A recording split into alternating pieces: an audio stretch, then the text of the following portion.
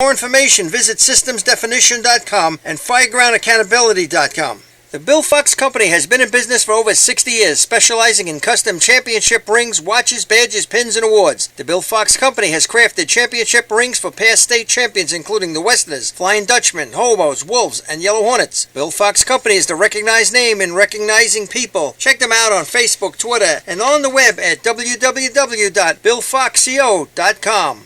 Coastal Fire System is the official SCBA dealer for New York State drill teams. Coastal is your one-stop shop for all your SCBA and fire equipment needs. Scott Air Packs, cylinders, RIT packs, refill compressor systems, gas detectors, Hi-X boots, ProTech, and Dragon fire gloves. For more information, check them out at coastalfiresystems.com or give them a call at 631-661-7515. Whether you've been a FASNY Credit Union member for years, just become a member, or yet to take advantage of our member-friendly products and services, we have the tools you, your family, and your fire department need for financial success. From low-rate auto loans and free checking to shared branching and mobile banking, when it comes to your finances, we are fully involved. To learn more about our products and services, visit us at www.fasnycu.com. Attention fire chiefs and commissioners. You already know New York State has mandated that your department supply your members with bailout rope systems. Coastal Fire System is also the exclusive bailout system distributor for New York State drill teams. The friends at Coastal are equipment dealers for Petzl, Scott, CMC, Colorado Systems, and can walk you through the state requirements to ensure the safety of your members. Your bailout system process starts and finishes with the folks at Coastal, a family-owned and operated business. Check them out online at coastalfiresystems.com or give them a call at 631-661-7515. The Titan Group is back supporting drill. Tomcats.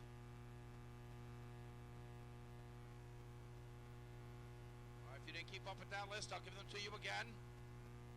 Number 17, the Baldwin Tomcats.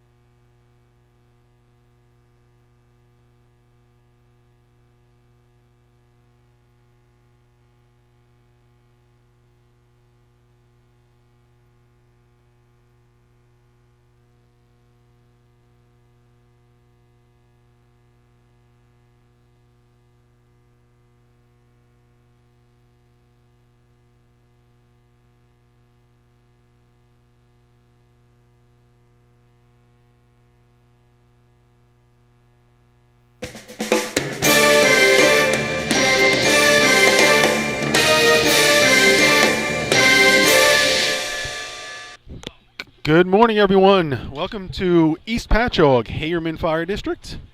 We are here for the Suffolk County Labor Day drill. I'm Artie Suskin, also with Robert Noonan, West Sable, Paul Suskin, Bayshore. Good morning, guys. Good morning, guys. Good morning. Just still waiting a little bit here. I think they just finished doing a little water test. A little bit behind, did the clock test. Now the officials are just meeting under the arch, getting their assignments, I guess, and figuring everything out. Beautiful day for racing, that's for sure. Yeah. I mean, we have what? Low humidity, crystal blue skies, right? Yeah. I mean, if you could order up a day for drill team racing, this would be the one you'd order. About the only thing that could make things a little interesting. We got a pretty decent little wind, even Headwind, down on too, the street. right? Might make it a little interesting on a few of the target hits here later on. One thing I don't see yet is a full moon. We're on the lookout. Maybe, well, we're not. Maybe by the time Mr. Lenny Gomberg gets over here, Maybe when we go to Ridge tonight, we'll spot one. we'll find one in Ridge. We'll spot one. So what are we looking forward here to today, fellas? Well, I think you say we're going to bring it up in a couple minutes, but we'll find out what the county point races are. I think there's definitely a couple up for grabs. I think there's a lot more than usual. So we'll go through that as the day goes. Have some Nassau participants here. Looks like Port Washington has been making the annual trip now a couple of years. Baldwin as well. And Westbury Turtles have made their way out. Westbury's like running the East Farmerdale schedule, right? Yeah. They go Who to, knows where they're going to show up, right? Go to half the drills in their own area and then go to the ones out of the area. A little random, but it's good to see them out. Go to Point Pleasant. Go to Suffolk County. And no East Islip on your scorecard today. They're not running? They are a scratch. They're a late scratch as of Really? yesterday. Yeah.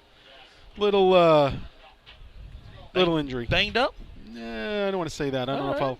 if I get a text, Get then the we'll go get over the it. okay? But nothing. No accidents at practice. Nothing like that. Somebody's under the weather.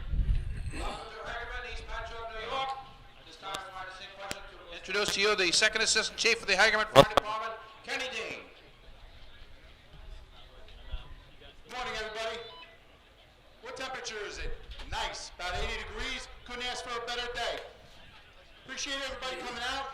All the teams, you've been practicing all summer. Remember, best time wins. South Country, thank you for showing up with your ambulance. If you get hurt, you're going to be under excellent care.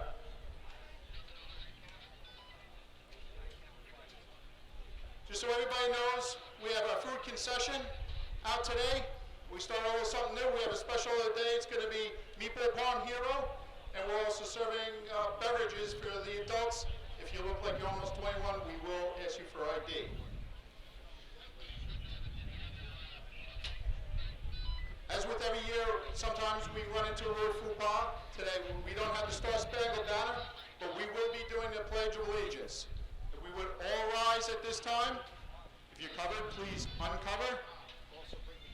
Okay, the flag's over here. All right, ready?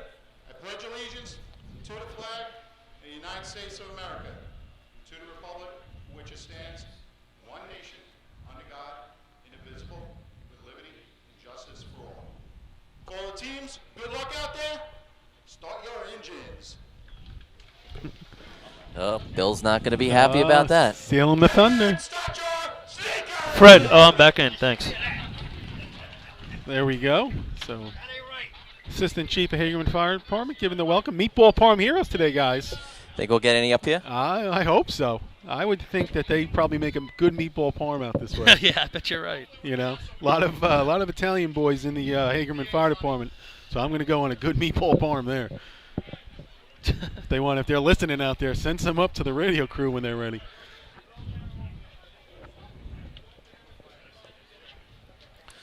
So Paul's just going through. The end of the year point totals. All right, so we're going to start out this day with a little competition here for the three-man ladder title in Suffolk County. Currently, CI is on top with 19 county points. West Sable's in second. They are the only team that can catch them, and they have 17 on the year. We'll go through each contest as we get there. But overall, out of the 8 contests, 6 are still in contention. So that's more than usual, I would say. Yeah, by now you usually have a few more that are locked up. But stay out of my way. Anthony, if you want to trade, we'll here. trade.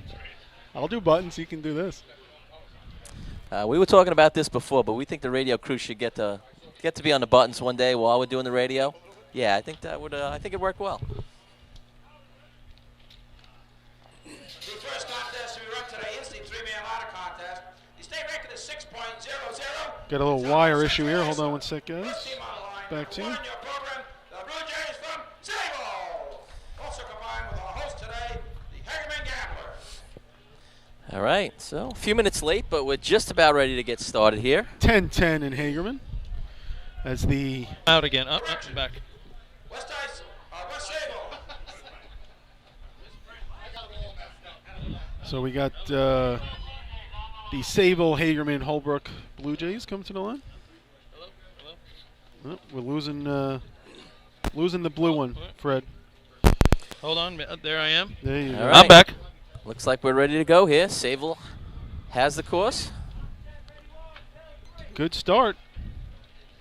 See what you got there, Rob. First man on, second man. Oh, second man, little stumble. Third man right next to him. They kept it going the whole time. They little stumbled, hurt the third man getting in a little bit. Time for Sable, 7.04. 7.04. Kind of where they've been hovering all year. That I think they were actually down and lower in the sixes there when they switched up that third man. Miller Place. they've run some, I think 6.8, 6.9s, but they've had a number of 7.0s as well. Yeah, that little stumble there, Artie, I think cost that. That's that 1/10 or 2 that would have put them right where they have been most of the year. So Miller Place comes to the line.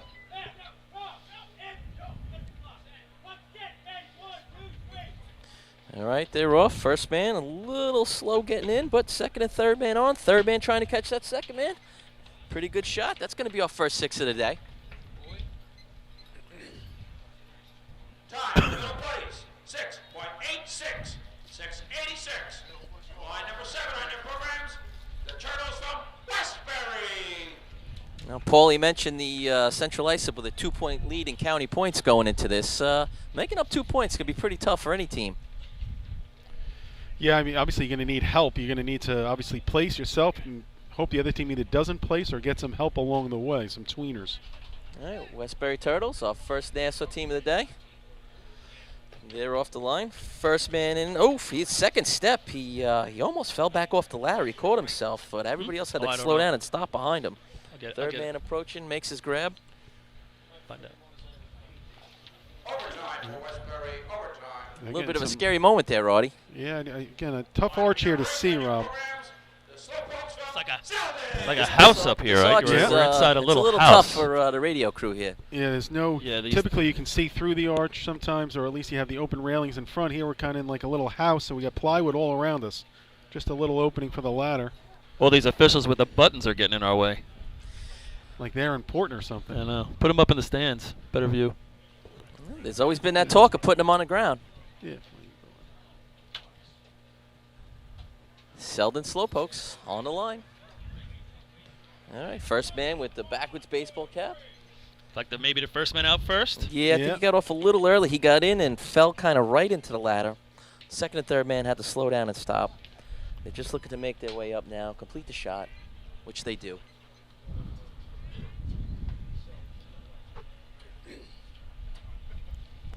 Overtime for Selden, overtime. Line to be number 9 on your programs, the Ironman from Riverhead. As we look down upon the track, good to see Richie back in the seat doing the buttons. Nice. They gotta get that umbrella out there. Yeah. So we got Billy Etzel's been doing the buttons a lot. He's on the flags here. And got Richie back in the seat doing the buttons. Okay. Riverhead steps up to the line. 686. Top shot. All right, first man might have got out just a half so. step early. Third man's on, all 3. Second man, little stumble, keeps going. All right, they finished that shot, but that's going to cost them a few tenths there. 4:59 on. Time for Riverhead, 8.19, 8.19. Line to be number 10 on your programs, the Pistolacas from North Lindenhurst. So North Lindenhurst comes to the line. One of our teams in the mix to win the state drill at the end of the day. It was almost, what, a quarter of the teams entered in the drill. How about this first It stat? was actually a fifth. How about this first stat? North Lindy has not scored 1 county point in 3-man all year. How rare is that? Would not have guessed that at all as they take off. And Joe Boy, first man on. He misses on his second step. Everybody kind of log jams at the bottom behind Ducky him. running second man this week. All right. Makes his grab, finishes shot. So 4:39 in. So they're going to look at that no points for the year. Yep. You know, last 2 years. Last 2 years, it's been a little bit of a struggle for him, that contest. Yeah. I'd say, Paul, I'd be curious as the last time they didn't score in county points and three-man ladder at all in How that about entire if they didn't year? score in a contest in county points? Yeah, right.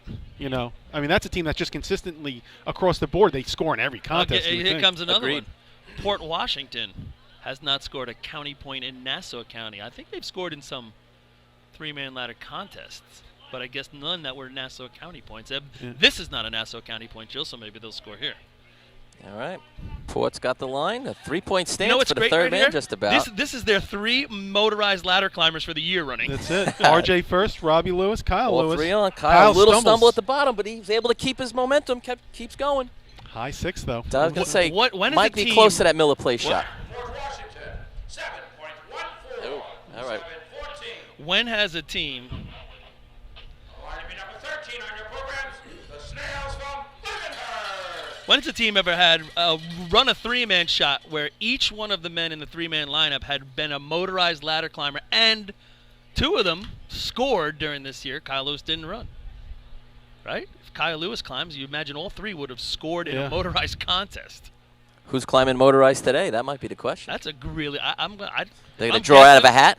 If I'm guessing, it's probably RJ, but Kyle is not. I can tell you Yeah. that because I spoke to Kyle prior to the drill.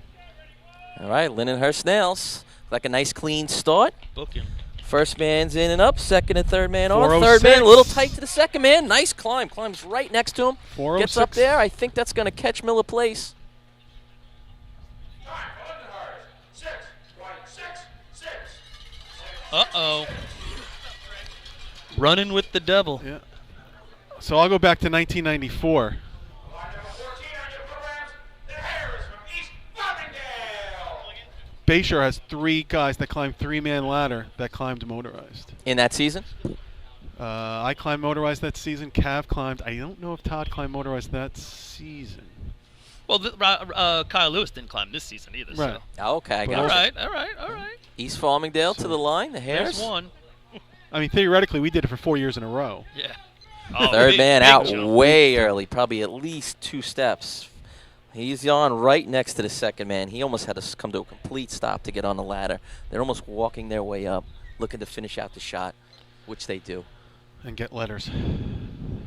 Overtime for East Farmingdale, overtime. Line number 15 on your programs, the Wolves from Iceland. Hey, look at Islip. They have 5 county points this year in 3-man ladder. Remember the beginning of the year? It was a tough run for them. And I think they have the time for the year in 3-man Yeah, ladder, if so I'm not you mistaken, you which they got town ice drill. 623. Mr. Well, no, 6-1 now? They ran a 6-1 in the town drill, I Yeah. believe, So Paulie. it's shot of the year. 15 maybe? 16? Josh also Yeah. ties the individual ladder record For the second time. that he did last year. It's the only record we've seen broken this year. Yeah. All right. Islip ready to go. See if they can repeat 2 weeks ago. Looks like a pretty clean start. It is. First man, Josh. second man on. Josh is in and gone. Oh, he got himself in a little tight to the ladder. Quick recovery. But quick miss, probably on a second, maybe third step. I'm going to say this, though. Time for Iceland, 7.14. 7.14. It's 393. I had 94. Line number 17 on Okay. your programs, the Tomcats from Baldwin. I haven't seen a guy carry the momentum the first 3 steps like that on the ladder in a long time. That's 6-0-ish if he gets to the top. You know, it just. But though, can you make that 4-0 every time and run a 620 something? Yeah, every right. week? Yeah. It You know, it almost seems like he's in so Oh, hard. listen, tight if you to dial control. that in, it's just You know, I B405 every week how fast he's on the ladder. I It's love easy to that he. say. I love that he goes for it. All right, here's Bowling Tomcats. They're in and up. All 3 climbers are on. Third man. Baldwin Makes always a grab. making What's a that for showing out there? here in Hagerman. Time for Baldwin, 7.47. 7.47. Line number 19 on your programs, the Flying Dutchman from West Sable. West Sable comes to the line. 666 by Lindenhurst, the top spot. Miller plays 686, 704 Sable third.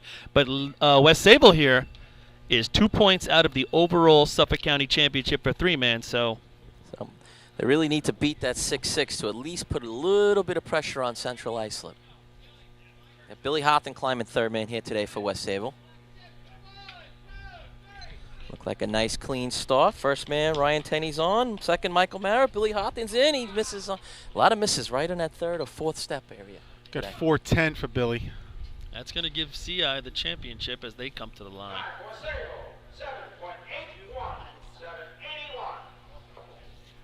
I'm also going to, I'm not 100%, but I think looking through some of the numbers,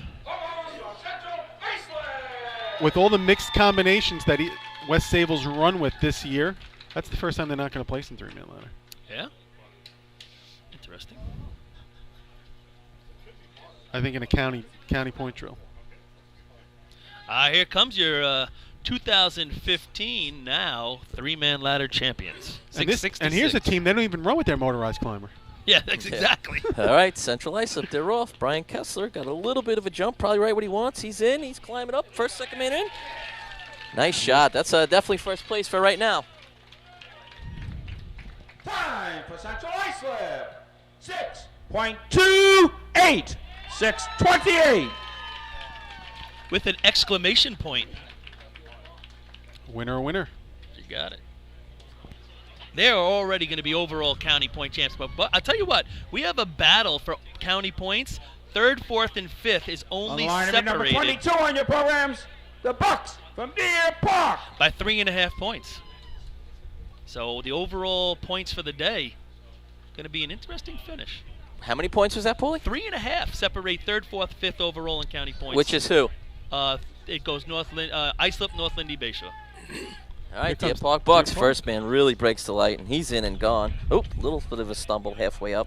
All three kind of bottlenecked halfway up the ladder. Looking to just makes his grab, finishing the shot. Overtime for Deer Park. Overtime. I tell you, just finished the Line number contest right 23 now. on your programs. The Bandits from Farmingville. Well, it's going to be that nice 628 by CI, then a 666, 686. Those are your sixes. 704, 714 tie. Port Washington and Islip currently fifth. Who's that Nassau official behind you? Nassau I don't guy. recognize him. Donald something. All right, Farmingville Bandits have the track. He's hiding. What's he doing up here? What are you doing? Here comes Farmingville. Good start for Farmingville. Justin Booker. First, second man on. Oh, Third man right. is in, right next to the second man. He climbs right up. Nice job. It's going to All be right. a 6, no? Fourth, six of the day. 415 on for Justin. 686 range or Time better? for Below, Farmingville. below. 6.70. Yeah, you're right. 670. Justin right on his heels. Coming up in Line third. number 24 on your programs. The Yellowbirds from Copay. Well, here comes the one team left that could get close to that 628. It's our state champ. Yes, it is. It's the day when you let it fly, wouldn't you say, guys? State tournament's over. Everybody's Yeah. relaxed. Low Ronnie, humidity. Ronnie Amodio, Tommy Messina, Chris Brandt. Officials not really paying attention to the button, giving fast ones. All right, Copeg's ready to go. Hey, Bayshore ran a 4 and They're B off. ladder. after the First state. man out a little slow, but I don't think that's going to make too much of a difference. Third man's on. He's catching that second man. Pretty good little grab. I don't think he's going to get I him. don't think he gets CI, but definitely second place. I got 407. Time for Copay. 6.37. 637. Now we got 5 sixes. I had 406 there, Roddy. Yeah, I got 40, and I had 627, so a little fast up here. But I actually can't even see the top rung, so. On line It's number kinda 25 on your guessing. programs. The Panthers from Cotchog. So the race is heating up a little bit now. It's almost 6-2s, over. 6-2s, Better. You only got 6-3. 2 teams left. All right. Well, at least Still our looking for numbers have one dropped. more six to give us 5 sixes on the day. You got 2 teams left to try and make that happen. Oh, we got 5. We do? Yeah. All right, I'm looking at the scoreboard. Only had 4. All right, Cutchog is in. Third man's on. Little bit of a stumble on the bottom of the ladder. It's in the 7s. Time for Cotchog. 7.86. 786. On line number 28 on your programs, the Redskins from Bayshore. All right, one team, last team to go, Bayshore Redskins, 628. I'd say it's a little outside their range as well as that 637, but everything else is fair game. You got Farmingville, or you actually got Lyndhurst at 666. What they run in the state? 641. 641. Yeah. They were one of the trio. Yes. So With the 41. that Their best shot in a wouldn't be long too time. much of a stretch from that 6. Yeah, you're right. Doable. Yep. Like you said, a day like today, why not? Jimmy Allen Skippy. They're wearing rainbow colors. All right, look Yeah. like a pretty, yeah. They're all in different uniforms. First and second man on. Skippy's in, trying to catch second man. Missed it. I think he's going to be around that 41, I think. It's definitely in the top. It's definitely in that Time third place for range, Bayshore. maybe closer. 6.45. 6:45. So nice job by the Skins. Ended on a good note in 3-man. Actually, for the overall points for the day, it's a big help because it's Yep. going to jump them right up to a half point out of third. First place is going to be, well, I'll let Bill give it to you. He gets angry. Good end of the year for Bayshore there. 641 followed Yep. by 645. Yep. It's two best. I think Skippy's 2 best shots ever as a third man. Camera 6 is back for everyone to know. Would you have Skippy's in there, I Rod? missed it. I had 397. Yeah, when he gets in, he's in that high 3 to 4 Move up. the equipment. Results of the 3-man ladder contest. First place, 5 points, number 20, Central Islip. Second place, 4 points, number 24, Copeg. Third place, 3 points, number 28, Bayshore. Fourth place, 2 points, number 13, Lindenhurst. And fifth place, 1 point, number 23, Farmingville. So Farmingville gets on the board early. I saw Justin before and Eddie Jr. before the drill and said that, they had a good opportunity here. Absolutely. And they said they practiced. They said they've been practicing, staying at it pretty hard, Good vibe with the team. So I always think this drill is a great opportunity for those up-and-coming teams to get a little momentum going before the winter. You know when you do that, and guys, they're excited then for next season. You see the guys, you got a little pep in your step all winter. You talk about racing a little bit more. If you're moving in the right direction, this is a great tournament to do it. And that's, again, it's a perfect example of what you're saying there with Farmingville. They score in the state drill, off to a good start here. Yeah. And you go to Nassau County, it's the same scenario for Carl Place. Yeah, right. Absolutely. Absolutely. I spoke to Mike Edge this week, and he said guys are, the attitude, it's what a different atmosphere it brings when you score in the state drill. Yeah. All right, Fred, you want to do a little commercial here? What do you want to do?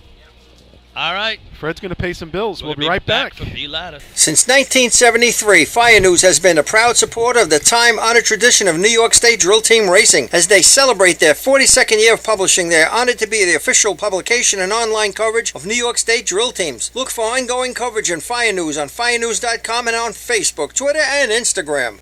The Inn at New Hyde Park, Long Island's premier catering facility, is the first choice for weddings, parties, and corporate events. Owned and operated by local families and firefighters, it sets the standard for supreme service, gourmet cuisine, and style. The Inn's restaurant, Brasserie 214, takes you on a culinary road trip through Europe with our world-renowned chef and an unmatched international beer menu. To book your next event or to celebrate after a tournament, go to www.innatnewhydepark.com or brasserie214.com. Open table or Facebook, or call 516-354-7797.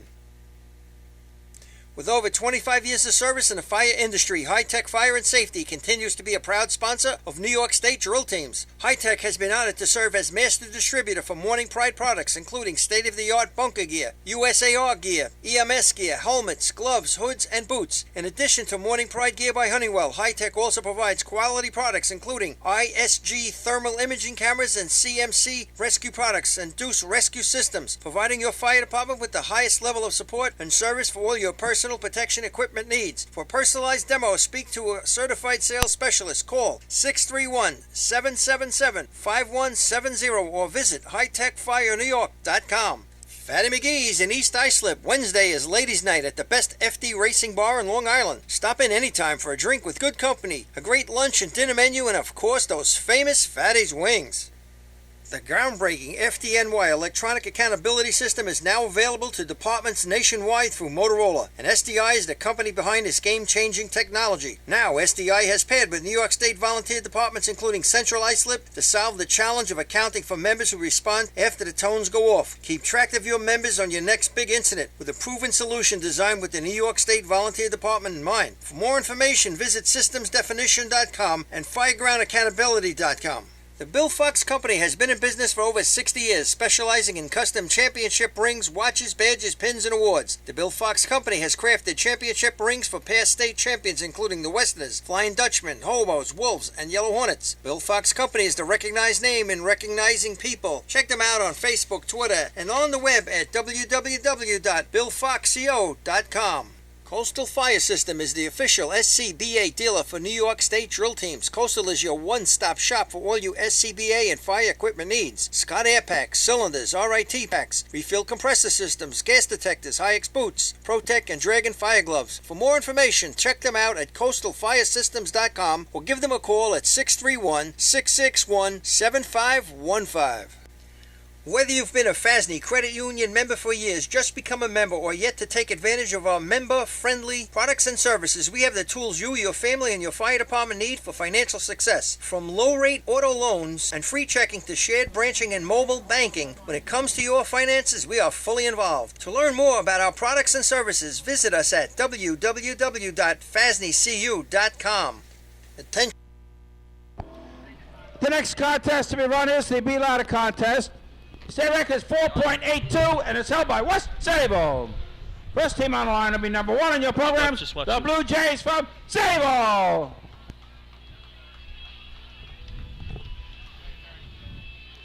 All right, Sable Blue Jays gonna lead it off here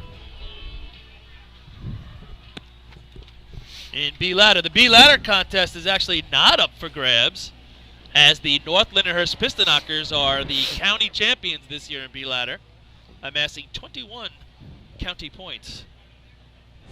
Just to say how impressive they've been in B Ladder this year, no other contest has a team gotten as much as North Lindy has received in this one. So that's got to tell you something. That's a good B Ladder year. I was going to say, look, consistency is one of the keys in this sport. So Your attention, please. That's what you want. Bandits, Copeg Yellowbirds. You must move your beat trucks. Move your beat trucks off the track, please, off the end of the track there. All right, so have to wait a minute or two while a couple of beat trucks from the end of the track get moved. Sable going through a tough couple of weeks. The passing of Larry, longtime member of the Blue Jays. All our condolences and best wishes go out to the Sable Fire Department, Blue Jays, and his personal family. A real good guy. Always good seeing him around the drills or parades. And yeah, people were saying, you know, a fixture around the junior circuit with his son racing with North Babylon.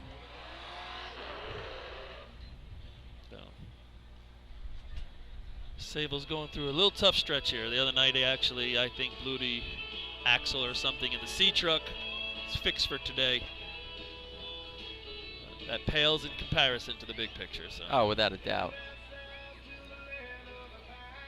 How about this facility that Hagerman's now put back together? I mean, the pavement that they just put in for this year, the grounds, I believe they paved all the way around. The grounds are unbelievable. I mean, great eating facility, stands. I love the fact that the side of the track on the west is high, elevated above it so you can look down on the contest. Just a beautiful facility. I think they're actually talking about maybe putting in for that state drill. Next time it runs around this part of the state. Well, it's been here before. It's been a little while, but you know, they definitely have the facility to get it done, the pump house, now with the road being what it is. And how about that guy at the end? Did you guys come in off the behind the arch here? The guy that lives at the end right here? That man is living off the grid. He's got a 20-foot pile of wood. He's got himself a little trailer, some homemade seats. I'm going to say there's no electric or plumbing going in. I'm serious. That guy's living off the grid. Uncle Sam's not finding him when it hits the fan, I'll tell you that. No Twitter and Facebook coming out of that camp. So it looks like we're just about ready to get started here. I think one of the possible storylines here, Paul Artie, maybe, with this surface, the B trucks do tend to stop a little bit better than some of our other tracks. So, the drivers have to bring it in to make sure they put their teams in the patch. Yeah, again, same surface that we saw at the State Drill and Ridge. It's really not even a patch. It's just they're digging into the actual roadway. Yeah, this was laid down in like June, I think, this track. Yeah, I think it was the beginning or right before the beginning of the season. So it's I mean, they practice here. They've had other teams come out and practice here. If anybody should be used to it, it's this team on the line. Let's see. Again, we've seen they were 6th place at State Drill, 5:51. Yeah. So let's see what they can do here. Don Corkery behind the wheel. Hat backwards.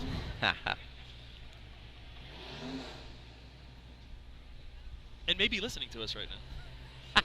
How's it go? He's rolling off the line. In the break. A little deep.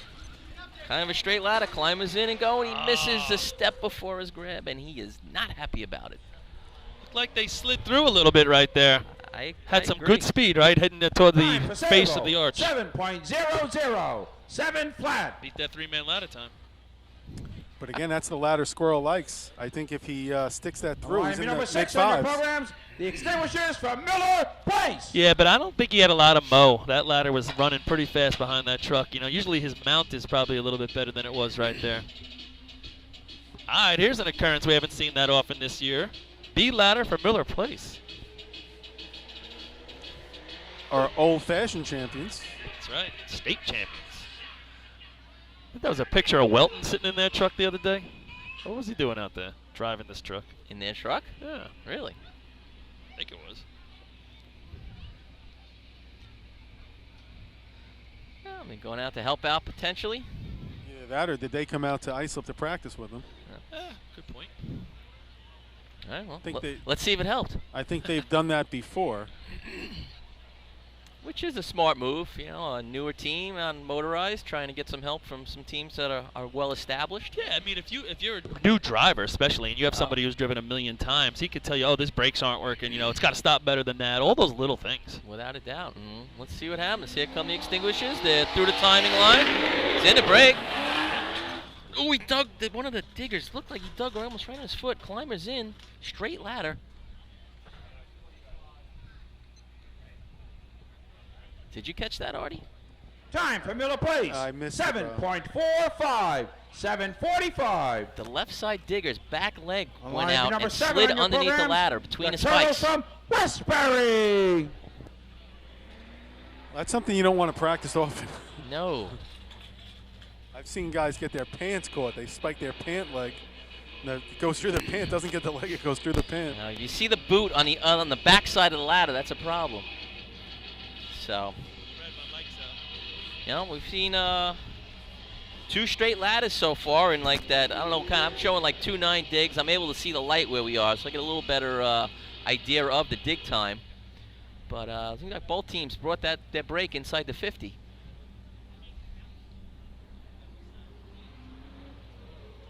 All right, Westbury Turtles. American flag across the hood of their B truck. All right, there I am. You back, Paul? Yeah, I'm back. What was that last time? I did not catch That's it. obviously the guys with the buttons, though. All right, here goes the Turtles. Westbury. Almost came to a stop. Ladder come in, Oh. hit the ground, hits the arch pretty hard, climbers in and up. That truck really came to a stop. Yeah. Oh, Yeah, Dig was about 4 or 5 feet inside the yellow. Time for Westbury. 7.09. 7:09. On the line to be number 8 on your programs, the Slowpokes from Selden. Yeah, kind of a weird shot there. The truck really came to a stop, but then the ladder really got to the arch in a hurry. They got stopped. It kind of came off, went down, but yeah, the ladder kind of whipped up, hit the arch. The climber almost waited for it the arch before he started climbing. Hey, a big shout out to a bunch of guys up in Point Pleasant. They're actually having a couple cold sodas already, enjoying the drill. Getting an early start. Not a bad thing. Speaking of that, I give the shout out. I was talking to Josh Marshall yesterday. I wonder how he's feeling today. I think he was on his way to having some sodas last night. Yeah, I mean, what a way to combine two things you love, right? Drinking and racing. Early in the morning. It is Labor Day weekend, right? So Yes, Yes, it is. Yes, it is. it's part of the criteria. I believe. A late Labor Day this year. Yeah. So, That means you drink more. Got to make up. all right, Selden's been given the white flag. They're on the truck. Driver, couple of revs. Comes off the line. Through that timing light. In the brake. A little deep. Just inside the They're not going to make it, guys. That's plumb line. Nope, Yeah. he catches the plumb line now. They're going to get red flagged. I thought that truck slid a little bit, but I think those diggers need to go down. They were facing the wrong way. They were facing going forward, running south as opposed to digging No down. time for Selden outside of the safety zone. Rule 13.02. And actually, a ladder jumped on him. Actually, when it hit the ground, it was not on the plumb line, and it actually skipped. Went and about ended another up 6 On the line to be number 9 in your programs, the Ironman from Riverhead. That was a perfect example of the diggers getting sucked in and following the truck. I mean, when that truck left the brake, so did the diggers. They were going with the truck still as opposed to going the opposite direction down. We're off to a little bit of a rough start here in the B ladder contest. Yeah. We've seen a lot of 7s. Not a number you really want to see in B ladder. Be hose, maybe. 7 flat and B hose would be pretty good. Pretty impressive. good 7 course here. A lot of 7s run here in Behose. All right, Riverhead, the Ironmen, See if we can find our first 5 of the day right here. going through their call off.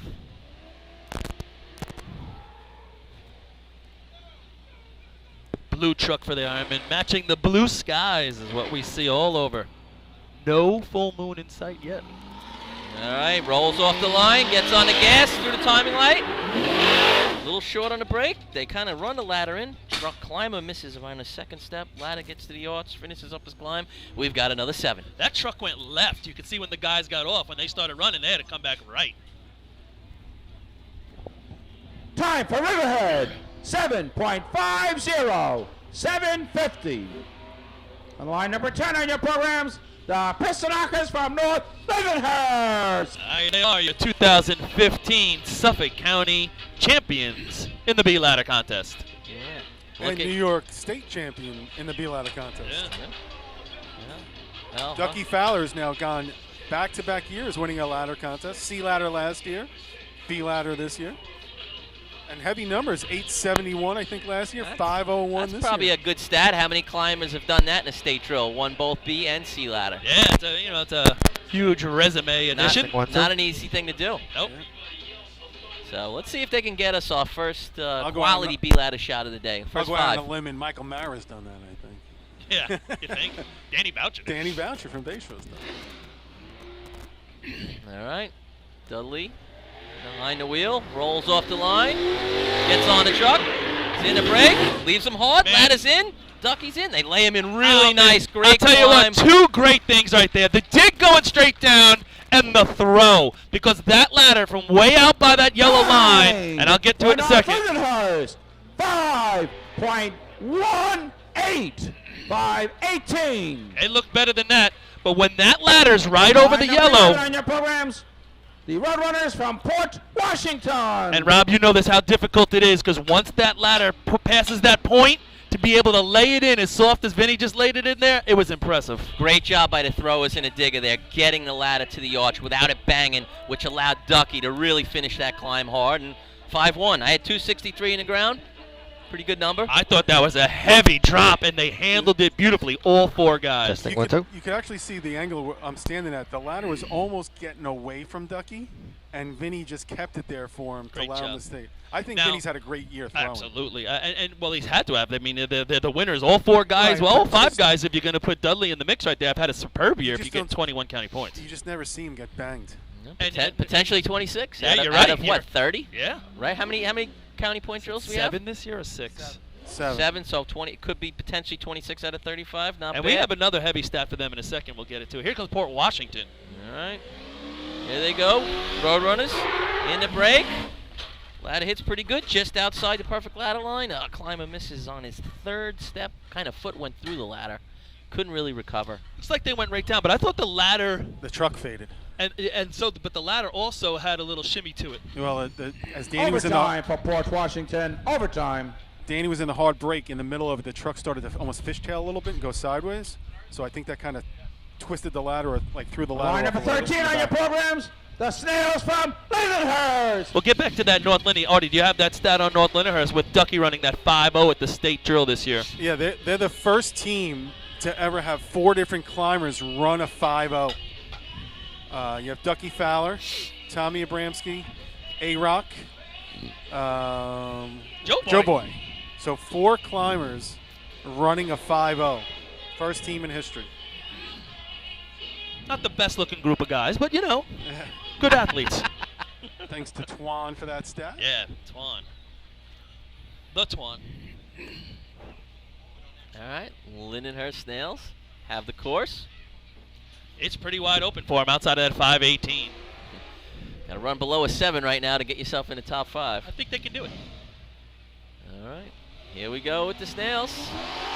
Through that timing light, break just outside the 50. Truck fishtail, ladder's coming off too. Ooh, they do a nice correction to keep that ladder from going outside the safety zone, but it definitely threw the climber off. He had to stop And halfway it up. was just at the worst time when they were getting off. Same thing that happened Overtime to for Port. Lindenhurst. Overtime.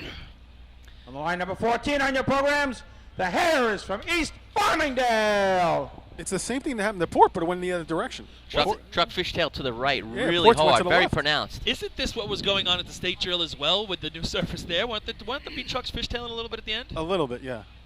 That was. I consider that more than a little bit there. Oh, you're Actually, right the about that. truck, No, the no, you're right, whole you're right, nose you're of the truck turns. It's just weird to see. Usually, if you see a fishtail, everybody's truck typically goes the same way. Right.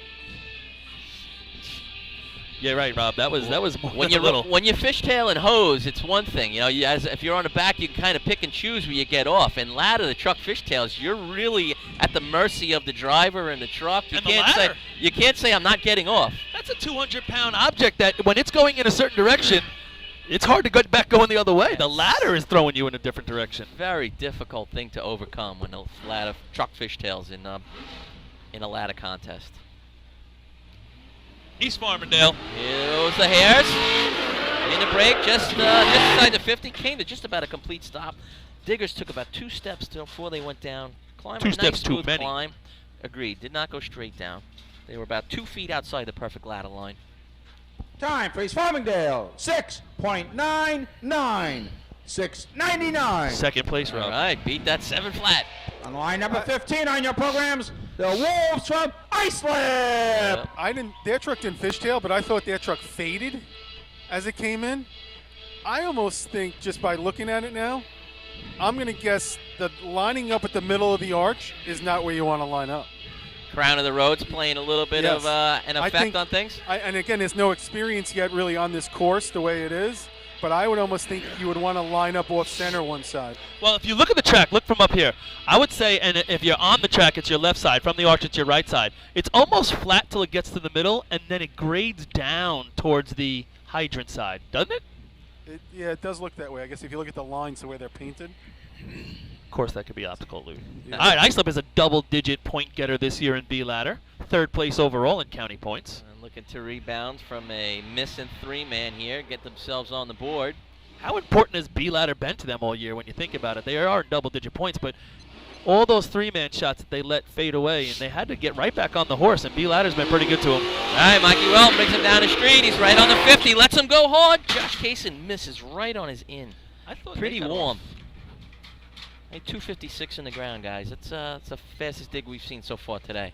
Could be the fastest of the year. Overtime for Islip. Overtime. He left him hard. Mike Yeah. Welton On drove line real number hard there. 17 on your programs, the Tomcats from Baldwin. Hard break right on the 50. I think if he's 2 feet out and now 52 feet Give or him a so, little more control. I think they're in more control and they handle that. I thought the ladder came out of the back of the truck weird, like it was jerked to one side. It's almost like his foot went right through. It was tough to see if he even caught the the mounting rung.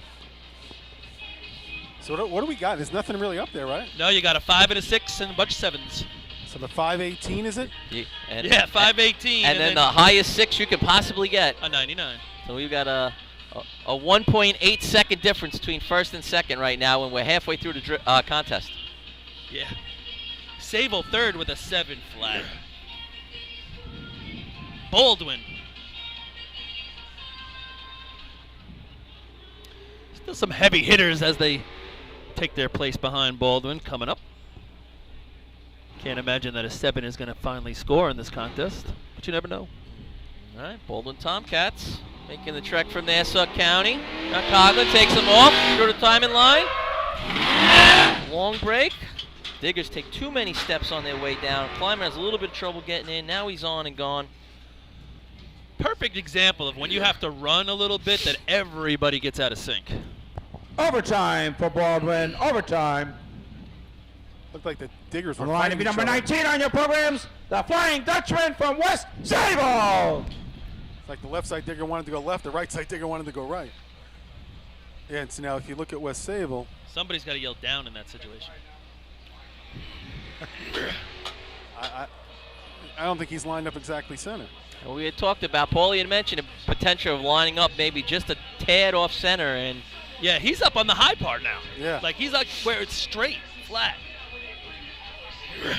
West Sable looking to bounce back from their 3-man ladder miss. Frankie Miller behind the wheel.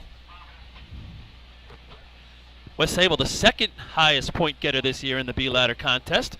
5.5 points out from North Lindy, but if they were inside, it wouldn't have made a difference. North Lindy, heavy shot, 518, first All place. right. Here they go. Frankie rolls it. He gets on the gas. Just outside the 50. Lets him go hard. Michael Mara's in. He's laying him in nice. Man. Ooh, grab right as he hits. Nice shot right there. That was the break. Oh. Time for West Sable. 5.07. Woo! 5.07. Michael's second 5-0 of the year, correct? Mechanic, Yes, area it is. mechanic, please report to Cut Jog's camp area. Michael had a 5 flat, if I'm correct, right? So I believe 20. it's 5 flat, yeah. On the line to be number Seeming 20 like- on your programs, the Hobos from Central Islip. Going back to, let's compare Islip and West Sable's run. Frankie's 2 feet to 3 feet out on the break to where Mike hit, and look where the spikes go down. Same momentum almost, Yeah. but it was more manageable because where they went down. Those guys did a great job. Frankie put Diggers a and, perfect diggers spot. and throwers did a nice job. Michael, it was close to beating the ladder to the arch. It was right about there. Bang, bang, kind of how you draw it up. Almost like a 24-year-old Michael Mara. Couple 5-0s this year under his belt, right? Including, you said 5 flat, right? 5 flat, 507, yeah. He's got a 5-1 in there, I think. All right. You asked Michael that last year. Do you think you'd run a couple 5-0? I don't know if he'd say yeah. Another team left that could challenge that 507. The Central Islip Hobos. Danny Jackson takes him down the track. He's in the break. Lets him go hard. Woo, climbers in. Man, did It's close. they dug it hard and fast, That boy. ladder hit the arch so hard the cameras here are moving. Oh, if you're yeah. watching back at home, you probably see the cameras shaking. That truck went a little left too, but they Time handled it for beautifully. Central Islip. Close. 5.05. 5.05. Hell of a B ladder contest now. We just said it was 7s, and now we're 5-0, 5-0, 5-1. On the line to be number 22 on your programs, the Bucks from Deer Park. Real nice job by Jay Newhoff. Got in that ladder, ate it up. But that ladder was not as smooth as Ducky's or Michael's. That ladder, the first, when it hit the ground, was going 98 miles an hour towards the arch. And Jay, because he's so large, basically pulled it back to himself, and the other guys held it out for him. But what a great job. What a bunch of momentum there. It's so, like you watched, again, we see our 505, 507 to 51, and the difference of two guys with Ducky and Michael being so close in size, and then you watch Jay climb that number, and it's so deceiving, and it's like that's a 505 because it's so aggressive. That was an overall aggressive shot. Yeah, without a doubt. Great job there. Okay, That was like a have tap of the brakes. Deer Park. the Bucks. All right, they approaching that timing line. It's in the break, right at the 50. Just outside the perfect ladder line. Ladder comes to the right a little bit, which caused a little stumble from the climber, but he's able to fight through it, finish it off. Time for Deer Park. 6.62. And put himself in fourth place. 62. Yeah, 662, 669. Line So number 23 in your programs, the Bandits from Farmingville. Farmingville can run a 5. They put themselves in position for another point at least. I don't see them getting in that 518 and under range, but they still got some teams behind them that can run a mid-5. Kopeg, Bayshore, so they want to.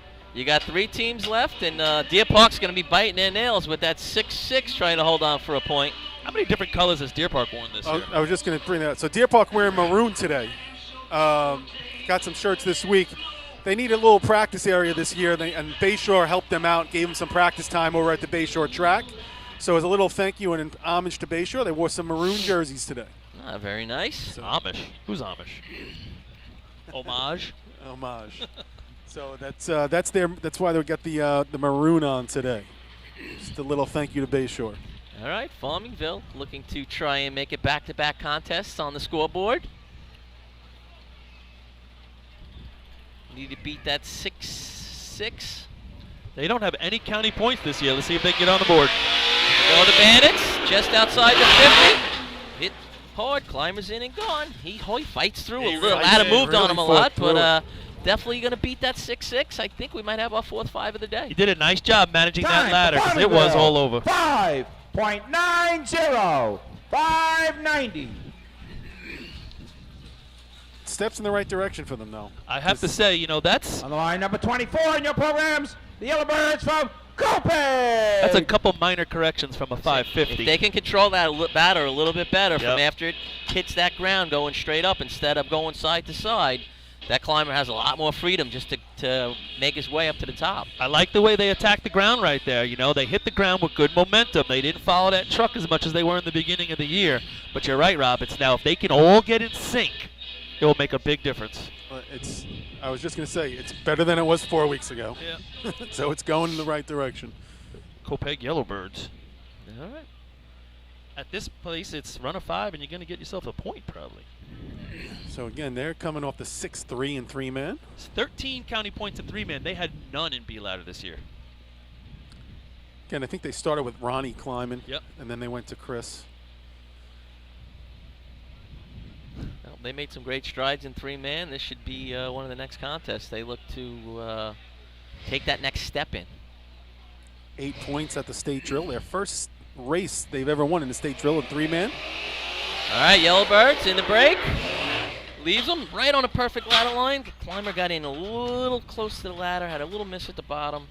Not going to put him in the top 5. I think they could have done something where they get down to the ground Time a for little quicker. Copeg, 7.49. 7:49. Your attention, please. Kutchog is on a 20-minute breakdown.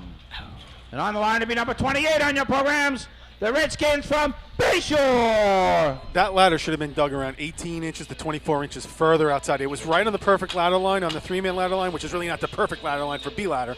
But that's where it hit. It should have hit about 18 inches to 24 inches outside. I agree, Artie. They definitely could have went down a little bit harder, a little bit sooner.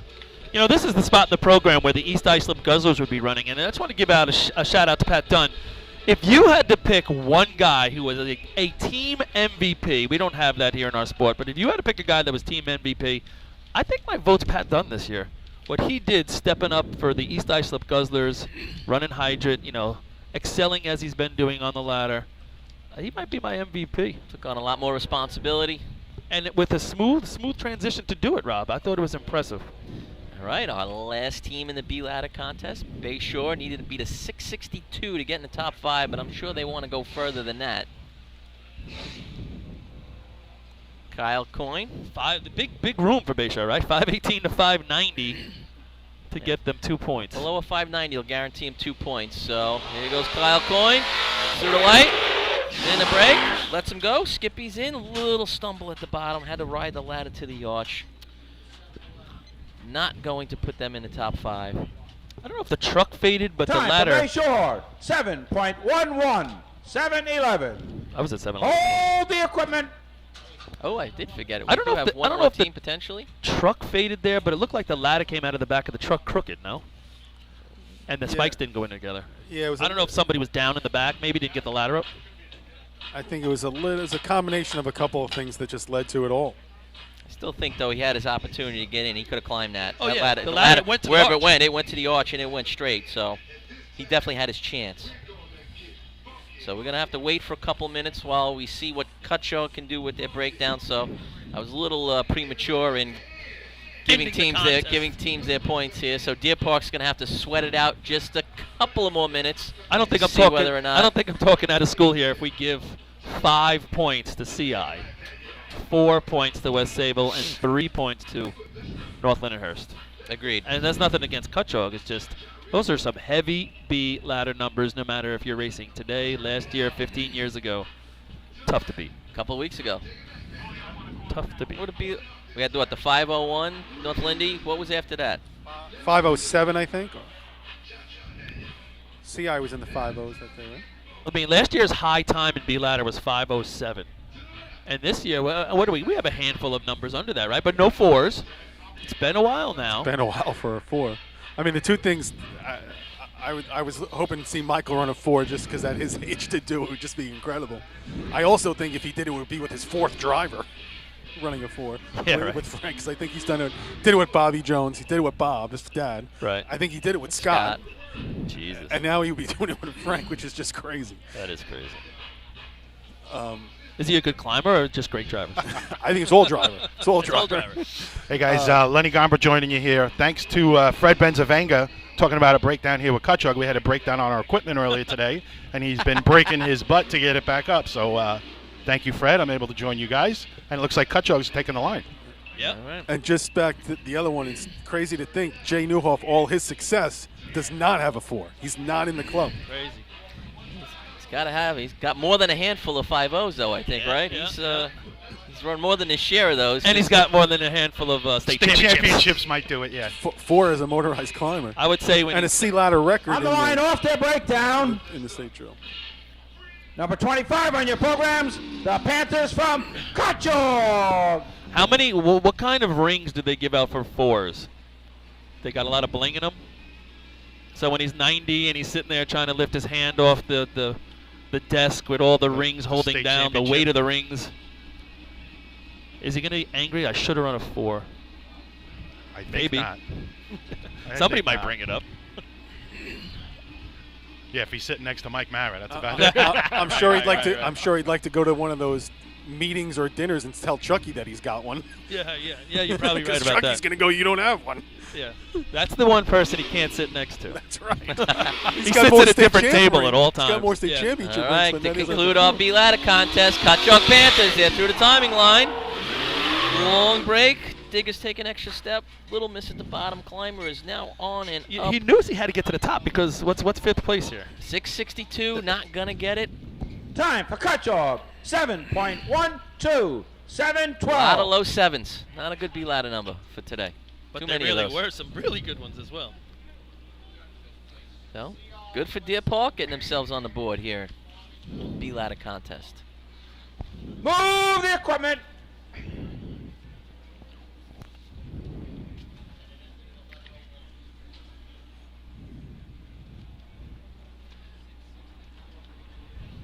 Fred, you should put in for overtime. today. Results of the B-Ladder contest. First place, 5 points, number 20, Central Islip. Second place, 4 points, number 19, West Sable.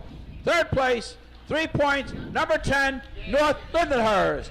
Fourth place, 2 points, number 23, Farmingville. And fifth place, 1 point, number 22, Deer Park. So your Suffolk County overall point champion, which is already guaranteed to the CI Hobos, making a statement coming out of the first two. 10 for 10.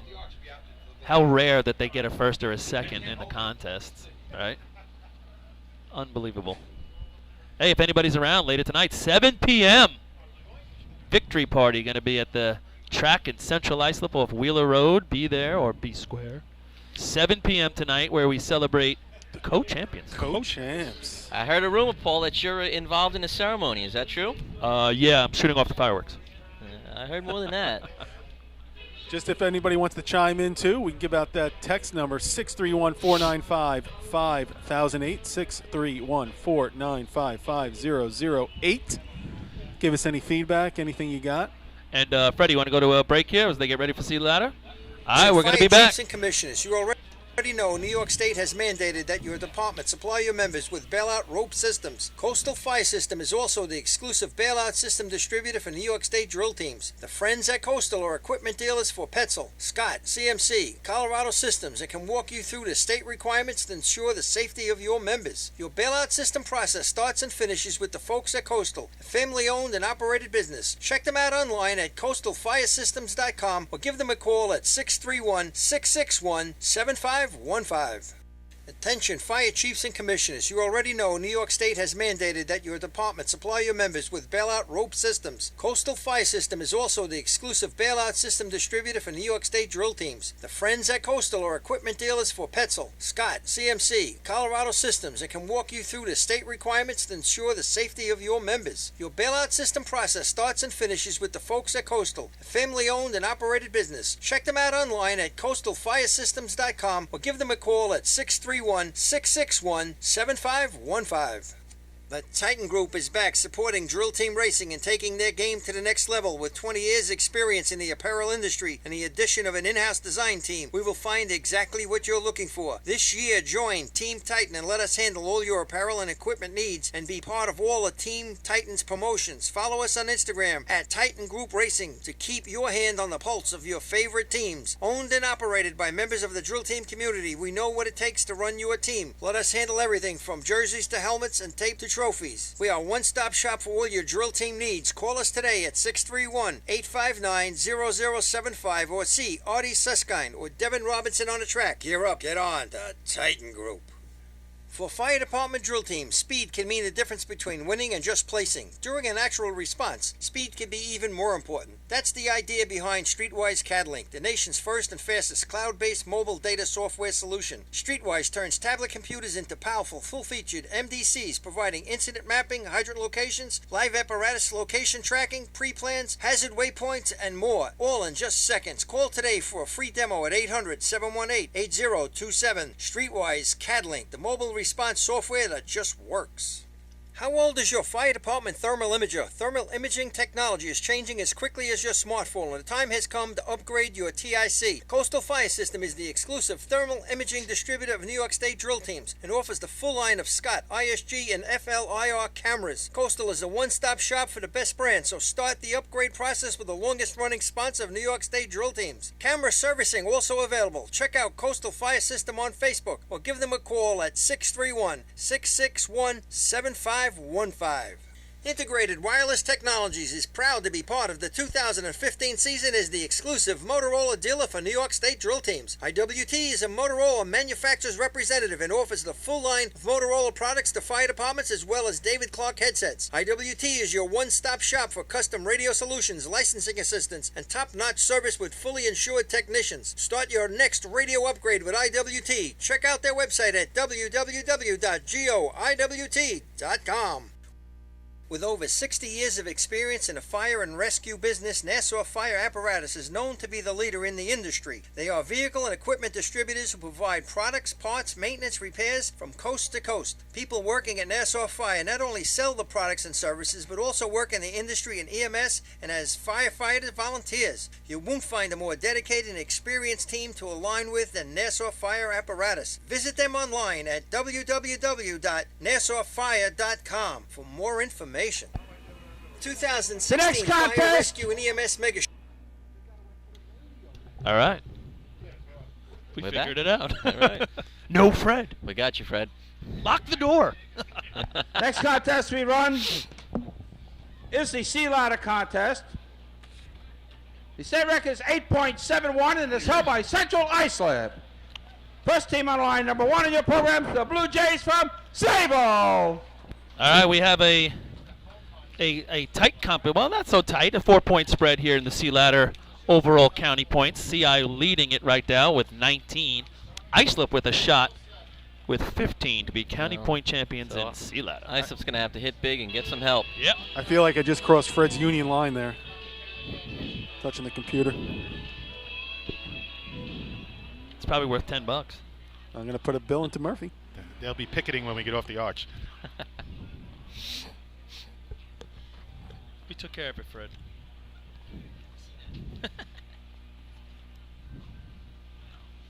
We got to push one button and we were afraid to do that. Yeah, no. Should we do it? Is it safe? Now we know. The secret's out of the It was bag. no worse than the 3 officials trying to figure out the clocks before without Chris Perry up here helping them out. All right. 3 looks guys like reaching in and pulling back. And not 3 sure. blind mice. Yeah. 3 blind mice. See ladder, we are ready to go. Our host, Sayville / Hagerman. Alright, Don Corkery takes him through the light. Fades a little bit to the Doing left. a lot of driving. Good recovery. him go Leads real it right good. behind. Climb is in and gone. Decent run right there. All right, Tell you, Don did a 7. lot of driving, but at the end, I thought he let him go real well, and the guys went to the Time ground. for Sable, 9.79, 979. Little crooked on the ladder, and not too much momentum, but stuff to work on. You know, Climb fought his way through. Ladder did kind of move side to side on him, which really slowed him up just a touch. Line number 7 on your programs, the Turtles from Westbury. Paul, I thought you nailed it. Don had to do a little bit extra driving, but he never overcorrected. He really brought him in nice and dropped him straight. Yeah, I mean, that's something with those guys. If they can get themselves together, the 2 diggers and the thrower and the climber, and do it all as one, that number's going to drop down to 9-2. You'll get more momentum out of it, too. There was no momentum, I didn't think. Now he was almost, Don could have reached his hand out and almost touched the cones. Yeah. So he's coming by. Gonna knock the cone over. It's never a good thing. No. But he Talk about a stuck- cone penalty. But he stuck with it the whole way and still gave him an okay drop. Tracks for Westbury. All right, Turtles looking to put themselves on the board for the first time today. Merck was real dead in the pits in B ladder. See what he does here. Westbury's got the white flag. They are going through their call-off. Chris Mercadante behind the wheel. 2 revs, rolls off the line. Approaching the cones. He's out about 160. Kind of a double break. Digger's in the ground. Climber a little delay getting on the ladder, but nice job once he gets on. Not going to beat that 9.7, but a smooth shot for Westbury. Time for Westbury, 10.75, 1075. 359 through the cones. But Merck keeping it nice and straight. On the line to be number 8 on your programs, the Slowpokes from Selden. How do you think Merck wears all the pagers? Does he balance them out around his belt so the truck stays straight? Well, between pages and racing jerseys, he's had plenty. It's one thing when you just collect teams' jerseys like Smallwood, right? It's another when you race for everybody. He's trying to race for everyone in the 7th Battalion or something, I think, in his career. I don't even know where the 7th Battalion is. 7th is Hempstead, West Hempstead. He's I don't up think north. he has broken into that one yet, has he? I think it's the 9th Battalion. 9th Battalion. Seacliff and stuff? He's got some old-fashioned stuff, too, right? I don't know who that is. Oh, I'm sure he does. All right, looks like we have Selden, I believe. The Slowpokes. Yep. All right. They're on the truck. Waiting for the driver to take them away. That wasn't them. I was going to say, that was not them. Someone warming up their Somebody else tires. warming up in waiting the at back. end of All the right. track, trying to see who that A is. little delay on the line here. It's Welton. All right, he does. He pops him right off the line now, brings him down the track. Keeping that truck nice and straight, right at the 150. He's deep. He came to a complete stop. You know, I think he was skating as he was coming down. He was doing a little bit of driving too, though he kind of kept it straight. And by the time he got the thing under control, he hit the brake. It was too late. He took it right to the 150 and Well, couldn't stop it in that, time. That truck's been running good this year, and he went for it today. Time for Selden. We'll find out how good in a with second. penalty, Oh, there you go. 12.52, 12.52. You're like a seer seeing into the future, Lenny. Cone penalty. See if we can find out how Bill's much of a making his cone notes penalty over they here. got. What was the number? He's doing the math. Bill's doing the- 49? 49. So 100th. He's doing the math. Bill's doing math. On line to be number 9 on your programs, the Ironman from Yeah, Riverhead. 349, but he was across the cone. Yeah, he annihilated it. I mean, and I then think he he was said, oh. skating a little bit, maybe spinning a little bit, but I think He, cones crept up on him real fast. Yeah, he was working hard in the cockpit. He locked him Cones. up and just stayed on it all the way till he came to a dead stop, probably a couple feet underneath the arch. One of the diggers wanted to tap him on the shoulder. What's that movie with the dog and all of a sudden he goes, squirrel! Up or something? Up. Squirrel! Up. He was driving, he was like, cones! I actually think it was a good thing he stayed in the break. If he'd have dropped him, they would have been We'd still be waiting for the ambulance to get out of here. picking out the asphalt. Splatter ladder.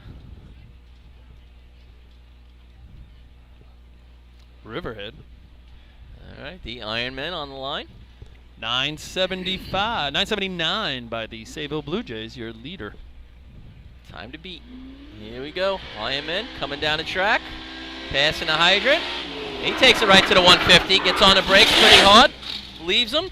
Diggers take a couple extra steps.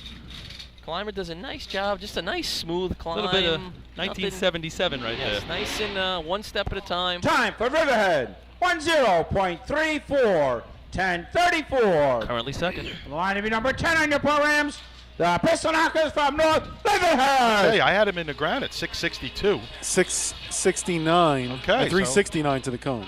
Completely different tact right there, though. He was off and on the brake and standing on the brake. I thought the truck coming down looked like it was laboring a little bit. All right, next up, North Lindenhurst. North Lindy double digits this year.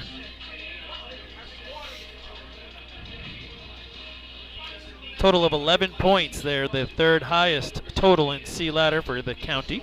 All right, North Lindy goes to their they do their little driver switch here. Should be Scott Rice behind the wheel here for C ladder. How about Redskins football? They have demoted RG3 to third string. As we shift to the NFL. But they were going to cut him. They're Right. going to trade him before they cut him. He's going to make too much Well, what- money. Nobody's going to want that contract. Who wants that? All right. Nobody. Scott Rice. Ready to take the piston knockers off the line. Here they go. He's bringing it straight. He's off about 155, 160. The truck kind of didn't get out from under him Yep. when he wanted to take it away right at the yellow. Ducky missed a little bit on his second step getting in. Still had him in the ground at 42. Didn't look like the truck responded, Time for the obviously. Right? Londoners. 10.80. 1080. Right when he wanted to pull away, the truck didn't respond to him. 53 to the Line to be cone. number 11 on your programs. The Roadrunners from Port Washington. Yeah, I mean, if he can get out where he wants to, they got some nice momentum right there. Yes. So I don't know if it's the truck just went on him or. Yeah, and I think if it doesn't cut out on him, he might even hold that brake a second more. You know what I'm saying? He was under total control. He got Yeah. 150. He had the truck settled down right where he wanted. Looked like he was ready to pull out at the yellow, and the truck just wouldn't go for him. All right, Port Washington. Sayville still at 979, your leader. Port Washington looking to get on the board.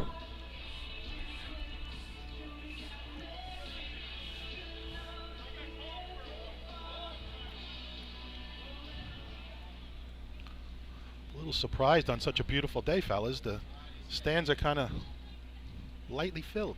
I don't think everybody's used to these 10 a.m. starts anymore, Lenny. Yeah. Right? It's usually a 4 o'clock start. I say 8 o'clock, A-Rock. Start this thing. We're done by 11. Parade at 6. I mean, I know you guys commented on it. The weather couldn't be more perfect. I still don't see a full moon, my friend. No, I'm looking. There's one in Ridge. It's like Port Washington's just about ready to go.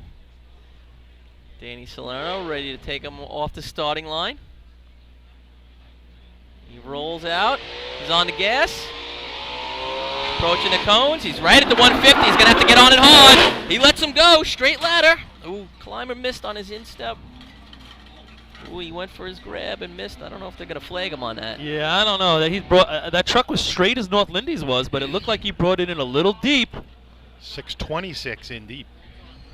Got a cone time on that?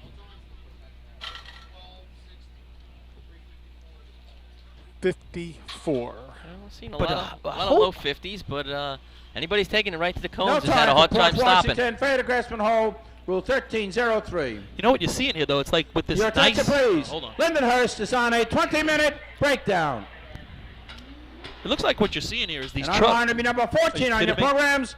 the Hares from East For Farmingdale. the third time, Paulie, go ahead. The trucks are carrying a lot of momentum when you get off the gas. I don't know if it's the low humidity and maybe they have so much speed coming into those cones, but it appears that you got to get on those brakes because the truck's flying in here. Yeah, to me, it's you looked at B ladder, the trucks are really hooking up, and now it's C ladder, they're not settling down. So if you again, like someone like Danny drive both contests, he's like, man, that thing really hooked up. When I got on the hard brake in B, I get in the hard brake in C, and maybe it's not hooking up. I thought it was a little deep at the cone. I thought it was similar to Scott. East Farmingdale. All right, here we go with the Hares. Currently 1-9 on the board. The original's 9.79 for the Blue Jays. 12:52. Selden's in fifth. Grill is up. You can smell the burgers going. Set him up. All right, one of the There's officials that just came over to the driver. He handed him something. Meatball Looked like a Palm bag Hero. or something. I'm not A really map. sure. A map. All right, they're through the timing light. Truck moves a little bit side to side, kind of like hydroplaning a little bit. Another brake comes to stop just inside the perfect ladder line. Climber is on. He's fighting his way up the ladders, one rung at a time. When you're standing on the back of that truck and you do that little movement coming down, Ooh. it feels like a wide movement. Time for East Farmingdale. 11.17. 11-17. Ladder's dancing a little bit back Line there. number 15 on your programs. The Wolves from Iceland. Sit on the back of that truck and you hold onto the rung at a 90-degree angle with your arm. You create at your elbow a 90. And with that little wiggle, you're almost going out to a 180. That ladder, when you're hanging down in the back there, is going back and forth. It gets a little hairy. You're talking the thrower and the climber, obviously. Yes. Just getting swung around back there. The diggers are feeling it as well, but they're a little in tighter to the truck, so. All right, so we have our first of the two teams in contention for the Sea Ladder County Point Championship, Paul. Yep. Down 4 points. Islip to CI. They have 15 total points this year so far. So they really need to put up a heavy number here and put a little pressure on the Central Islip Hobos, who are a couple teams in the hole. And going to need a hell of a lot of help at this point because 979 is the only 9 on the board. Correct.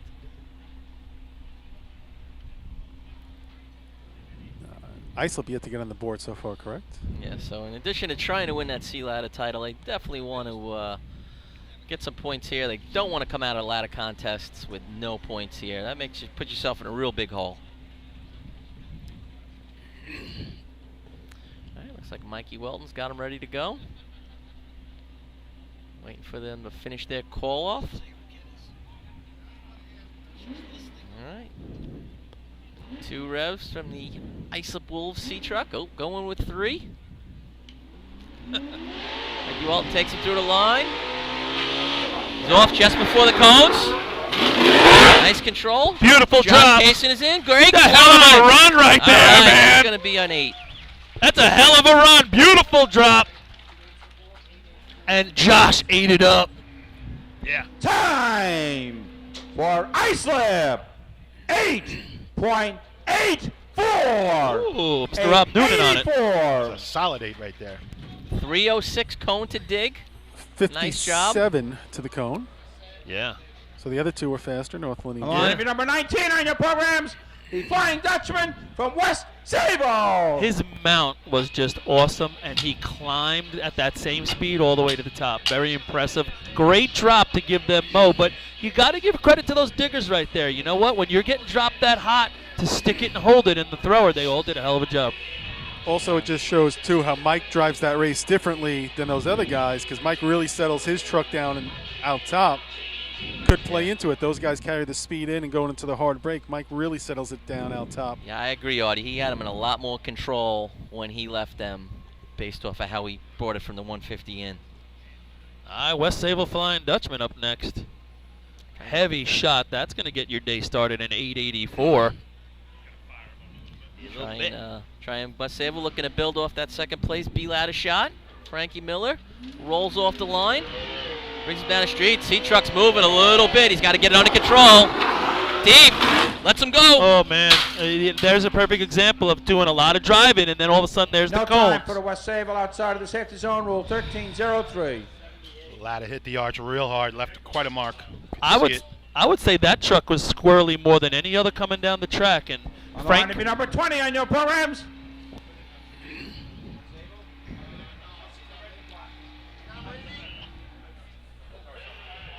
On the line off their breakdown. Number 13 on your programs, the Snails from Lindenhurst. All right, Paul, it was squirrely all the way. Frank tried to give him a shot. He got it back under control as far as being straight, but just a little too much speed at the end.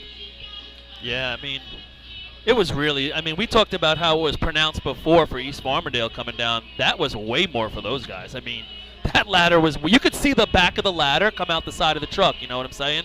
Well, usually when you see a ladder wave a little bit in the back, it still stays within the shadow of the truck. That ladder was getting towards the edge of the fenders right there, so they were really doing some moving. Tough ride hanging off the back there. It's like Ryan. When it's all over, you'd laugh about it about 6 hours, 3 deep later. Tough or scary? Scary. Two ways to describe it. It's like Ryan took a little bang to his hand or arm there and the ladder hit the ground.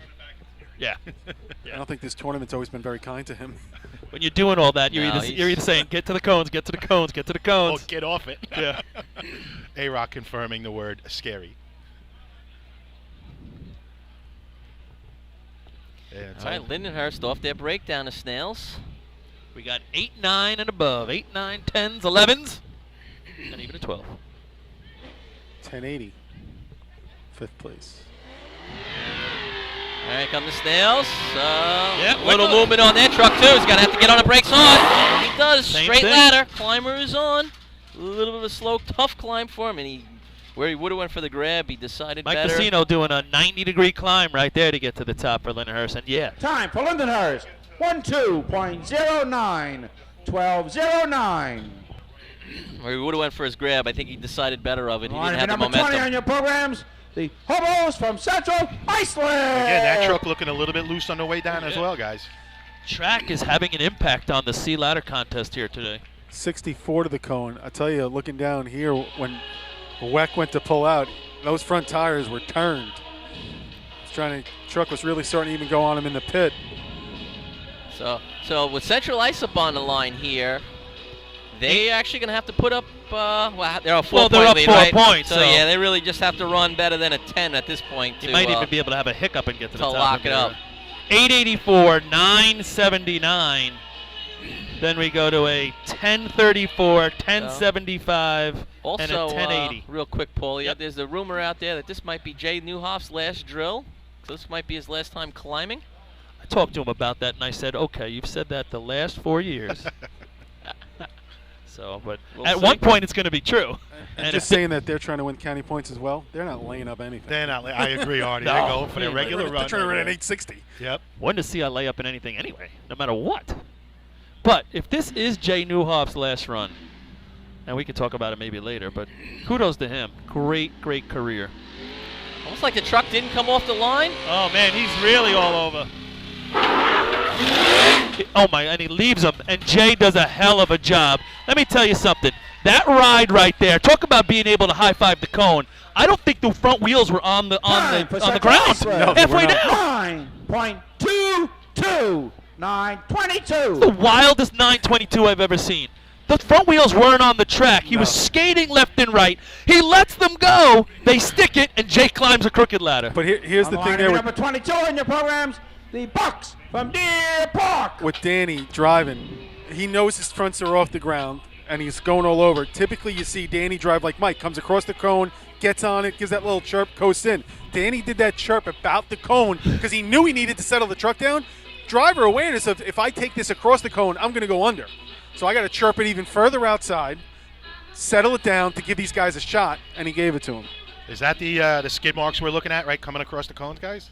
That might have been him. Yeah. Yes. That's probably It's him. crazy. Yeah. So he's out. He's chirping him around 165, Yeah, at least. 160. If you're on the, we got to interview somebody on the back of that truck because that had to be hairy. It was really dancing back. It was dancing all over. But he stopped it in a good spot and let him go in a perfect ladder spot. You could see as soon as he got off the line, he was spinning them. Deer Park Bucks looking to beat that 1075 and put themselves in position to score in a second ladder contest. Here they go. Keeping it right down the track. He's off about 160. He's on the brake. Comes a complete stop. Truck does not come out from under him. Climber is in and up. And he might have done it. At least put himself in that position. You know, I thought he went right to the cones, and that truck really stopped well for him. Time for Too Deer well. Park. 10.52. 10.52. I think that's just outside the top 5. Line number 23 on your programs, the Bandits from Farmingville. Now this truck's going to be interesting in a situation where there's no humidity. 76 cone there for Deer Park. I thought Derek did a good job. He couldn't get out. Farmerville might have to get out of the gas at the B-hose start right here. I talked to them before the drill. They said they've kind of maybe ironed it out a little bit. They're getting more in the high 40s to low 50s. For you folks that may not know what we're talking about, this new Farmingville C truck's been running and running hard this year. They're the only team this year that got thrown out of the contest. They were 339, so they broke the 340 mark. Again, pulling an ice arm in practice one night, they were running high 3.2s. Hand time. Here. Hand time, but here on this track. Well, it's wide open for them to get a few points right here. 884 and then a 922, your top two numbers. 979, 1034, 1052 Deer Park. So 1034 fourth, Riverhead, 1052 Deer Park. So 3 points right now for Farmingville. Here come the Bandits through the timing line. Really coast off the line. He's fading. He got off about 165. Truck fishtailed in the break. Straight ladder. Rough looking shot there, and I don't think it's going to beat Deer Park for that 5th place number right now. Time for Farmingville. 10.62. 1062. Seemed like he got off it early enough. Line number 24 in your programs. Yellowbirds from Copay. I think they're in the hard break at the end. It still got a little sideways on. 390. He really overcompensated, really rolling out. He was almost past the lights when he hit the gas, and then still got off at 175, 180 in there. So, again, they're going to take that motor out. It's going to go to Macbeth's. It's going to have some work done to it. That situation, you probably just, if you're going to get thrown out, you get thrown out, but you got to do your run. You got to look at them, too. Even Eddie driving, you've seen all these teams fishing and doing a lot of skating, and he knows the power he's got in that truck. You almost say, I can't jump on this thing. Yeah, he was fading left. All right, so we have Copeg sitting in 2nd place in the drill with 4 points. Central Islip's positioned themselves with potentially 4 points in this contest to have a big lead coming out of ladders. Unless Copeg can do something here. So Sable's guaranteed themselves a point, at least. Host of today's drill with Hagerman. Well, Hagerman's the host, and Sable a combo team. Copeg's smart. They got to finish this contest. They finished this contest. They're scoring, so they can't overdo it. They got to realize maybe they can run that 922, but let's just shoot in that area. Right. I mean, when you're sitting there with 4 points and you're in 2nd place, like you said, Rob, or what, got to be smart about it. All right, Yellowbirds, another C truck going all over the road. He corrects it. He's off just outside the 150. He's on the brakes. He's got to leave him a little harder than that. Chris Brandt Climber is in. Oh, he lost his hands 3/4 of the way up. That's going to cost him potentially putting himself in position to score. Time for Copeg. 10.79. 1079. Line number 28 on your programs. The Redskins from Bayshore. 403. To the cones? To the cone. Really? You know what it is? When he got squirrely, he might have let out of the gas a hair. Yeah. You could see it. He wasn't carrying any speed down here, coming into the arch either. So Big opening for Bayshore. Bayshore sitting with 3 points. They can run that 922. I mean, Mo puts him in there nice and clean, and he gets to the top. They're going to beat the 922, so big opportunity for Bayshore. Yeah, they've run the 9-1 this year. And if they want to keep pace with CI, that'd be at least they could close the gap a little bit. Right now, it's potentially a 10-point lead, if not more. Look at these guys on the buttons. They couldn't even wait to one more team to go, and they got to throw down a hot dog. Look at them. It's probably the button. There's no way you're ambidextrous, so you're eating with your button hand, obviously. Just because Bayshore's on the line. I get it. A little mustard on his right there on it. A-Rock's using his big toe on the button for this one. all right, check the red book. Are these guys allowed to have a hot dog in one hand and a button in the other? New rule. That'd be a fun one. You got mustard on my thing over there, my friend. All right. Concluding our C ladder contest, the Bayshore Redskins. All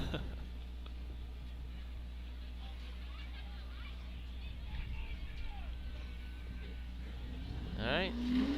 Bayshore's through the timing light. He's got that C truck under great control. He's off about 160. He's in a break. Lets him go hard. Yeah, he left Skippy's him in. He's got a good climb going. He misses the step before his I grab. tell you what, Mole drove a straight contest, left him with great momentum. Best drive of the day. 60 to the cone, but best drive as far as straight coming in. Had him in the ground at 31. Time for Bayshore. 10.02. Still gonna 10.02. That's a low 9. That's a fourth place? Fourth? So it's going to be Islip far and away winning that one.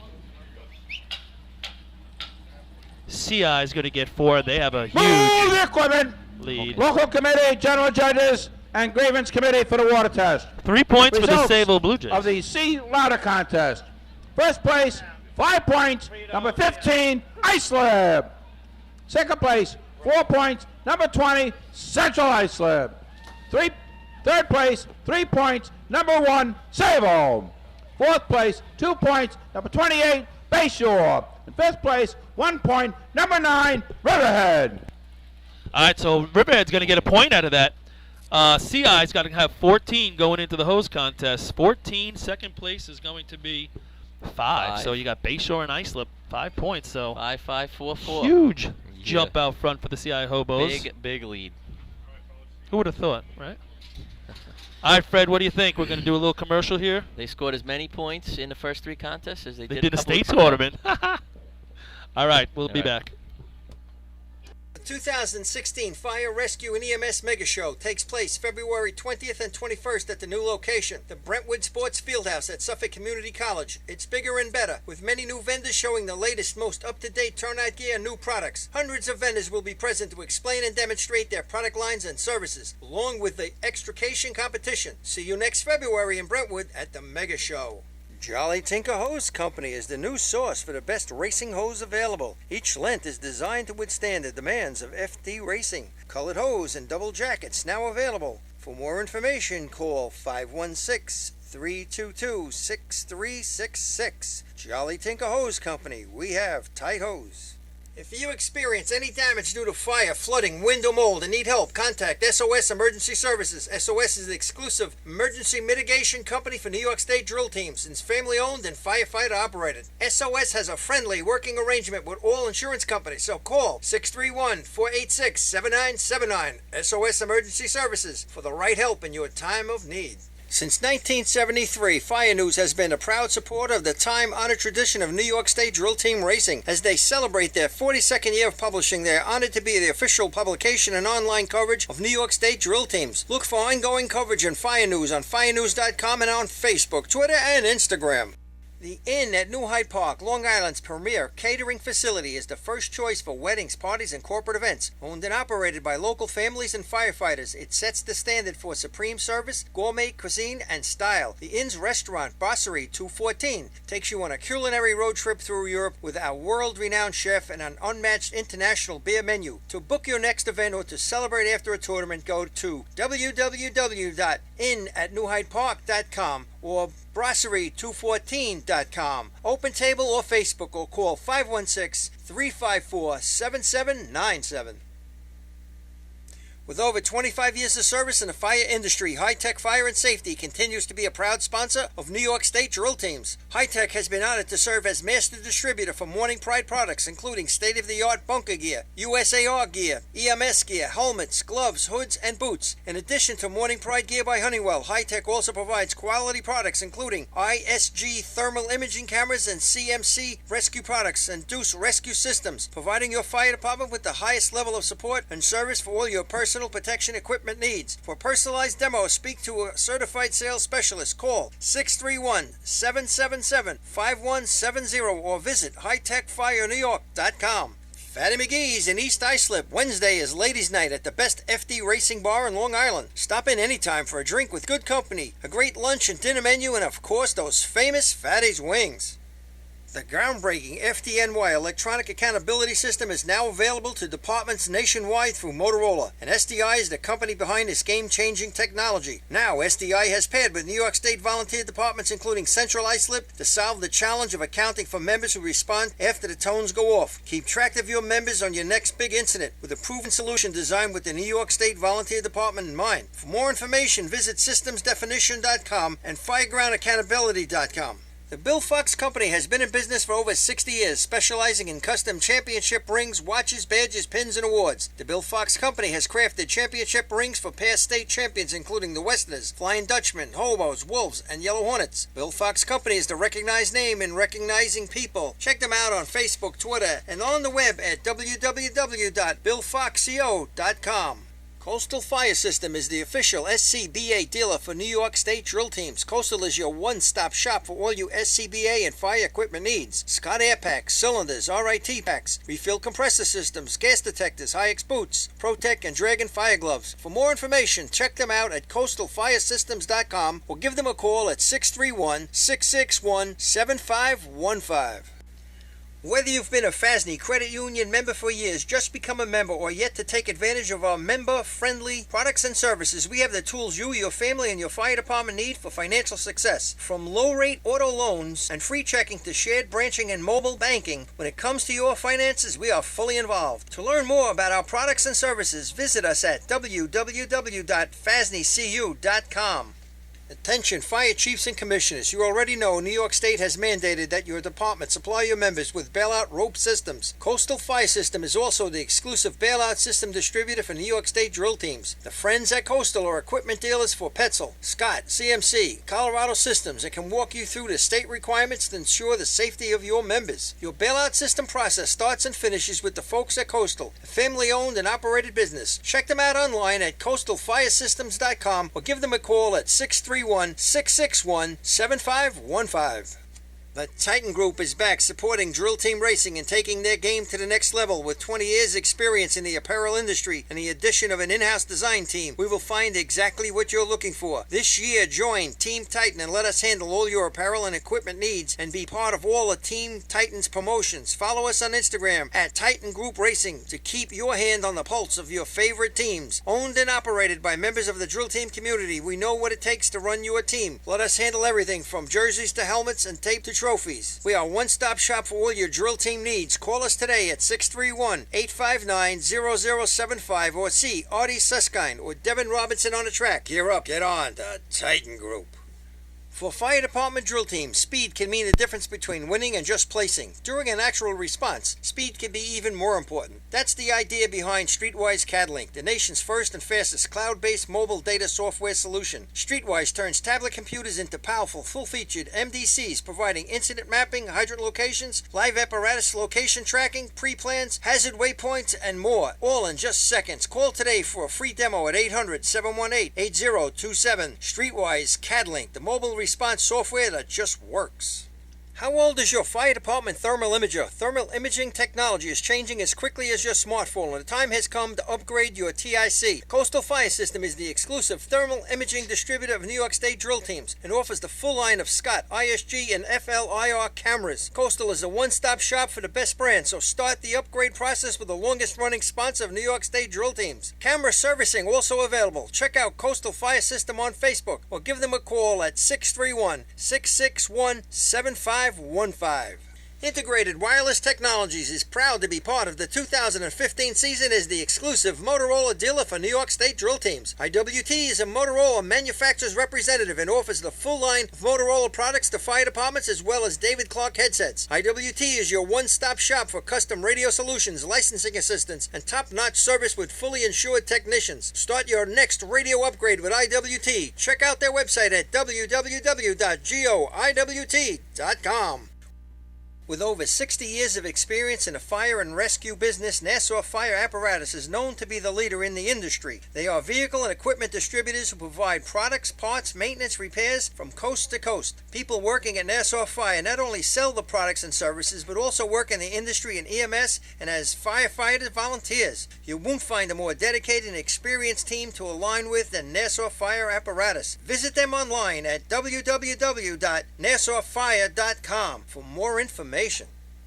2016 Fire Rescue and EMS Mega Show takes place February 20th and 21st at the new location, the Brentwood Sports Fieldhouse at Suffolk Community College. It's bigger and better, with many new vendors showing the latest, most up-to-date turnout gear and new products. Hundreds of vendors will be present to explain and demonstrate their product lines and services, along with the extrication competition. See you next February in Brentwood at the Mega Show.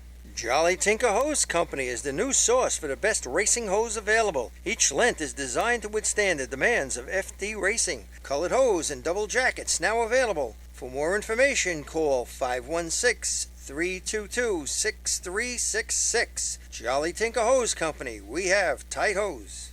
If you experience any damage due to fire, flooding, wind, or mold and need help, contact SOS Emergency Services. SOS is the exclusive emergency mitigation company for New York State drill teams. It's family owned and firefighter operated. SOS has a friendly working arrangement with all insurance companies, so call 631-486-7979. SOS Emergency Services for the right help in your time of need. Since 19... All right, Fred, thanks for giving us those words of wisdom from our sponsors. We're still in the middle of the hose test here at the Hagerman Drill. Gives us an opportunity to read off some local announcements.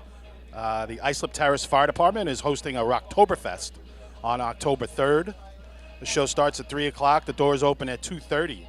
You're getting live performances from Jimmy Kenny and the Pirate Beach Band, Dakota Rose, and also music in between the bands by DJ Elite. You can get $25 pre-sale tickets down at our scoreboard. There's people selling the tickets here today. And also, it's $30 the day of the event. For more information, you can call 631-581-7350, extension 231. So that's the first one. The second one is the FASNY Winter Games are coming up. And I was asked to read this off February 5th, 6th, and 7th in Cortland, New York. I actually went to it last year. It's a great time. There's several different events. There's tubing races, there's a hose relay, there's a sled pull, and there's broom ball. So these events are all run outside in the snow. Well, the broom ball is played on an ice hockey rink indoors, but the other stuff is all run in the snow in full gear. It's great activities for all firefighters, auxiliaries, and explorers. They're welcome as well. There's also a registration party when you first get there. Again, that's February 5th, 6th, and 7th, the FASNY Winter Games in 2016.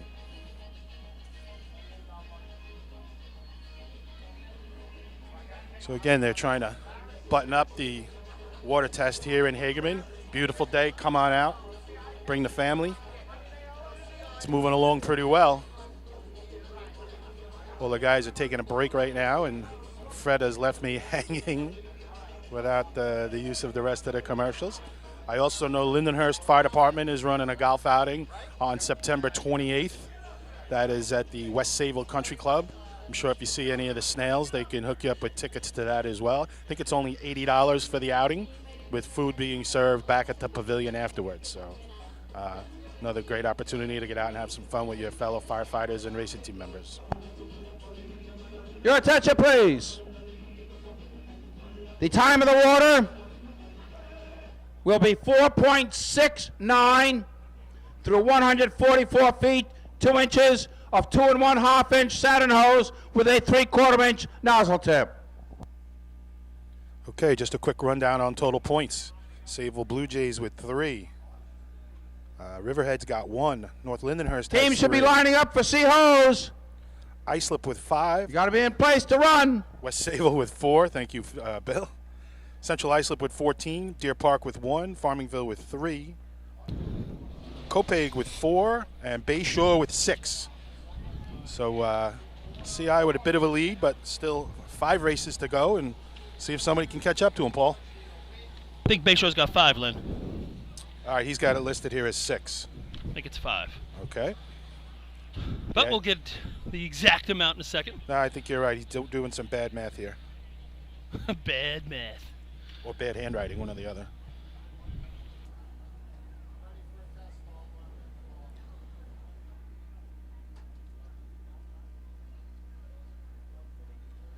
So strangely, we don't see any sea trucks at the start of the track.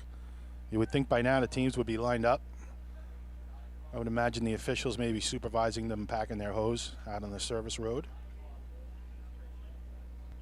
But looks like the local committee and the officials are ready. Yeah, there's just nobody out there to run, Len. How about the Jets just cut Matt Flynn? I just said how I thought he looked great. What's going on with that? I watched most of that game, and Aren't they I would cut have Gino? to agree with you. Cut Gino! Good luck on that one. Hey. The other night, the Jets and the Giants. I watched the third one when that was on. Archie Bunker. took precedence over both. There you go. They still show Archie Bunker. All Those in the shows, Family? those shows are classic. What channel? Channel 114. Isn't it against the law? You know, in the politically correct world we're in today. It was amazing that those shows aired. It really Listen, was. vote for Donald Trump and we'll get all those shows back.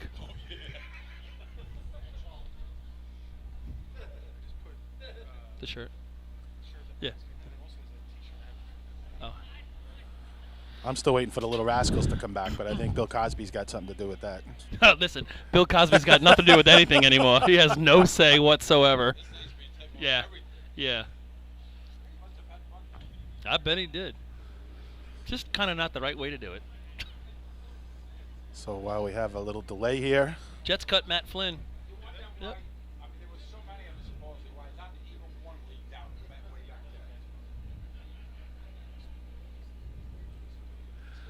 then? All right, so the Sable Blue Jays are actually making their backwards way up the track to the Seahole start. Remember we talked about Sable had a tough time with, I believe they blew out an axle. Didn't really get to practice with the C truck this week, and you know sometimes that works out for you. It did for them in C ladder. They scored 3. See if they could follow it up with a little C hose shot here on the home track. you get to this time of year, you've been running all summer. Like you guys said earlier, the pressure is off. Sometimes you just go through the motions, and without all that pressure, you just put up a solid run. Just a beautiful day out here. I mean, if you're sitting around debating whether to come out to the drill, come on out, because you'll get a little bit of sun, but you're not going to get that blistering that you would get on a really hot summer day. Let's take a look at the C hose points for the year. Hotly contested contest. We have 3 teams with the possibility of being county point champions. CI is your leader right now with 14. Bayshore 13. And then East Islip, who's not running today, so they're out. And West Sable with 9. So West Sable with an outside chance to tie for the county point championships in C-Hose. Bayshore and CI head-to-head here.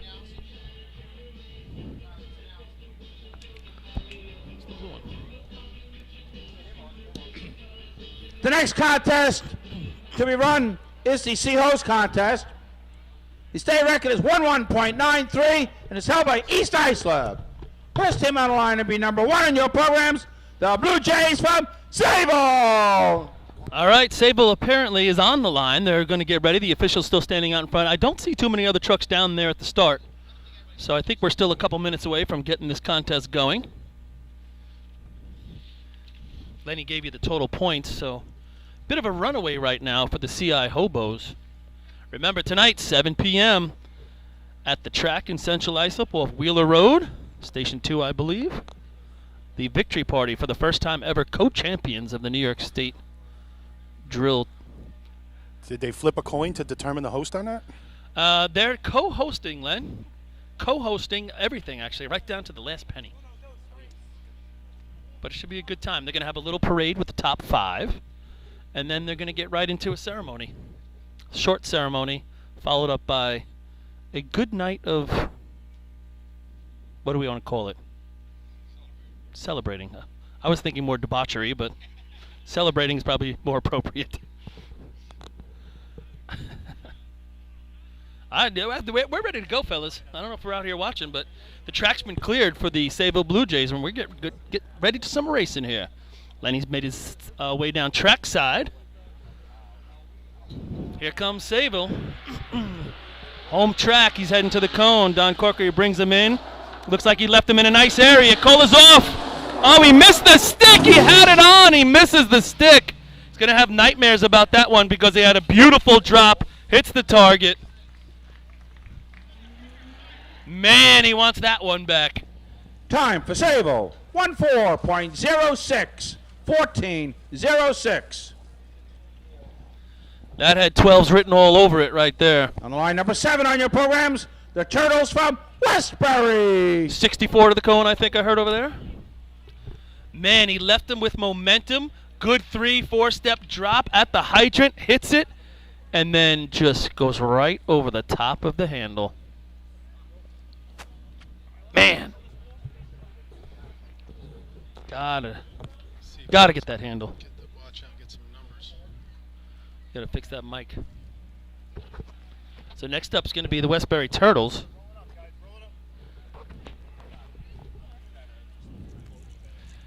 Sable, a nice hose leg and everything, all the way up to the top. Hits the target. Man.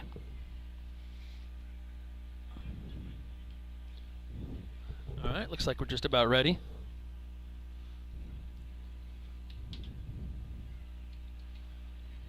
Should be no problem drying this track today as the sun is beating down on it with a stiff breeze coming up the track as well. Did we have a time for Cola? Like what he went by? I don't know. I didn't have a watch on it. Thought Don drove a nice race. 64 to the cone, but I thought he left him with Mo. About 4 steps. Lenny, if you're down there, see, does anybody get a handle on that one, Len? I don't know if you got to turn that on. I didn't hear anything. Let me grab my watch, though. I think my watch is on the table up there.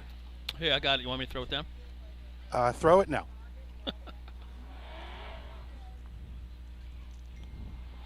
Fred, hand this to Lenny when he comes up. All right, let's see if we get something here. Westbury getting ready to pull out. All right, here they come. Keeping a tight line, Merck. Right by the grass. Now he's over the cone. He's at the hydrant. Kenny gasses off with momentum. Oh, he puts it on.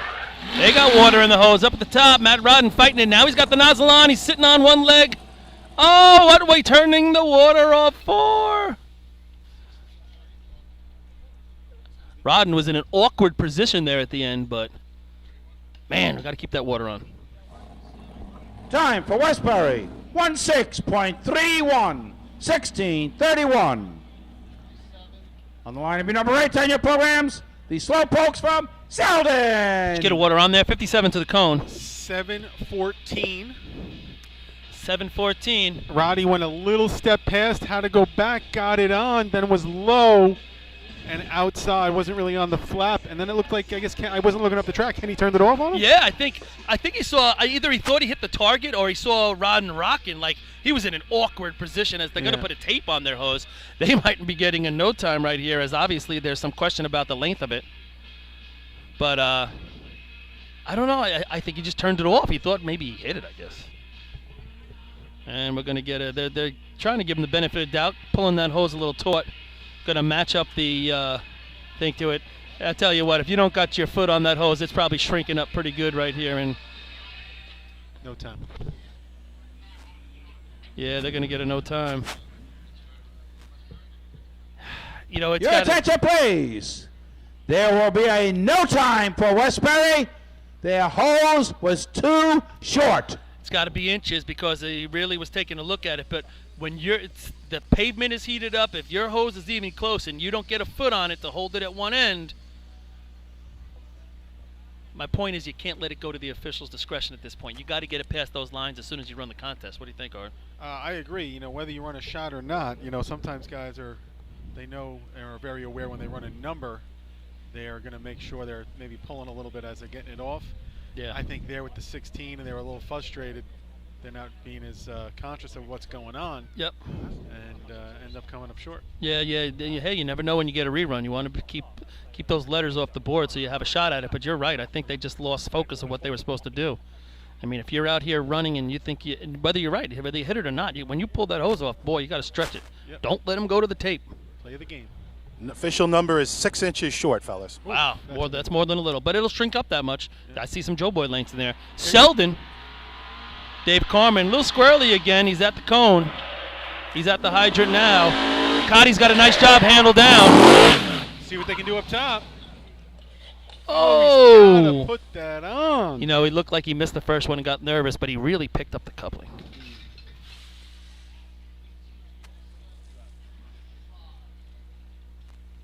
Time for Selden, 18.27, 18:27. That was after a 7:20 stick. It was a nice job by Cotty at the hydrant right there. On the line to be number 9 on your programs, the Iron Man from Riverhead. Looks like Selden's really got to start working on the second half of that race. If you go back the last few weeks, you know, they're hooking it up at the hydrant. Dave's driving it well. 55 to the cones, giving him the shot for some points. And up top, they've been fumbling the opportunity as of late. C-Truck's in. Sea-Truck's, been dialed in pretty much for them. They're out of 3.5s. I think Cotty's been doing a great job at the hydrants, putting water in the hose a lot. And, up top, just not finishing it off for them. So they really need to do their work up there. I thought Dave did a nice job at the end of that driving because he was outside, and he really brought it in for Cotty, especially with this hydrant off the course that lasts like 50 feet. That's an opportunity. I mean, you took 720 handle. That's a 12. Oh, yeah. That's a heavy 12. Solid 12 if he blasts the target. No doubt. All right, we're waiting for the Riverhead Ironmen.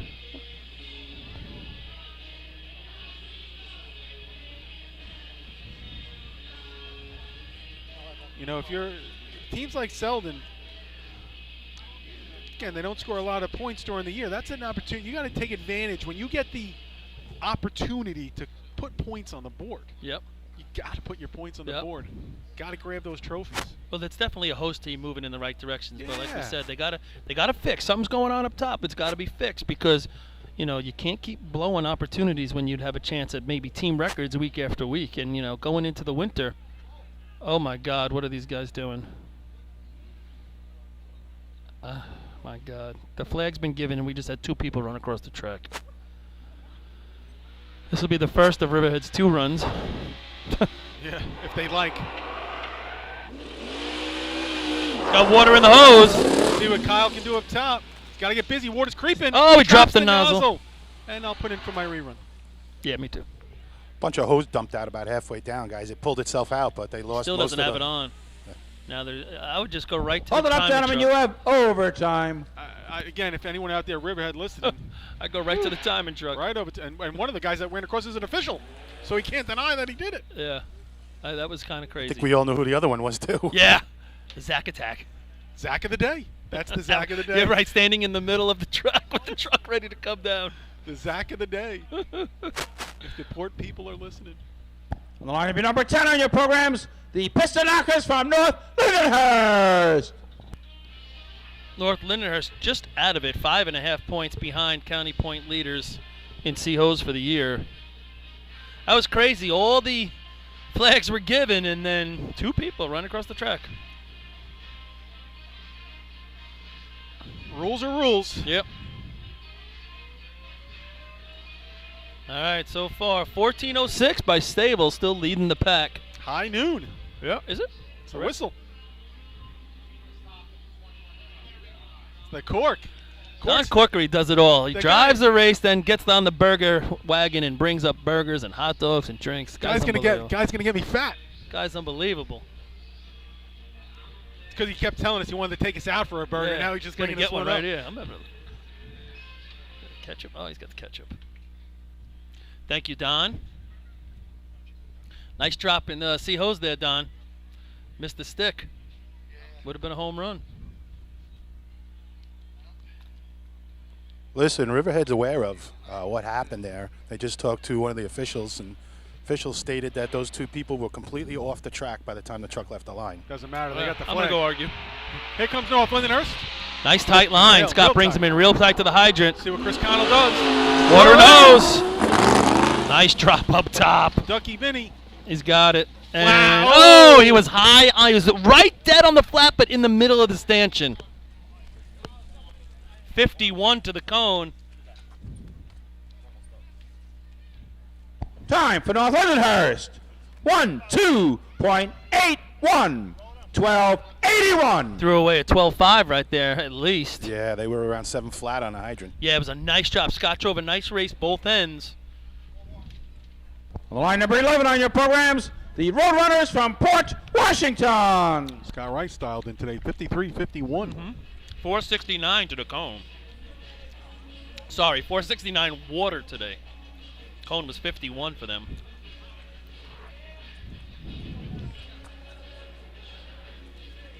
Do not see any Ironmen near the timing truck.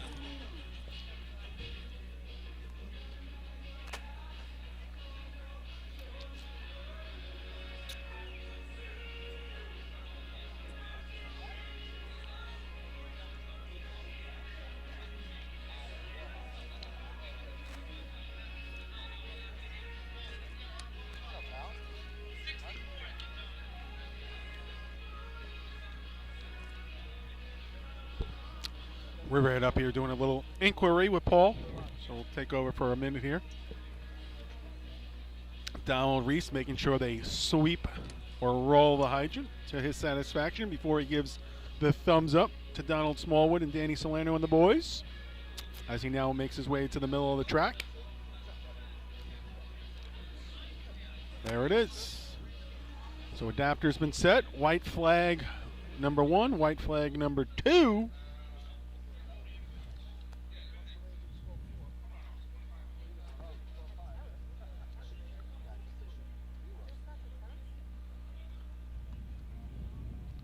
Track is clear, just waiting for, I think actually not even on the truck yet. Guys are still waiting to step on for port. Just hoping they're not in Ford. It's in the minute roll today. Maybe they're waiting for Zach. Just in case they need a rerun. So here goes Danny getting on the rev. Donald Smallwood still just getting on. Here they come. A little swirly. Now he's straightening it out. Real tight to the cone. I like it. Speed. Oh, he's by. Short hose comes up short. Big loop at the hydrant, but Smallwood had to make a real hard right turn, and then by that second step, he was past. Yeah, just a little deep. Time for Port Washington. 13.25. 13.25. Correction, 7.5. 13.75. Well, 5-0 to the cone right there.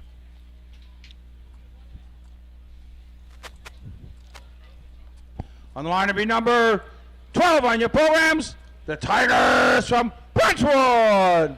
So Brentwood's going to make their debut. Yeah, sea hose, sea ladder.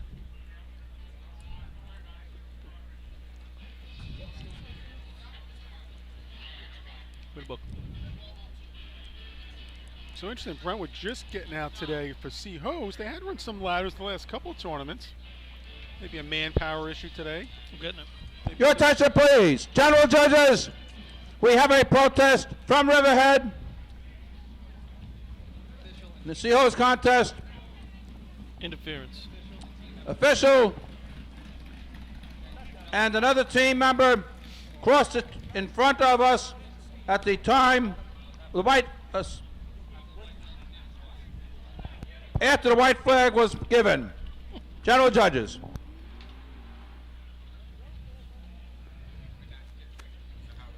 Now we'll see how the white shirts handle this. A couple of officials we can see down below by the nozzle line having a little talk. Some of the guys with some wristbands on.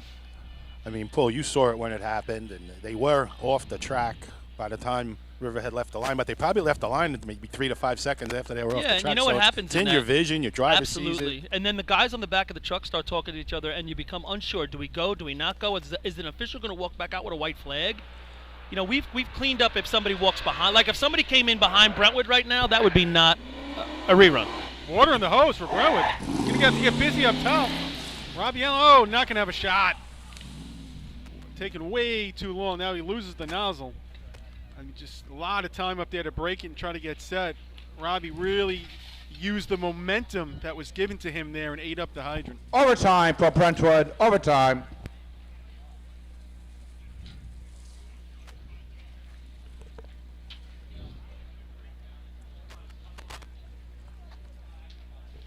It's like the snails are Your gonna be attention, please. Lindenhurst is on a 20-minute breakdown. Breakdown number 2 in the C contest for Lindenhurst. On the line to be number 14 on your programs,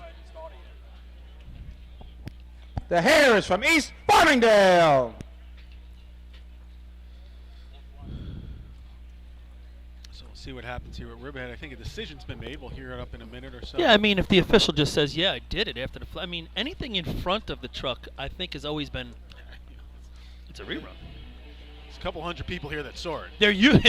There used to be when people would get reruns when the truck was halfway down the track and someone would walk across the track way past above the cones, and you'd get a rerun, and that's the one that's pretty much been stopped. That you know that was behind your vision. You had no idea they were even there unless somebody told you. But when two people, after you're on the back of the truck, all of a sudden dart out, Given the white flag. whether you left or not doesn't matter. Yeah, like saying, it's in your vision and that you've seen it. Everyone be. If you're in your call-off, I mean, if you've told the driver, okay, let's go, and the driver pauses a little bit, guys are wondering why there's a pause. It's all about timing, rhythm. Yeah, it is. Concentration. It definitely is. So you get into a rhythm and timing of how you run the contest with how the driver gets ready to. And you get can't onto say, the well, gas. it didn't affect you because you don't know what it's like for those guys. Right. You don't know what they're going through. Yeah. It's in the rule. It happened. It's in the rule book, we should say. First 2 clouds of the day, 3 clouds. What are, Yeah. What are they doing out there? Loners. Little small white ones up in the sky. East Farmingdale, the Hares.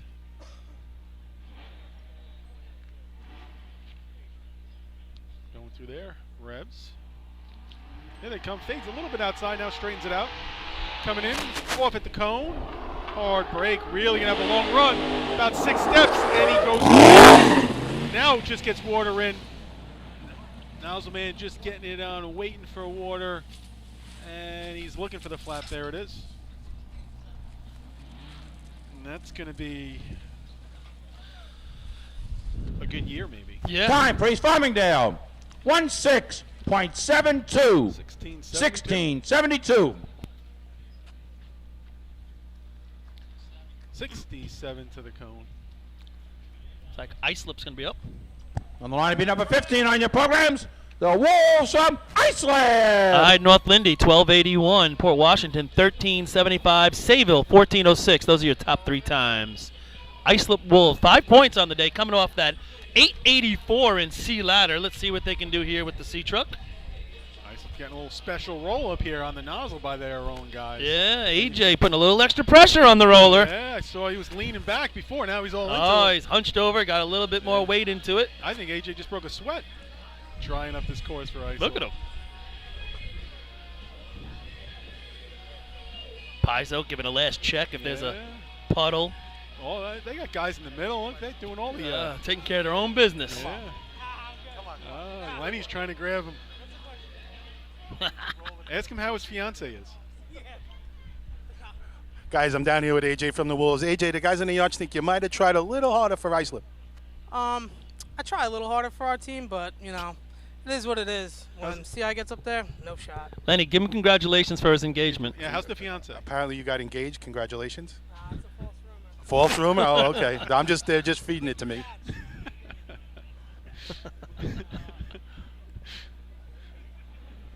Islip ready to go. Nice and tight. Mike's he's a tire width off the grass.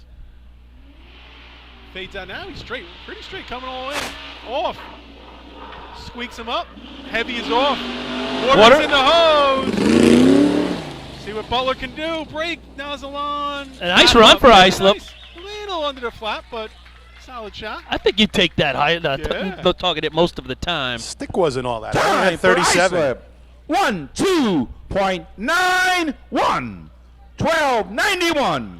1291. That's going to be second place behind North Lindy's 1281. But that looked like a clean shot. We got a water on for that or no? That's On the line off 737. the breakdown, number 13 on your programs, the Snails from Lindenhurst.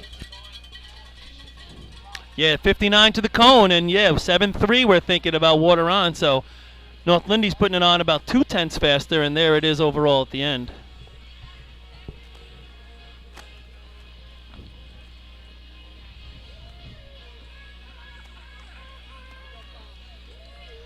Looks like this is going to be Lindenhurst, right?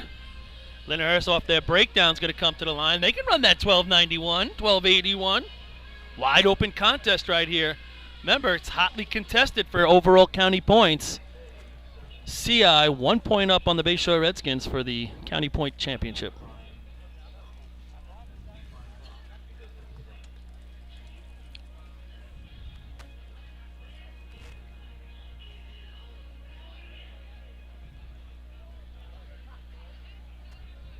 Lindenhurst again, second breakdown of the day with the C car. I'm hearing it might be starter issues. Josh Marshall just checking in, saying we sound good. He said he made it out alive last night from his sodas. Said this have some for him today. Not you, Lenny. Looks like he's got a nice view looking at the water today up there up north. Sent me a little picture. Leonard has 2 points on the day.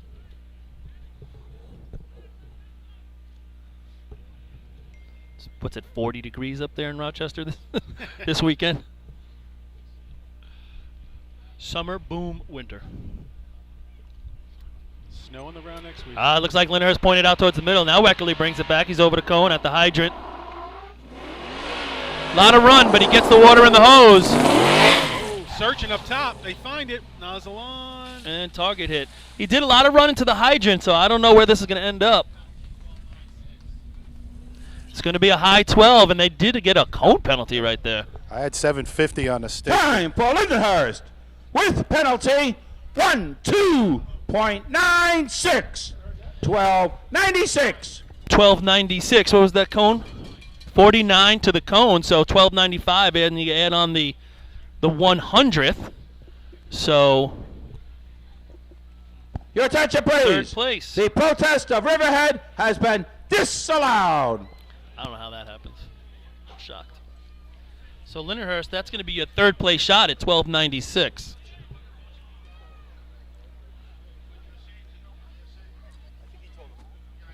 It's 88 degrees up in the Rochester area. Is it really? Hotter than it is here then. Josh out of the boat. He said the cows are with him. Nice.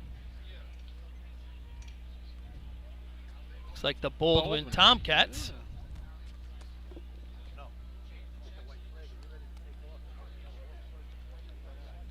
What's the I don't know.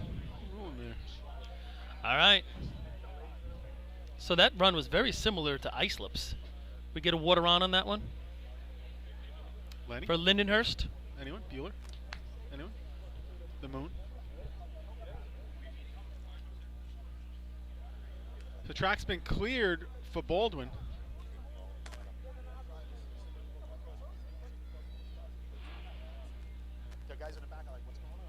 And here comes Baldwin, rolling out. Pretty straight coming in.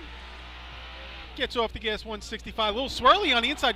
Throws him outside. Now he's deep at the hydrant. Water now in the hose. Searching up top. Waits for the breaker. Nozzle on. Flap is up. But last 50, 60 feet, truck got swirly, went out, and really gave the hydrant man a hard time. I mean, he had to run a good 10, 15 feet into the hydrant. Time for Baldwin. Direct pass. 13.93.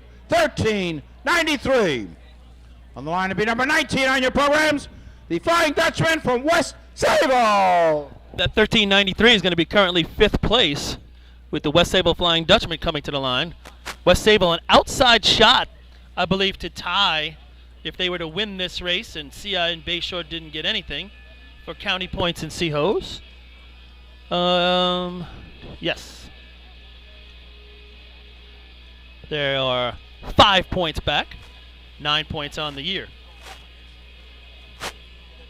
So the explanation for the no time, the disapproval of the protest, is that they had the opportunity to say, wait a second, let's start over, let's get the officials back out here. But I don't know how you do that when you're in the call-off. No, and I don't think it's over yet. No. They're back up here. Yep. And I think rightfully so. I'm going to say. Just in the spirit of good sportsmanship, we know it affected them. Just give it to them. Let's, it's not affecting whenever we run in a whole race or anything like that. I agree with you, Lenny. I think the officials say, yeah, I walked out on that track, so did another participant after the flags were given. I really haven't. I'm going to bite my tongue on an opinion I have. There you go.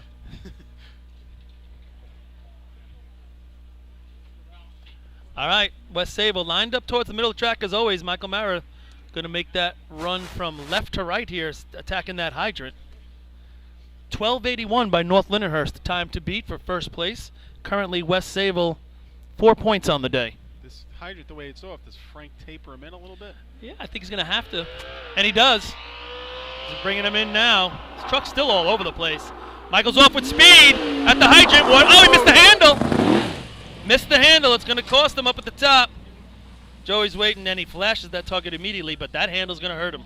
7:03 on the first swipe when I thought he got it. 13-3. Time for West Sable. 13.34. 13:34. 70 to the cone, so you know Frank's doing a lot of driving right there. That truck is definitely not sticking to On the the line to be course. number 20 in your programs, the Hobos from Central Islip. All right, the Hobos up by 1 point overall in the C-Hose contest. 1281 North Lindy, 1291 Islip, 1296 Lindenhurst. Then that West Sable 1334 is going to be fourth, and 1375 by Port Washington, currently fifth. Now CI supposedly, and we'll see it as they get a little closer here, wearing full helmet face shields today in this contest, I believe. I thought they were wearing it at all the contests, and it turned out they did not wear it in C ladder. One of them, I think, did. It's a motocross helmet where they've taken the shield off.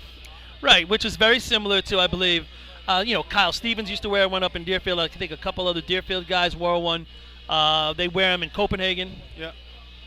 Sorry, you guys thought I was talking to somebody. Did you ask something? No, we were just talking about it. I think the Hobos are wearing motocross helmets today. I had asked if you can go get me a meatball parm. I don't know if you can do that. Thanks, pal. No, do pick you up for jet games. So CI currently sitting with 14 points, the identical amount that they scored at the state drill, though we're only 3 contests in.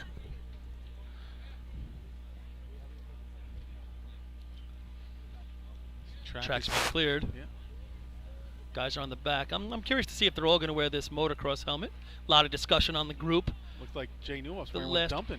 few days. What? Jay Newhoff's wearing one dumping, I think. And that was Vinny. we said it's a dangerous spot, right? Whoa, he veers way to the middle of the track. And it's just like West Sable, but this is way more pronounced all over. Drops him at the hydrant. Chris Murphy goes under. Now up at the top. Got water in the hose. And we're going to get... That whole ride for them was a little crazy. Dropped them hard at the hydrant, went right under the adapter. Well, the helmets Time for look Central cool as hell. Islip. 15.73. 15:73. That leaves the On the line to be door. number 22 on your programs, the Bucks from Deer Park. It's going to leave the door wide open for the Bayshore Redskins to be the Seahose County Point champions. Your attention, Suffolk County. please. Riverhead has called for the grievance committee on their protest. Grievance committee to meet by the timing truck with the general judge, and with the chief judge. Grievance committee to the timing truck.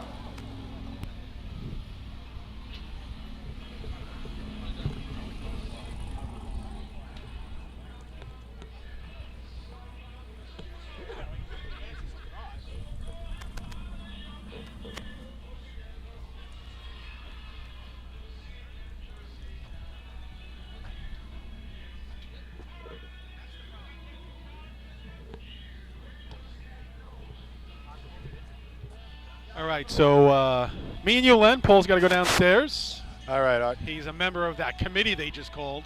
Well, we know what way he's voting. So he's a member of the grievance committee, being on the rules committee. So he will go down to hear Riverhead's and Kyle's side of the story. Talking with guys on the sideline, veteran racers, even some younger racers, everybody kind of feeling the same way we are, Artie, that, it happened. It can definitely affect you. Give them the rerun. Let's go. The thing that I just don't understand is it's in. I think we lost Artie's mic there. As we said today, we were having some technical difficulties. I guess end of the You year, there? this equipment's a little beat up, but How we doing? Fred does a great job figuring it all out for us. Testing 1, 2. I hear you, Art. All right, we're back. We're back. Yeah, it's black and white, like I said, Len. I don't know what the one more. I'm losing. I'm glad to see Riverhead's pursuing it.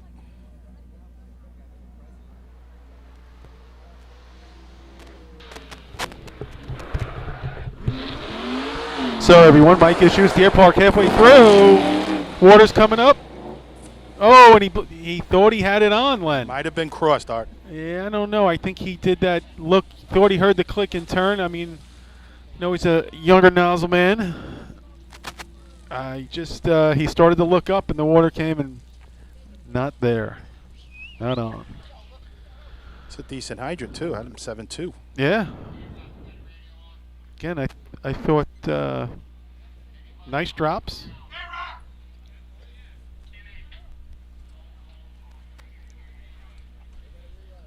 Well, could have an issue here.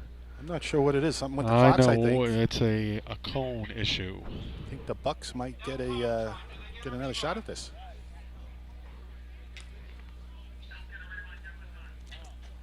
Getting their time.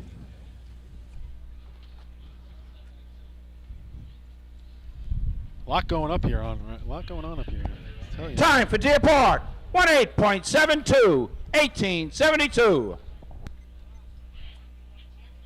All right, so I'm not sure what this confusion is. I'll see if I can figure it out once they decide. No, there was no cone time. The cone light did not register. On the line to be number 23 on your programs, the Bandits from Farmingville. So they were just waiting for a chief judge explanation. Should they just give them their time or do they get a rerun? They received their time of 1872. But again, nice drops here for Deer Park. I guess it doesn't affect your run. I mean, if anything, you would have got penalized, right? So that's why they gave them their time. I tell you, this new official from Nassau, Don by the targets, doing a great job. Great job, this new official we got down here. Donald from Nassau County. Right there, you see him, Len? Yeah, I know him. He's actually quite a pleasant individual. Must have just got into the Nassau Officials Association this morning. Oh, we got a towel. Oil out here. Look at by the AJ nozzle working. line. That's the right guy to be stomping on Yeah, that. that's a little AJ two-step going on the towel right now. Oh, I do hope that's on camera. I'm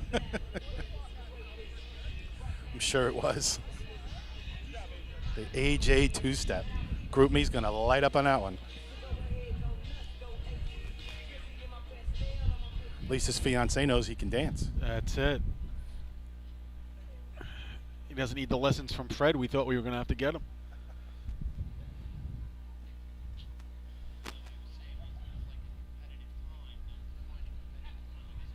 So Farmingville, again, they had that 390 in C ladder, really eased into the gas and then really backed off the gas. Yeah, a little overcautious, I think. C ladder. Yeah, we got a lot of things going on up here. Here we go. It's kind of the same thing. Got on a little bit harder this time. Took it a little bit closer to the cone, coming into the hydrant. See what they do. Justin's got water in the hose. Eddie Jr. gets busy up top. On. Oh, he's below the flap. I think that could cost him, Len. Looked like he waved it a little bit, too. It's a cardinal sin. You don't want to be waving at that target, breaking up that water. Had 722 on the stick. I don't think it registered again.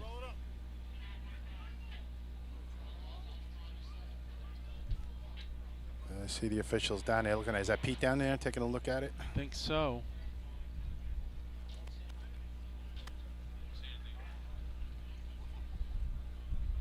What was the overall? Do we have an overall time? I had 1368. You haven't announced it yet. So we're just waiting. We're not gonna disclose any information right now. Then we're gonna let the officials do their work.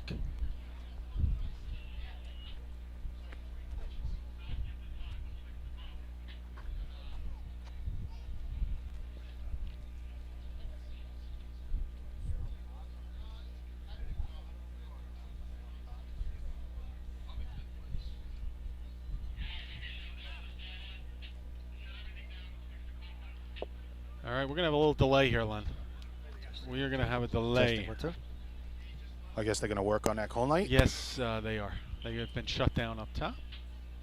Well, now you have a team. If they're in a 13... I think I know what it is. If that run is in the money and there should have been a penalty, that's the issue. Then what do you do? It is in the money. Well, again, the number I called. I don't know. Did you hear the number up there? I did. So it is in the money, and that's where the issue lies right now.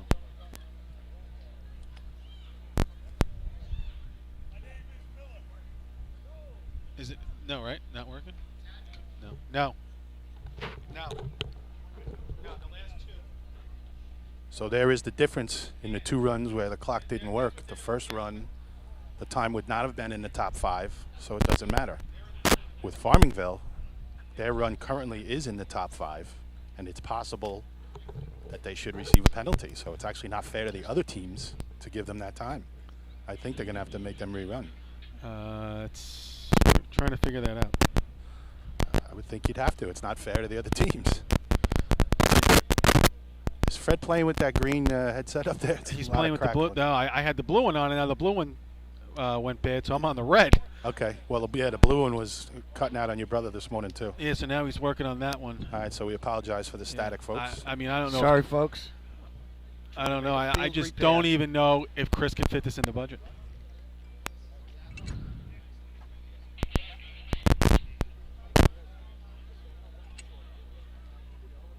So Rob Riley, Pete Savage, doing a little work.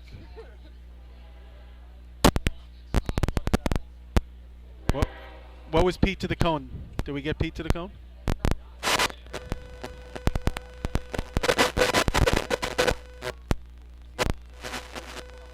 Len, just had Pete Savage to the cone in 11:47. Cone time was what? 11:47. Pete Savage. One of our officials. Yeah. Farmingville's feeling pretty much like they're going to have to rerun. Yeah. That's the way we understand it, but that's not official yet. I'm going to go on a limb and say yes, it is. 20 minutes ago, you were biting Your your tongue. attention, please. He told me to. Farmingville will be getting a rerun due to the digital error at the cone. I was sworn to secrecy, Len. I'm interested how the rules committees grievance committees making out. Now here, maybe I'll mosey down there. Here's my question, though. Okay, so 13. It was going to be a 13:49, so it was going to put him in the mix, and he didn't hit the target. So it probably beats the 13:3, gets maybe almost that 12:9. We're in that area. So and again, so if I'm them, I take my redo. Oh yeah, they're probably happy about it. If you're Deer Park, what are you doing? I don't think it matters. Well, it was 1872, but it didn't work. But if they weren't in the money either way, at worst they would have had time added on to their time. Listen, I'm just throwing it out there. Well, that's what I tried to explain On before. That's number the difference 24 in in the your two. programs, the Yellow Birds from Copic. Tweet. So we'll get a rerun for Farmingville. And I think, again, looking at that shot, if they can replicate it and Eddie hits the target, they'll be happy. We didn't get a cone time, but we had 7-2 on the handle. I Sorry. tried to mosey on over and stick my ear in on the rules committee, but I got shushed away by one of our officials, which I understand. Here comes Kopech coming down. Pretty straight for Charlie. Gets in. Off. On the height. Water's in the hose. See what Chachi does at top. Nozzle on. On the flap. That's what. 73 to the cone. Slow to the Time for Copic. 13.21. 13:21. So that does get him in the mix. So that cone time affecting the hydrant time, obviously only 7:50 on the stick.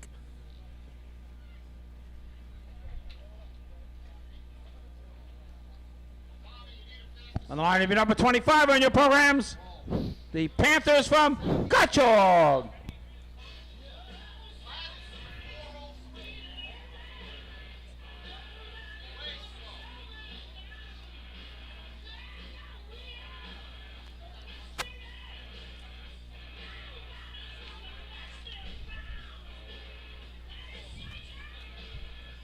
So Cutchogue, we have Bayshore back there, but Farmingville will come around to the back of the pack to get their rerun.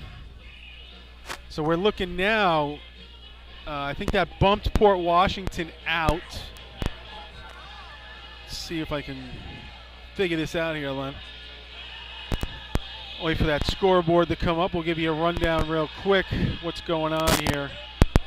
All right, what's interesting now is I think you said that Farmingville's time in the truck was a 48, correct? 49. So now that would have been out right now. That would be out. So they really got a treat. Yeah, so 1281 North Linney, 1291 Islip, 1296 Linney, 1321 Kopech, 1334 for the Dutch looking to hang on. Cutchogue, Bayshore, and a Farmingville redo to come. Before we move to the B-Hose contest, almost halfway through our day. 12:30. Nice breeze up here in the arch. Need to have a state tournament here again, Lynn. It's a great facility. Here they come, Cutchogue Panthers. Sounds like he was working the pedal a little bit coming in. Yeah. Off at the hydrant. Orders in. He allowed to spray. It's on. Gonna have to get busy. They got off back. Playing with the nozzle. It's on. Flap is up. Not 7-7. in the money. 7.75 on the stick. It's another guy with a motocross helmet there. But it was, I definitely think the driver Time was for working the Cutchogue. pedal. 14.05. 14.05. I tell you, this Chris Perry is unbelievable. He gets the time on his stopwatch right every time. Every time his stopwatch is right. Oh, he's got 3 of them going too, right? Programs. The Redskins from Bayshore. Just to open up a conversation, Artie, now that Farmingville's time is out, you still think they deserve the rerun? It's not based on when at the end of their contest. It's But based maybe on it should be. I mean, nothing against Farmingville, but to me, Riverhead's more deserving of a rerun than Farmingville at this They point. still might be getting one. We don't know that answer yet. Understood, but now that Farmingville's out, it doesn't affect it. So Bayshore needs to score here. Door open. CI did not score in this is not going to score. Your in this attention, contest. please. The protest from Riverhead has been accepted by the Grievance Committee, who has overturned it. Riverhead will be getting a rerun. So then there was 3. Okay, that's kind of what we thought was going to happen. Yeah. And kudos to the Rules Committee. Everyone behaving. Yeah, and again, the officials are interpreting it the way they think it's supposed to be, but none of us are perfect. So,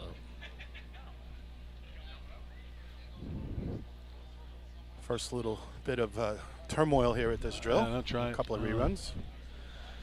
So Bayshore again, they need to score here, Len. They're 1 point out.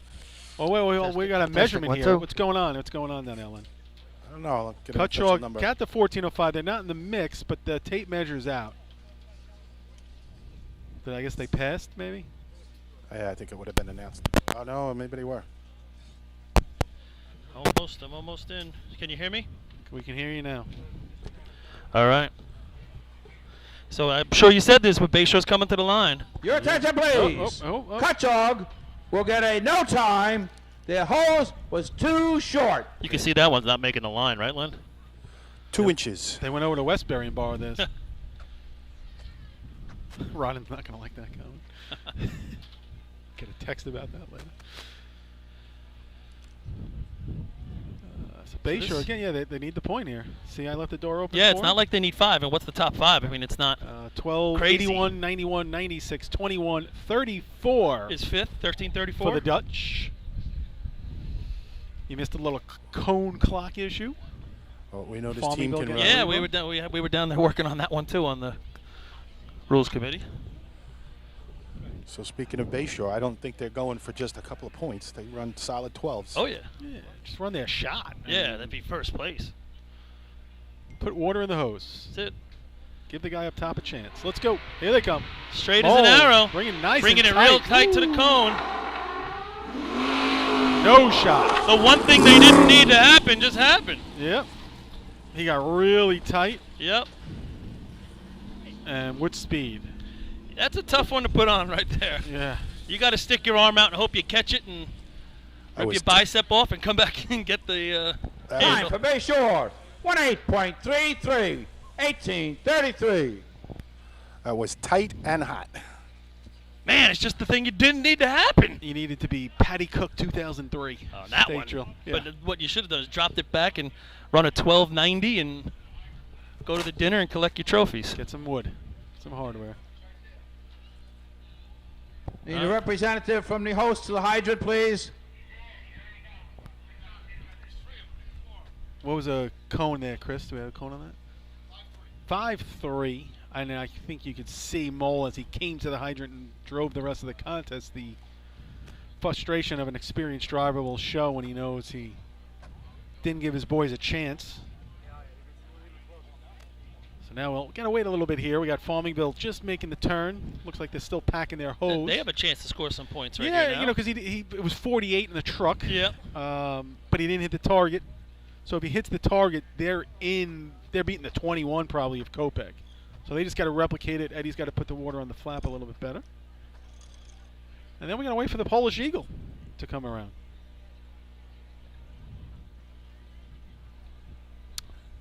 Don't forget the victory party tonight.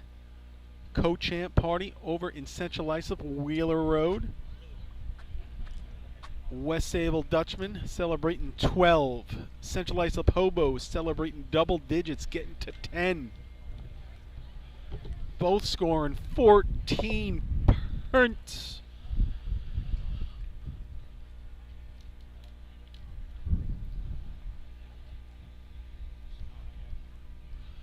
All right, so I guess we're still waiting for these guys to stack the hose. Time we got for daytime. Not even 12:30. Yeah, just after 12:30. I ordered dessert. It's coming up in a little bit. Dessert already? We didn't even have the meatball palm. We're waiting on the meatball parms. Come on. Well, Len, I'm wasting away to nothing down I here. can only ask for listen. It's going to take more than a couple hours for you to waste away to nothing. Listen, Decades. while we're talking about... You haven't skipped any meals. A little delay here. Selden Fire Department asked me to announce they still have some state drill and parade shirts that they're selling at their camp. If anybody's interested, didn't get a souvenir from one for the ages, so to speak. Yeah. They do still have the original state shirts that they were selling that day. Any moon sightings, Lenny, from your vantage point? As a matter of fact... Can you see one? Is it a full moon? And again, come on, that was a beautiful moon. It was. Actually, it was a beautiful half moon last night, if you saw it. Actually, today we just have a wonderous day out here. I know we said it a few times. If you're near the Hagerman area, East Patchogue, come on out. Still got 4 races to go. And if you have time Monday, get over to Hempstead. West Hempstead hosting the Labor Day Invitational in Nassau County. Now, is that the last motorized drill, or is there some battalion or something after that? Oh, I think up in Northern, they race up in Norfolk this weekend, if that's still going on. Yeah. I think the Western season is over. Is that is right? over. That is done. Used to be Labor Day in Northern. They had 2 drills. Old Henrys are the champs there. 4 times. 4 in a row. 4 in a row. Lenny, you raced up it. Didn't you race in those 2 drills? That was it. You guys? I know West Islip did. We were there with them. We raced at Lake Placid and Tupper Lake on a Saturday and a Sunday. Right, and what a great time we had. Really unique tracks. As you guys know, the Northerners treat us great, and just a lot of fun. Talk about getting your money's worth, right? Yeah. 2 for 1. That was a fun one. It looks like Port Farmerville. Washington and Baldwin and Westbury getting the 2 for 1 this weekend. Yeah. Why not? That's what you do, right? It's not going to be around for another few months. Farmerville looks like they're just about ready to make their way to the start line. Good thing there's no white flag. People are crossing the track. No cone. You know, there's going to be some discussion maybe about the cone light, and there wasn't a cone light for Deer Park, and there wasn't a cone light for Farmerville, but only Farmerville gets a rerun. And it's very crystal clear in the rule book now, stating that if it's a competitive run, meaning no fluke at the hydrant or the nozzle and the cone light doesn't work, then you get a rerun, as you see Farmerville will. They were a pretty clean run. When you say competitive run, does it have to be in the top 5? It does not. Okay. It has to be clean. And when you saw Deer Parks and they missed, I believe, up at the nozzle, yep. And that kind of is the thing that kept them from getting a rerun. They didn't hold up their end of the bargain. Did you see Eddie Jr. hit the target? That wasn't exactly clean. It was a 13-4, which I think was in the top 5 at the time and just outside. Correct. But it's very clear in the rule book. Okay, I would think if it's in the money that they would have to give a rerun because it's not fair to the other teams. Well, you know what it is at the time. You don't know if it's going to end up in the money, and you got to make that decision pretty quickly. Exactly, because now it's not. And that's what Artie and I were talking about before. Did they now not allow them to get it because it wouldn't the next affect team anything? bumped them out. It's really right at their run. So here they come. The track is clear. They rolling out on the gas. Coming in pretty good. Gets off. Yeah, it's got to give him a shot to put water in the hose, and he's going to do that. Off, water in. Oh, that's barely on the hydrant, I think. Up at the top, they're fighting. Oh my God. You can't let that happen. They had a nice run going. Give me a stick on that, Len. Better than the first shot? 09, better than first. Man, that's first place if they knock it down. They came up a little short at the nozzle. Time for Farmingville. 18.65, 18.65. They had a nice run going right there, boy. That is 5 points, and that again, if they do that and knock it down and get the 5, man, what a booster! I think that was more the breaker just kind of slipped and was out of position Yep. and started rushing it. For their rerun. At that point, you know, Dahmer tries to get back and get the coupling off. He probably should just let Eddie handle it himself at that point. Would have had a better opportunity. Yeah, I agree. What was the cone time on that? Chris, got a cone time on that? Got a cone time on that? 58. So, I mean, that's perfect. That's right where you want to be. Yeah, yep. Good. Not running that 90, and he left him with speed. And Justin, hand out, picture perfect, put water in the hose. Yeah. 2 for 2, Justin. He hit it basically almost identical, the same in both contests, a 10th difference. So now Riverhead's going to come to the line with an opportunity to beat what number? 45, you saying? 34. 34 is 5th place. So Sable. Riverhead has a shot at it.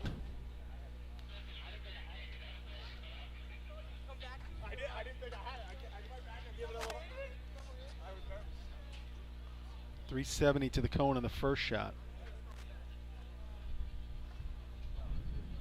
I just looked over at Port. They got Zach tied up to a chair over there. Yeah. Riverhead's on the line. Yeah, they release him when Port gets on the line. What was he doing?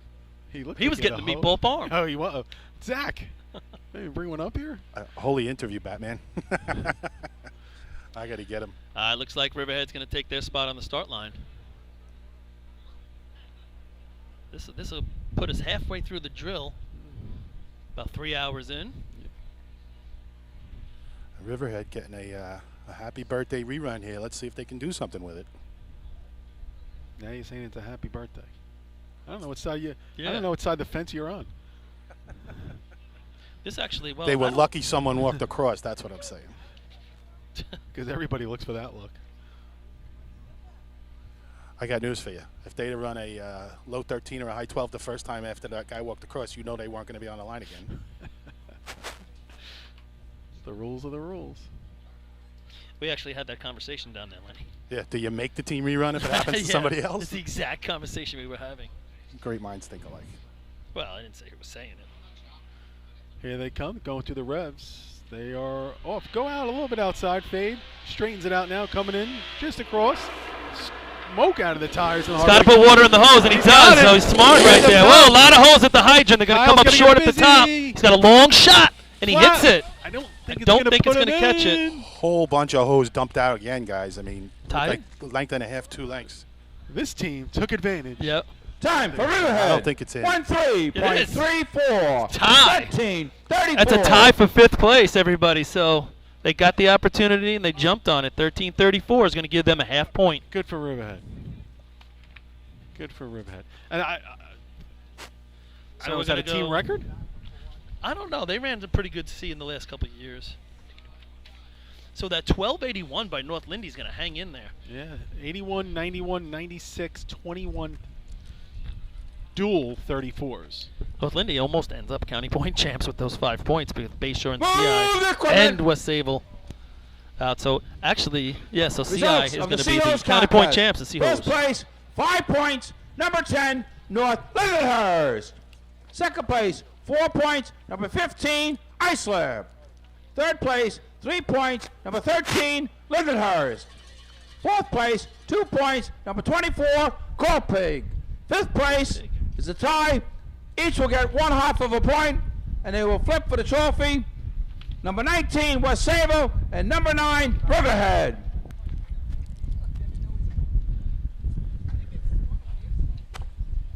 All right, I'll give you the total points. Halfway through this drill, total points are going to be CI with 14. Oh, there goes my pen. Second place is going to be Islip with 9. North Lindenhurst with 8. Copeg with those 2 points is going to have 6. And then Bayshore and Lindenhurst are going to have 5. West Sable 4.5. So competitive second half of the day awaits.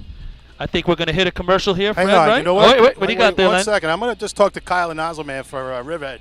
Kyle, first off, congratulations. You tied for 5th place there. On the first run, guys on your truck spot those people walking across the track, and what was your feelings? I don't know, when we got the white flag, I noticed that the official and another team had walked across. So I spoke to Ryan, my Hagerman. I said, you know, there's guys going across, so we tried yelling at John. John didn't hear it because he wears a helmet. So he thought we were ready to go after we were yelling at him. So that's when we took off. And then got down here, had a little mishap, but, you know, things happen in this sport. And then luckily it worked to our favor. Well, again, we were talking about that. You know, it's all about timing, and if it affects anybody, whether the driver paused or you guys saw it and weren't sure, your mind was in a different place. Now, the second part of this interview, making good on it. Tell me about the run. It just happened so fast. I didn't even realize we placed in the top 5. That's pretty good.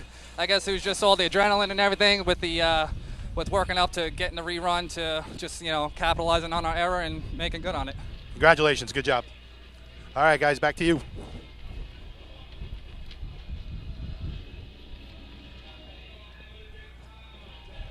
Is Fred there to go to commercial? Yeah, hold on, Lenny. We were just redoing the scores here. Farmerville actually has 3. So, yeah, Fred, I think I'm on with the scores right there. It's 14 for Central Islip.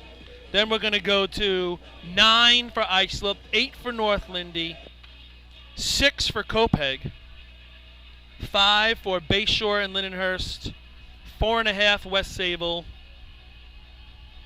and then 3 for Sayville and Farmingville. I think we're good. All right, we're going to go to commercial. We'll be back for some B-Hos. We'll be back. 1973, Fire News has been a proud supporter of the time-honored tradition of New York State Drill Team Racing. As they celebrate their 42nd year of publishing, they are honored to be the official publication and online coverage of New York State Drill Teams. Look for ongoing coverage on Fire News on firenews.com and on Facebook, Twitter, and Instagram. Since 1973, Fire News has been a proud supporter of the time-honored tradition of New York State Drill Team Racing. As they celebrate their 42nd year of publishing, they are honored to be the official publication and online coverage of New York State Drill Teams. Look for ongoing coverage on Fire News on firenews.com and on Facebook, Twitter, and Instagram. The Inn at New Hyde Park, Long Island's premier catering facility, is the first choice for weddings, parties, and corporate events. Owned and operated by local families and firefighters, it sets the standard for supreme service, gourmet cuisine, and style. The Inn's restaurant, Brasserie 214, takes you on a culinary road trip through Europe with our world-renowned chef and an unmatched international beer menu. To book your next event or to celebrate after a tournament, go to www.innatnewhydepark.com or brasserie214.com. Open table or Facebook, or call 516-354-7797. With over 25 years of service in the fire industry, High Tech Fire and Safety continues to be a proud sponsor of New York State Drill Teams. High Tech has been honored to serve as master distributor for Morning Pride products, including state-of-the-art bunker gear, USAR gear, EMS gear, helmets, gloves, hoods, and boots. In addition to Morning Pride gear by Honeywell, High Tech also provides quality products including ISG thermal imaging cameras and CMC rescue products and Deuce rescue systems, providing your fire department with the highest level of support and service for all your personal protection equipment needs. For personalized demos, speak to a certified sales specialist. Call 631-777-5170 or visit hightechfirenewyork.com. Fatty McGee's in East Islip. Wednesday is Ladies' Night at the best FD Racing Bar in Long Island. Stop in anytime for a drink with good company, a great lunch and dinner menu, and of course those famous Fatty's wings. The groundbreaking FDNY electronic accountability system is now available to departments nationwide through Motorola, and SDI is the company behind this game-changing technology. Now, SDI has paired with New York State volunteer departments including Central Islip to solve the challenge of accounting for members who respond after the tones go off. Keep track of your members on your next big incident with a proven solution designed with the New York State Volunteer Department in mind. For more information, visit systemsdefinition.com and firegroundaccountability.com. The Bill Fox Company has been in business for over 60 years, specializing in custom championship rings, watches, badges, pins, and awards. The Bill Fox Company has crafted championship rings for past state champions including the Westerners, Flying Dutchmen, Hobos, Wolves, and Yellow Hornets. Bill Fox Company is the recognized name in recognizing people. Check them out on Facebook, Twitter, and on the web at www.billfoxco.com. Coastal Fire System is the next contest to be run is the B-Hose contest. State record is 7.55 and is held by West Hempstead. First team on the line, number 1 in your programs, the Blue Jays from Sayville. All right, Sayville on the day, 3 points. They'd like to improve it right here, obviously. The B-Hose contest for the year in Suffolk County has already been decided. The winner is the CI Hobos, who have a total of 16 B-Hose points this year. Sable's getting ready to go. Oh, M&M's. Chocolate chips and M&M's. Finally, we get something worth eating. Here comes the Sable Blue Jays at the hydrant. He's off with a lot of speed. Oh, and he goes right past. Got off with a lot of speed off the side of the truck and ran right past the hydrant. Up at the top, waiting for water. Not going to be what Sable wanted. Time for Sable. 11.14. 11-14. On line B number 6 on your programs, the extinguishers from Miller Place. Well, that's a good cookie. So kudos already there, Barber, if you're listening back there. Oh, you guys got cookies? Boys up top, M&M's and chocolate chips this week. Excellent stuff. This is what a cookie's supposed to be. All right, save some for efficiency up there, huh? We'll see if we can save you one. The only one who doesn't get one's Woody. Woody doesn't get a cookie.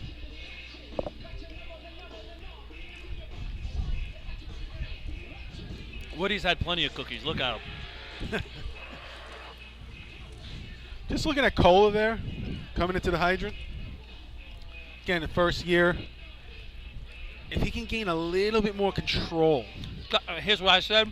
When he gets off the B truck right there, he's got to get off behind the truck. He tends to leap out the side, and not when it's at the end of the brake. So he's got the speed of the truck and the speed of him leaping forward.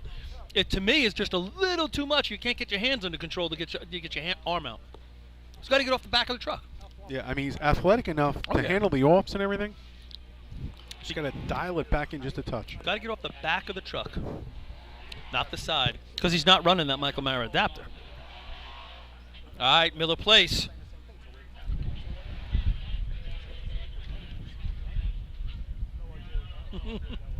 Fred's eyes lit up as he saw the cookies. Going fast. They're going like hotcakes today up here.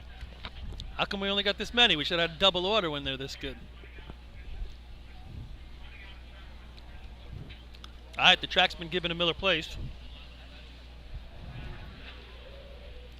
No points on the day, but another old-fashioned state championship under their belt. Here they come. At the hydrant, he's off. Good spot, water in the hose. They're going to be real happy if he can now. Oh, up at the top. Nozzle Man is in the gutter right now. I thought he might have twisted an ankle. He's laying in the gutter. They're going to call it right here. They're not going to complete the contest. He got off real hot and early, and he was stumbling from the moment he got off. What did it look like, Len? Did he just... South Country. Did it look like maybe the truck turned a little bit on him? No, Like, I just think he got off too soon. It looked like he dropped off a little too soon. It was just way too hot. you could see both guys were flying when they got off the and truck. he got off, I think, even before. He was stumbling all the way, and he just couldn't keep his balance. You could see it right away. He went down and was not getting up. He's talking, and he's already rolled. He was on his stomach. He's rolled to his back. Getting a little wet right now with the water going underneath him. But I think it's a leg injury, if anything. Yeah, I do too. I think it's definitely lower extremity. A lot of guys pitching in right now from other teams getting that hose up for them. Yeah, I don't know about you, Len. Did you get a stick just to throw that out? Yeah, I got 258. Yeah. Wasn't bad. I got 248. So. I thought the drop was on top of the hydrant, and he handled it real well. So let's hope everything's okay down here. Again, South Country EMS. Yeah, just talking with Joe Boyer down here, and he said the same thing. Really nice stick. And unfortunately, this gentleman just got off at the very top end of the break just too soon, and he just couldn't handle it. You know, they don't have a hell of a lot of experience off the truck yet. And he really didn't have to. It's not like they were going by, right, Len? They were in a good spot. No, yeah, he was way back when he first hit the pavement. But he intended to right now. Looks like maybe his right knee is conscious for you people listening at home from Miller Place. Okay, I got a lot of officials down there, and then Miller Place themselves, and then a couple of the EMT personnel and South Country Ambulance. If you're not familiar with this part of Long Island, South Country Ambulance covers the Hagerman, East Patchogue area here, covers into Bellport, into a little Brookhaven. It's also, everyone calls it Montauk Highway, Main Street. Out here, they call it South Country Road. Yeah. What the hell's that about? So maybe that's where the old South Country's coming from. But I would just say best snack yet this year. Well, these cookies are dynamic.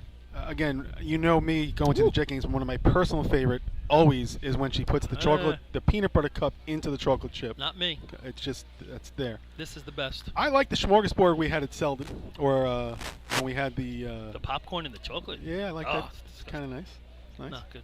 I mean, and she listen. She's one of the tops in the chocolate chip cooking making business. Yes, she is. Makes a mean chocolate chip cookie. So just stick with that. All right, guys, just a little update there. And I just will throw in this, Barbara. Next week is the first Jet game. We are going to do the first Jet game next week. What do we got, Len? Looks like it's the right knee, and they got the pants cut up, and I mean I don't see any blood or anything, but I don't know if he twisted it. Yeah, you could see right away he was just it was a bruised leg it, injury landed and on he wasn't getting up. You know, you just don't know what those. The knees could be so many different things, you know. But the I've been down that road. EMS crew is right on it. They got a stretcher out here, so they'll take him out on that. But again, he is talking and yeah, we're not conscious looking at and everything like that. We're not looking at a medical emergency where we need to get him to the hospital, and in that emergency state, it's just he's going to need to get checked out and stuff like that. Just something that'll ruin your weekend. It's not going to make it for a good Monday Labor Day for him, that's for sure.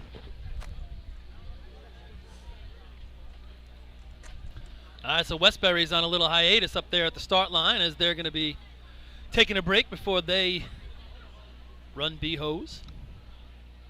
Is that still Richie down there? Richie working the full pull at that starting line or what? I think so. I thought I saw Yeah, that's Rich down there. Billy get in for one, but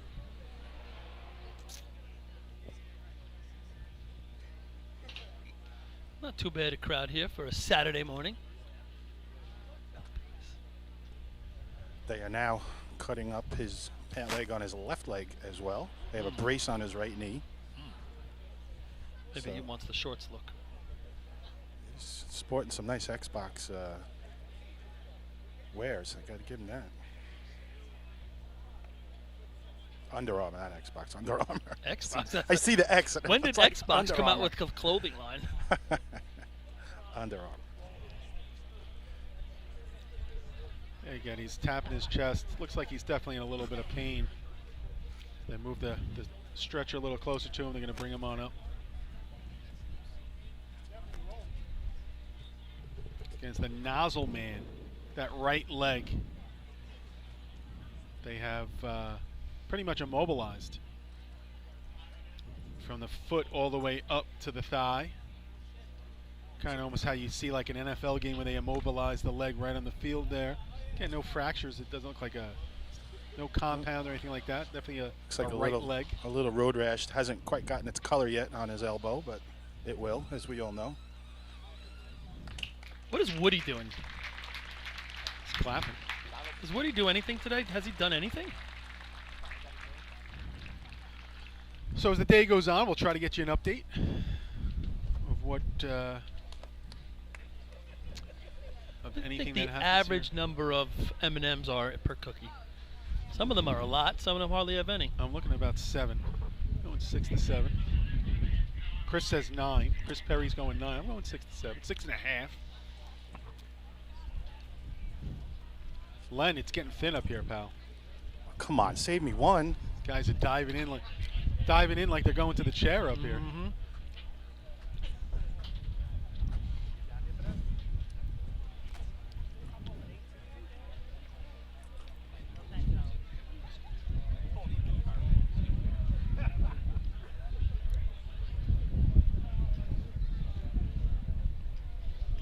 All right. Do we have a second one? Yeah. now? There are 2? No, we don't. No, don't tell me that. There's no. Oh. All right. Yeah, I mean,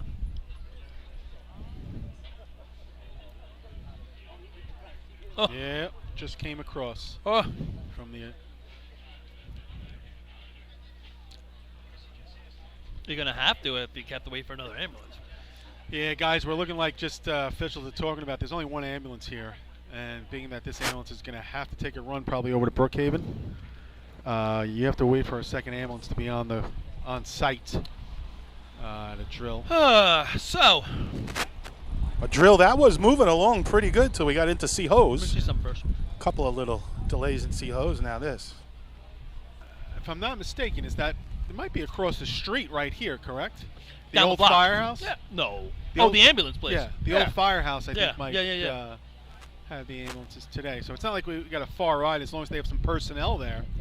I mean, we're literally taking 5 minutes to get one to come around the block. I think the old, again, if you're familiar out here with Hagerman, the old firehouse is on the corner there right by the railroad tracks, across from the tracks.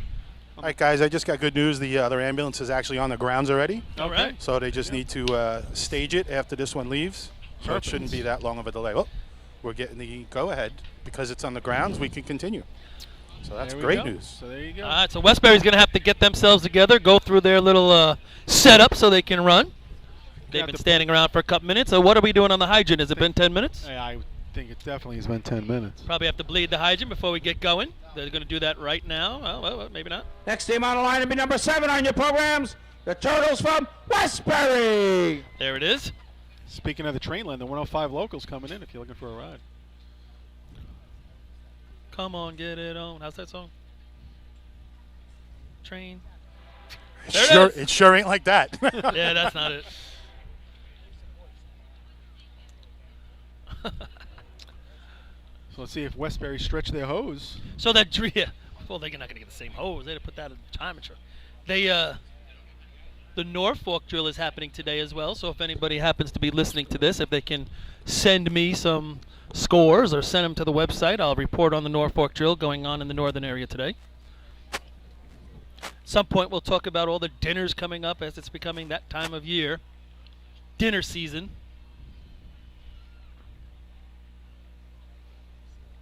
Dinners will be extra crowded this year in Suffolk County and upstate with the co-champions. They usually send a lot of people to represent. And the track's been cleared for the Westbury Turtles.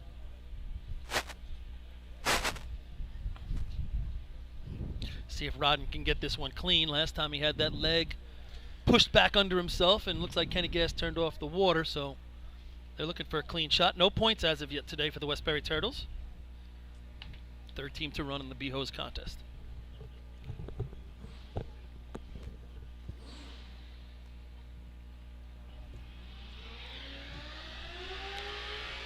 Approaching the hydrant. Kenny Gass off. Whoa. Oh, he did. Missed at the hydrant. He was going for the stick, but he had to put that coupling back on. Nice job by Matt Ron. He's setting ready. But he had a nice recovery down here, Paul. Real good. His right foot slid out a little, Matt's did, but he really recovered nice and pounced on that coupling. Time for Westbury, 9.32, 9:32. But all for naught, as you said, Kenny, double swiping at the hydrant. now this hose is over On by the line to be number 4 8 on your feet. programs, the Slowpokes from Selden. All right, Selden had a good C-hose shot running until they got to the top end. Let's see if they can get something here in B. I think it's the same hose. No way. Look at it. Sitting there, over the line by a lot. Yeah. Can't. Do they pull your hose if it's short? I don't think so. You put in timer truck. To the end of the day? Used to. I could be wrong on that, but I think I am. So the Selden Slowpokes, they would love to get on the board right here. You know, when you look at somebody like Selden, let's just go Brookhaven Town. Well, it's really Sayville, but they're combined with Hagerman. You got Farmingville, Selden. All those teams putting a little bit more effort into the overall product. You could see this year. And it's showing dividends. You know, Selden's missing a natural ladder climber. Maybe going to get somebody off the juniors, I'm hearing. That's a pretty good ladder climber himself, so that would help them in their fortunes going forward. But in the races they think they can compete in, showing improvement.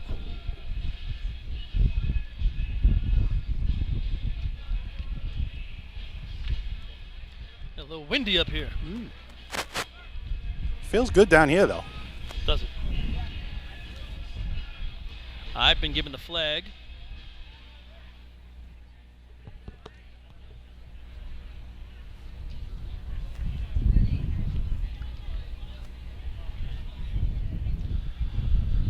All right, Selden about ready to take their shot.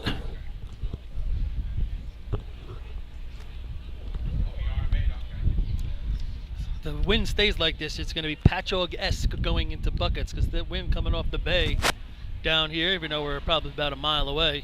If that. Go across the light here down Denton Avenue. Less than that, you saying? Yeah, probably. Close. All right, Selden pulls it in towards the hydrant now. You can see it on your film at home. Oh! Right pass. I thought something happened. He just didn't make the attempt even, right? He stumbled. His right foot looks like he kind of stumbled a little on him. Normally he'd make a little better attempt than that at the hydrant, but he kind of ran past. Finishes up. He was walking kind of gingerly after that, too. I don't know if he hurt an ankle or a knee. Time for Selden. 1-4.64. 14.64. On the line to be number 10 on your programs, the Pistonakers from North Lindenhurst. Ladies and gentlemen, we'd like to remind everybody there's plenty of food, hamburgers, hot dogs, meatball, and sausage and pepper heroes, plenty of cold beer, water, soda, and pop over in the refreshment stand. Plus, there is a 50-50 going around. So let's support the local host, buy some food, get some drink, stay healthy, and let's support them with the 50-50. Let's make it a nice big prize for somebody.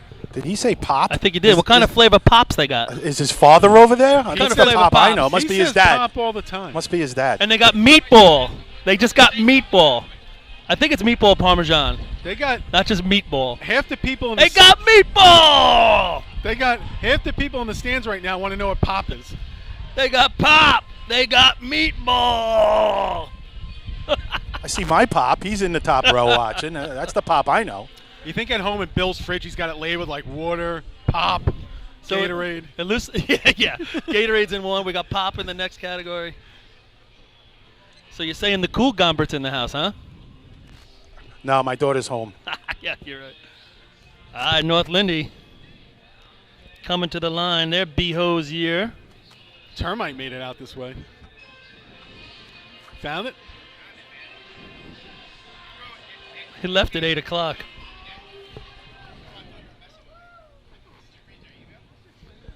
Four points on the year county for North Lindenhurst, but they're sitting here with 8 points. This is really Riverhead's spot, but Riverhead has permission to run out of turn as they ran last in Seahose on their rerun.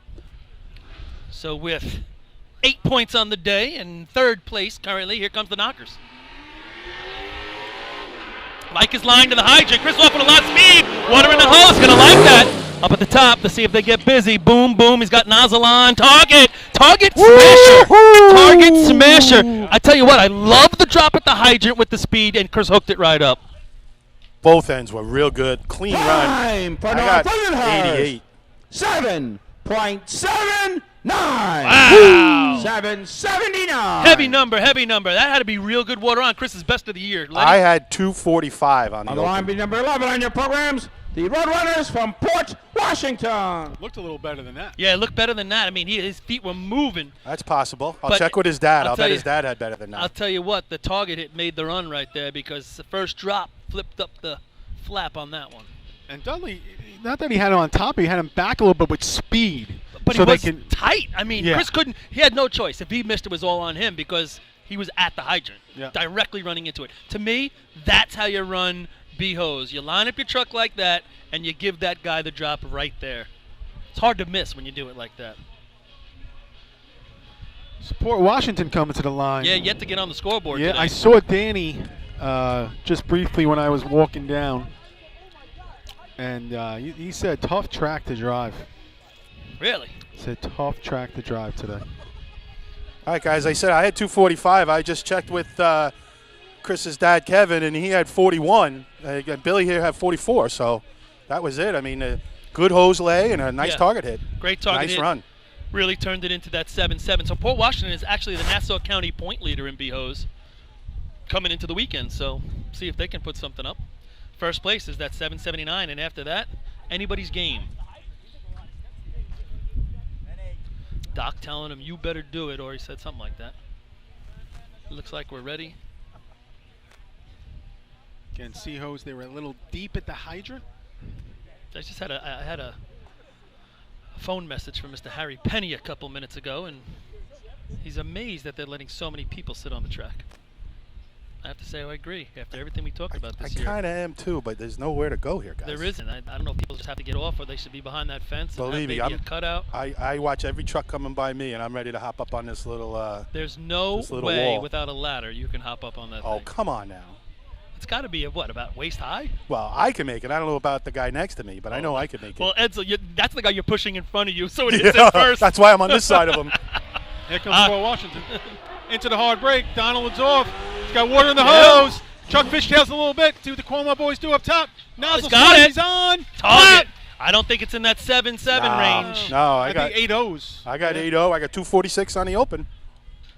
Tell you, Danny did a nice job up top there. Let him off soft. For Port Washington, 7.91. Ooh, 791. 791. What's the water on there? Had to be 2 4s also. I had 46. Yeah. Billy here had 41. Yeah, so right Not there. as pretty as what Chris looked like, but Donald Smallwood made a right-hand turn. He was on top of it. I thought Danny drove the second half of that On the race. line, running out of turn with permission. Number 9 on your programs, the Ironman from Riverhead. Chuck Fishtailed up top, but he stuck with it. He didn't try to correct it, which he can up top. The guys in the back went with it and just followed. And you know what he everything did right in. great? He didn't gas it out because that would have made it worse. Right. He eased out. He actually just punched the gas for a hair, and it actually brought them in deeper and gave them 2 shots at the nozzle, which he needed to get it on. Yep. You don't usually get 2 shots with a 2-4 stick in B hose.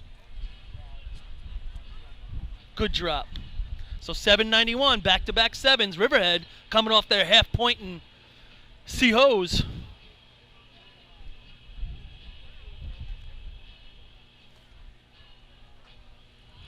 Got ourselves a little contest going here now.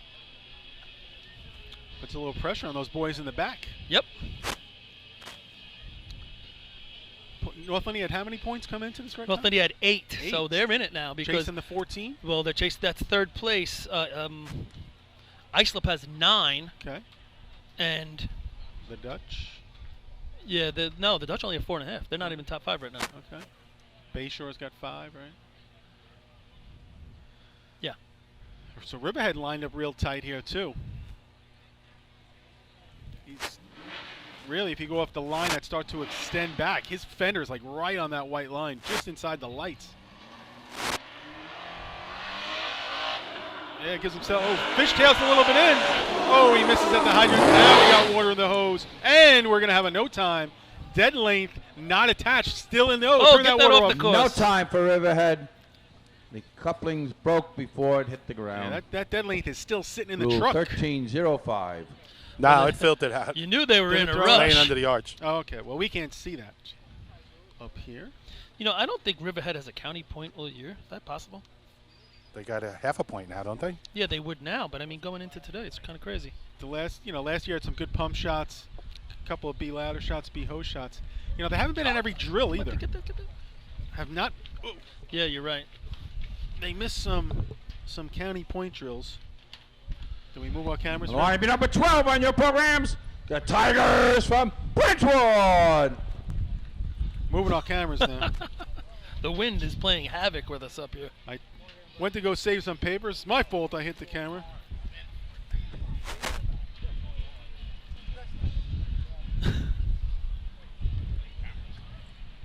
Yeah, people are watching at home, Bill. It's 2015. Modern. If we want, if anybody gets any updates on the guy from Miller Place, let us know. Yeah, I asked one of their members to clue us in if they heard something as well, Art. Good update on Billy Nipper the other day from Lindenhurst. Yes. Sorry, put a little something out on Facebook. Yep, so that was good to hear. Looks like Brentwood is ready to go. What? Said Port's not the urine first BOs? I'm just going by what's Port's on the. I'm only going by what's on the website. The website. So maybe the website's not up to date. no, shut up. Really? I'm gonna show you right now. Here comes Brentwood. Fades a little bit outside. Robbie Allen comes in. Water's in the hose. Oh, Nozzle Man stumbling, bumbling, and he's down. And now Both the of water's out. Oh. The Nozzle Man and Breaking Man look like mirror images of each other going by the nozzle. I'll stop. You stop. You stop. You stop. You stop. You stop. Robbie Allen, Too 2 for 2, eating them both up today. Right, Lenny? No help Time up for top. Brentwood. 13.74. 1374. Those two men were struggling to get under control. No Line doubt number about it. 13 on your 10 and a half, programs. 11. The Snails from Lindenhurst.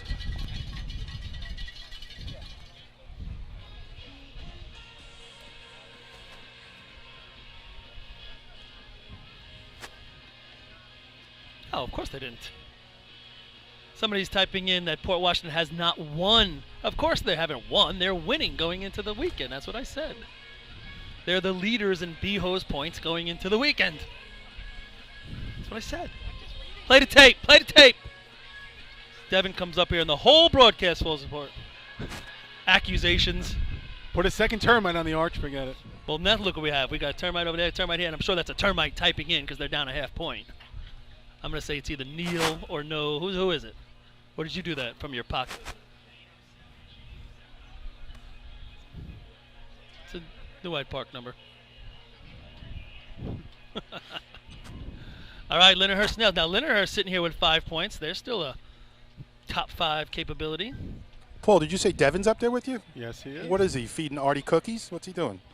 Listen, see, I was just going to save you one, but now they're gone. We're only down to a half anyway. Well, if Devin's up there, I'm sure they got him. Nice. Nice. All He's right, a distant Lindenhurst. relative, I could say that. And he said, thank God. it's Lindenhurst distant is going to relative. end up 6th in county points this year, I believe. Who's that? Unless Copenhagen gained 10 on him today. Lindenhurst going to end up 6th this year. Okay. Currently today, 5 points. Coming off 3 points in C-Hose, so luckily revs it up. Oh man, he got squarely out towards the middle of the track. Off with speed at the hydrant. Brendan puts water in the hose. He's squarely up here now. They're searching. Oh boy, he just gets that nozzle on. Careful going off the side. Artie, did you see that hose? It was orange, green. The last 10 feet, it didn't know what it wanted to do. Well, nice job by the nozzle man. That's the truck fishtailing all the way down. It's flipping that hose, especially at the end. Time Unreal. for Lindenhurst. 8.27. 8:27. Cowbell, more cowbell.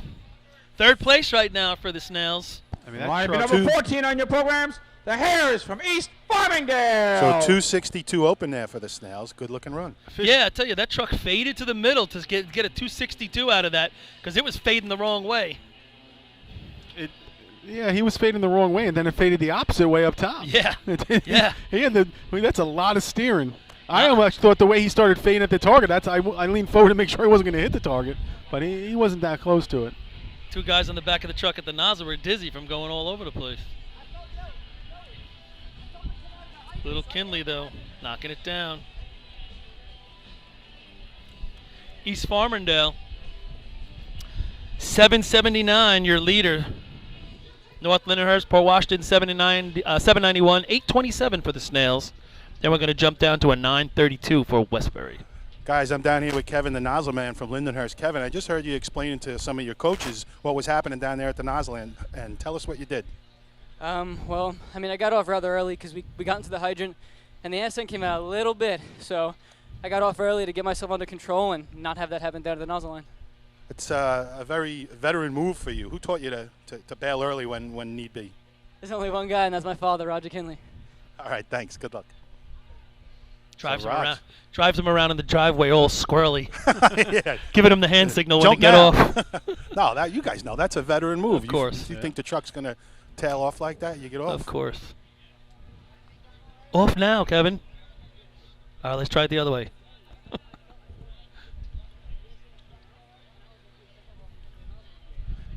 Mike Heller under the guardrail here getting some action shots. Where is Laying down here to the left. Where? Oh, yeah. Sure he didn't fall. Does anybody know he's down? He's about to get wet. He should sit there. That's a good bucket picture, right? Guys that are coming in. He's right by where the trough would be.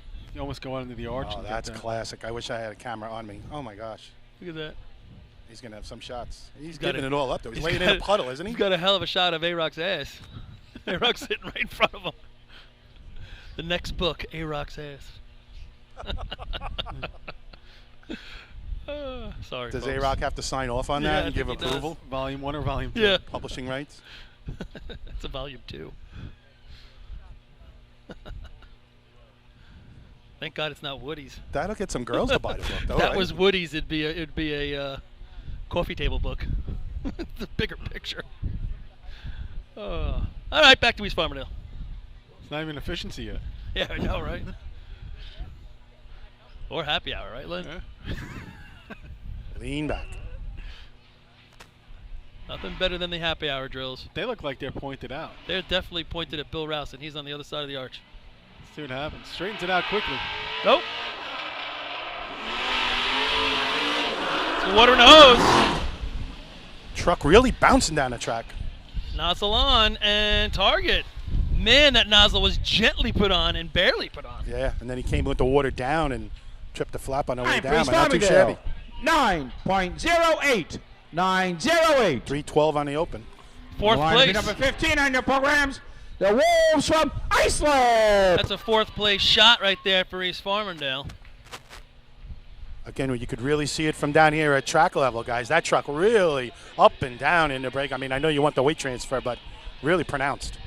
So your second place team in the drill, Islip, they're going to need a heavy shot to take first place. I mean, 7:79, one of your better times of the year by North Lindenhurst.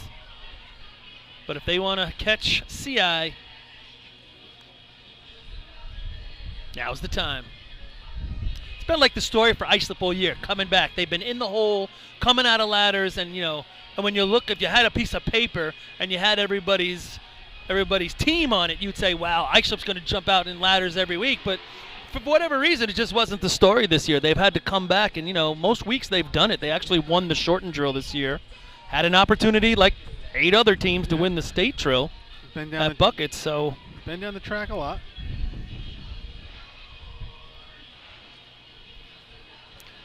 All right. 9 points on the day for the Wolves. So they got second in Seahose, right? 1291 gave them 4 points in Seahose. They've scored first and second in the last 2 contests. See if they can keep the momentum going. Mike's waiting for Heavy to get on the truck. Looks like we're ready.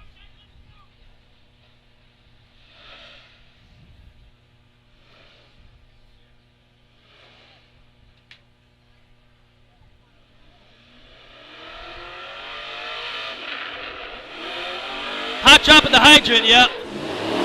It looked like Heavy lost. No, they're going to get a no time because the braking length broke as it came out of the truck. But Heavy, I think, lost the coupling as he approached the hydrant. I didn't know if it was a slackman issue, but when he got to the hydrant, when he clanged it, it fell right out of his hand.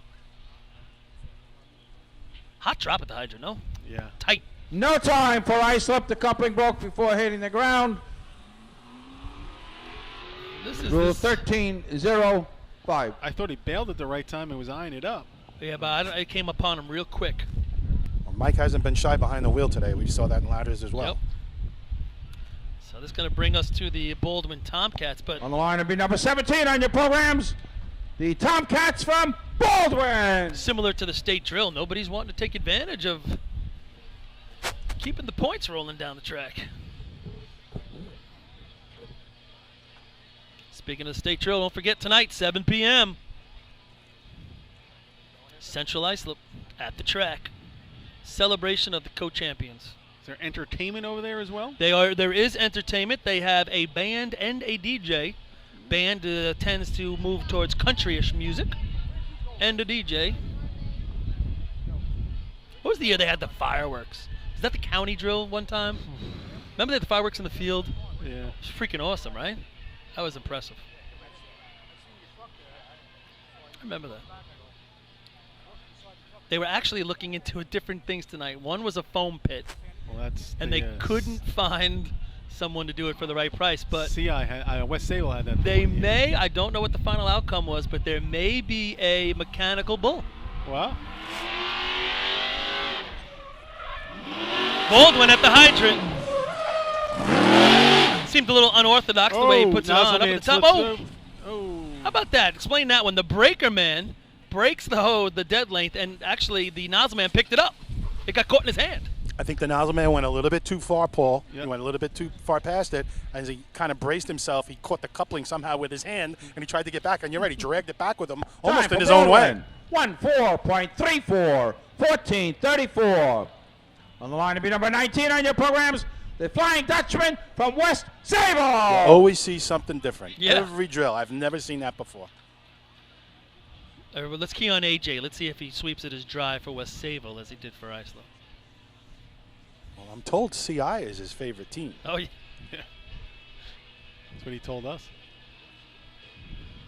West Sable's got to get on their horse here soon. They're with 4.5 points. It's not going to be easy to pick up a fiver here. You watch AJ when CI gets on the line, he straps towels to his feet when he goes out there.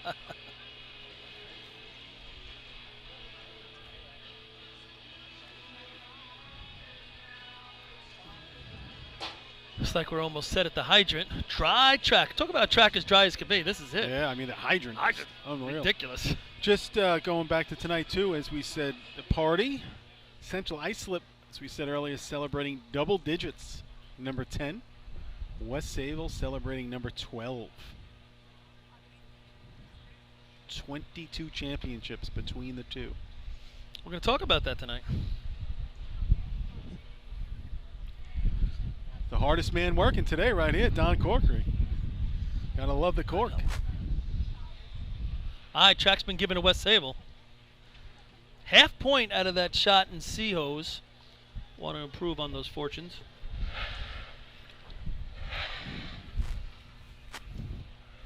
There we go.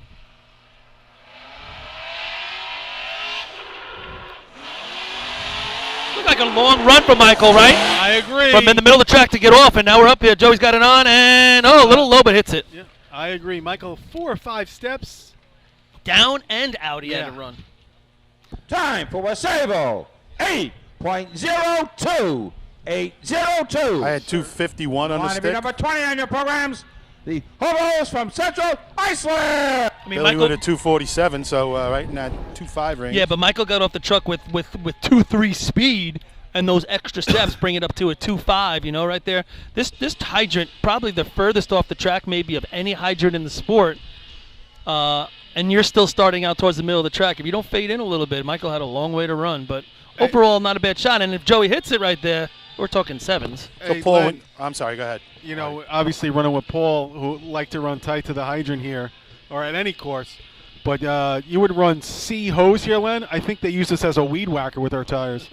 I was just going to ask that question. Oh. You guys must have been right on that grass line. Yeah. Easy. Coming down. Easy. Harry was riding the grass line. I'm almost riding the grass line. I would line up the hydrant from the grass. I can remember Motor Pump, our old hydroman Mike Etzel having a problem with the hose looping out and the clock, the clock beam right there, or a bar right there. Yeah, because you start on we used the to ask other him to back side. it up. Yep. Put it as far back as possible. Yeah, motor pumps I always found tough to line up here because you had to start on the grass and then count your paces off that grass there to try to get it your spot. And again, you'd be lined so much tighter up, than you normally would be because, again, you're a good, 2 feet, 3 feet off the course. Some good runs here, though. Last good run, the triple dead heat B hose. There's been a lot of 7s run here. Oh, yeah. A lot of 7s.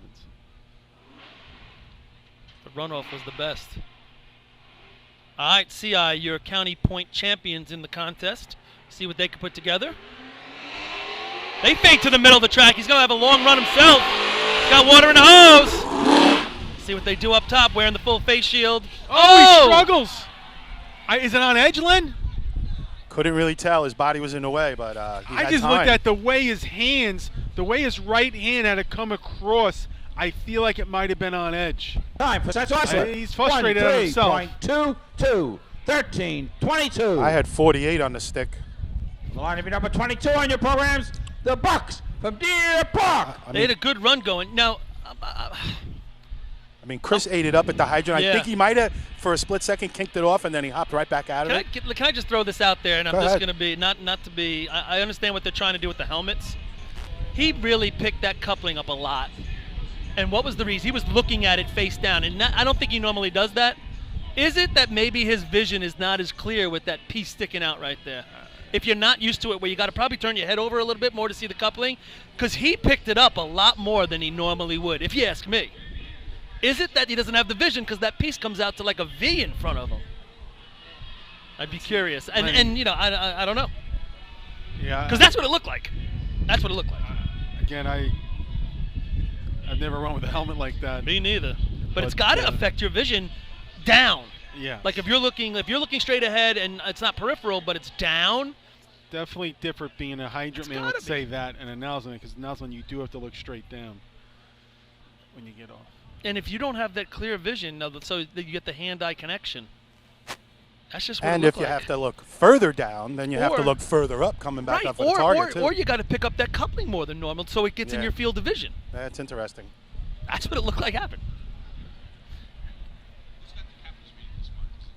Bayshore, I believe. Sure, that'll be something they'll examine. so, yeah. That's why they waited till after the state drill to play with it, I'm sure. Deer Park comes to the line. Again, that nice drop to the last shot. They had a 7-2 handle in C. 1 point today.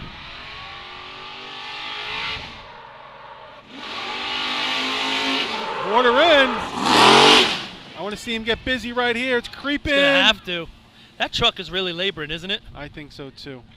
I'm gonna give the hydrant man credit right there with the fact that the truck labored to the hydrant, but he attacked it. I had him 275 on the open, but I thought the break was a little bit long at the hydrant, and that might have affected him down here. I just don't, you know what I think too, Lenny? That the truck Time for doesn't. Deer Park. 1:4.35.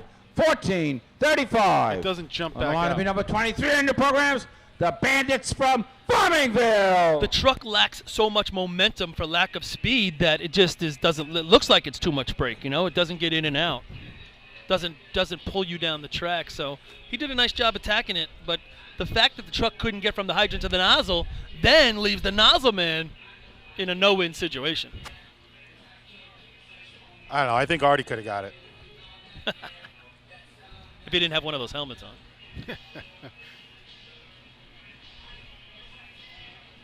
Farmingville Bandits. All right, Artie, I got a question for you. You have a good angle of this. These guys rolling the track at the nozzle line. They roll it right to the white line on the edge of the track. Should they go a little further? Have you ever been dancing out here and had to come back in? Not at this course, but on the other side of the white line, yes. Yeah. So they are going right to the what's considered Paul, how do you word that? That's the edge of the official course. You can go off of it, but whatever happens out there. Yes, it's no man's land. Yeah, CI been on the other side. If you run over an official, you can't claim interference. I mean, Lindenhurst, if you go over the line, you're up into the guardrail. Yeah. Yeah. Curious as to why they didn't just run that line straight out of the hydrant. Right? They got all the room in the world here. Yeah. They really pitched it. It's kind of pitched in a V there for drainage. It's about 4 or 5 feet worth. Oh, more than that. That line coming out. I mean. All right, Farmerville. Man, that was a hot drop and no chance. Eddie Stewart giving him a ride right there. Just missing the target. I know that's his job, but wow, that was a hot one. And tight.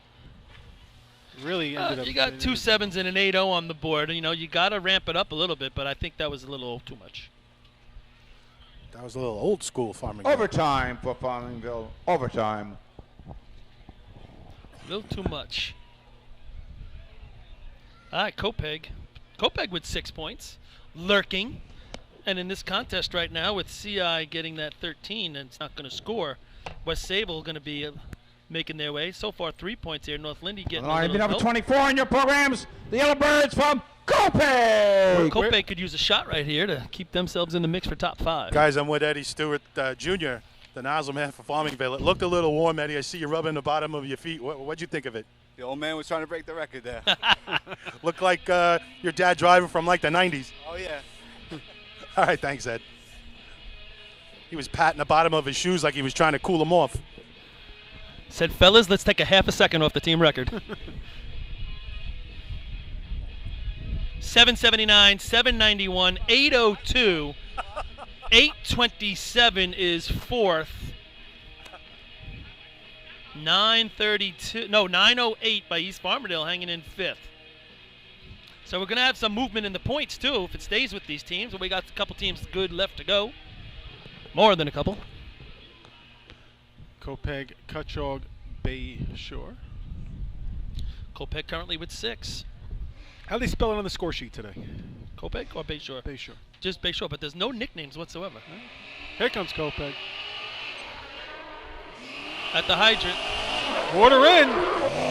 See what Chachi does up top. Get busy. Nice.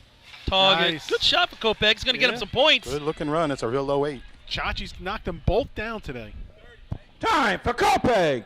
8.16. 8.16. It's going to be fourth. 8:27 is going to go to fifth. What is the handle on that, Lenny? You got it?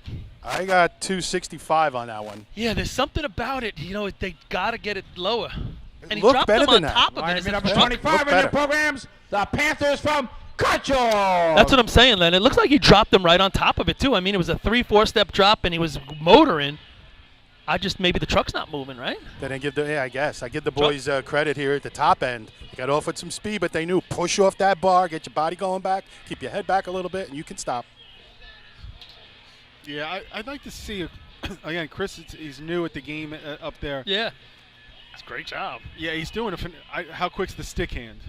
You know, how quick's it getting there? I don't know. That looked pretty good. It did look good. I thought it looked really good. It's just that maybe the truck's just not getting them there. You know what I'm saying? Yeah. A little hiccup in that truck, and now you're instead of 2.4, you're 2.6, and instead of 8.79, you're 8.2. Kopech's got to find a way because they got talent, moving forward. I mean, I thought Chachi had 2 nice shots today on the flat. I mean, talk to Chachi, he gets so critical of himself, but he just said that when he went by me. He's like, I was a little high. He's so crazy. He breaks it down when he's crazy, or he breaks it down. Wasn't even asking. All right, here comes Cutchogue. 8:27, the number. Blowing out some red, I don't know, whoa! That was a hot drop at the hydrant. Hagerman didn't really have a chance. He got off standing straight up and went right past the hydrant. I was thinking the same thing, Paul. If anything, if not even straight up, maybe leaning forward. Yeah, top heavy. And then once you get going forward, you're in big trouble. Nozzleman a little unorthodox there. Goes down to the knee, but doesn't go Time across for the hose. Cutchogue. 11.66. 11.66. They're coming off a no time for short Line hose. number 28 on your programs. And they The are doing Redskins from everything they Bayshore. can. Oh, they're doing everything they can for it to make it. Until so you get to use I it. guess so. It's new. It's like a tug of war down here, guys. Because now they pulled it off at the hydrant side. They've been stretching it for the last hour at their camp. They made it. Tommy gives them the thumbs up. Bob gives them the thumbs up. That's exciting. And they all took the feet off, and it's back to 139. Yeah. Yeah, I was going to say, I don't think they had any extra lengths in there. Back to 139 Same it stuff. goes. Hooked up the tow rig in the Chiefs' car. They've been stretching it for the last hour. Your last team comes to the line. No one. Why?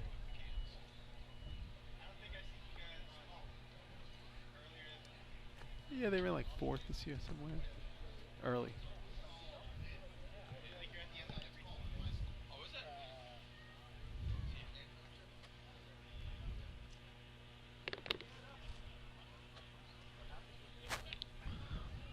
Mo's here? Mo's made it. Got to go to Mo's. I saw him before. All right, Bayshore comes to the line. Woohoo. 5 points overall. 827's the number. 779, 791, 80. Your top 3. 802.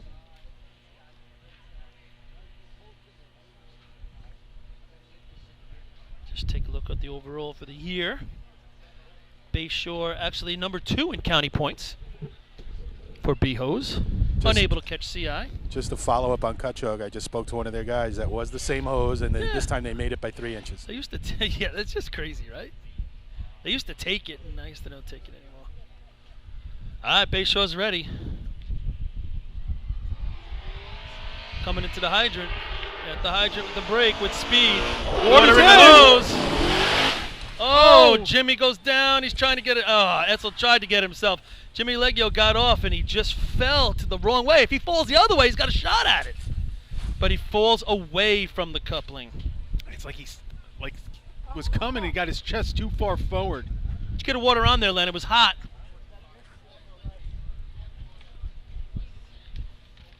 So we have anywhere from a 239 to a 244 there. Yeah, that for looked like Skippy the and fastest skins. of the day.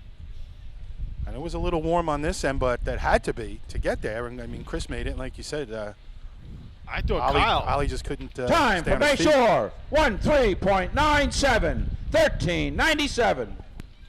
Kyle drove the race for a 7. No doubt about that. That's what you want to do in that situation. Hey, give him credit. 5 points you're running at the end. Yep. Go get it. Go get it is right. Move the equipment. Results of the B-Hose contest. First place, 5 points, number 10, North Lindenhurst. Second place, 4 points, number 11, Port Washington.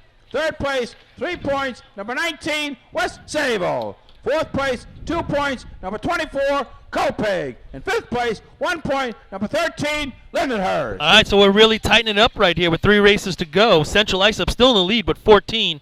But North Lindy's creeped in there. They have 13. Islip with 9.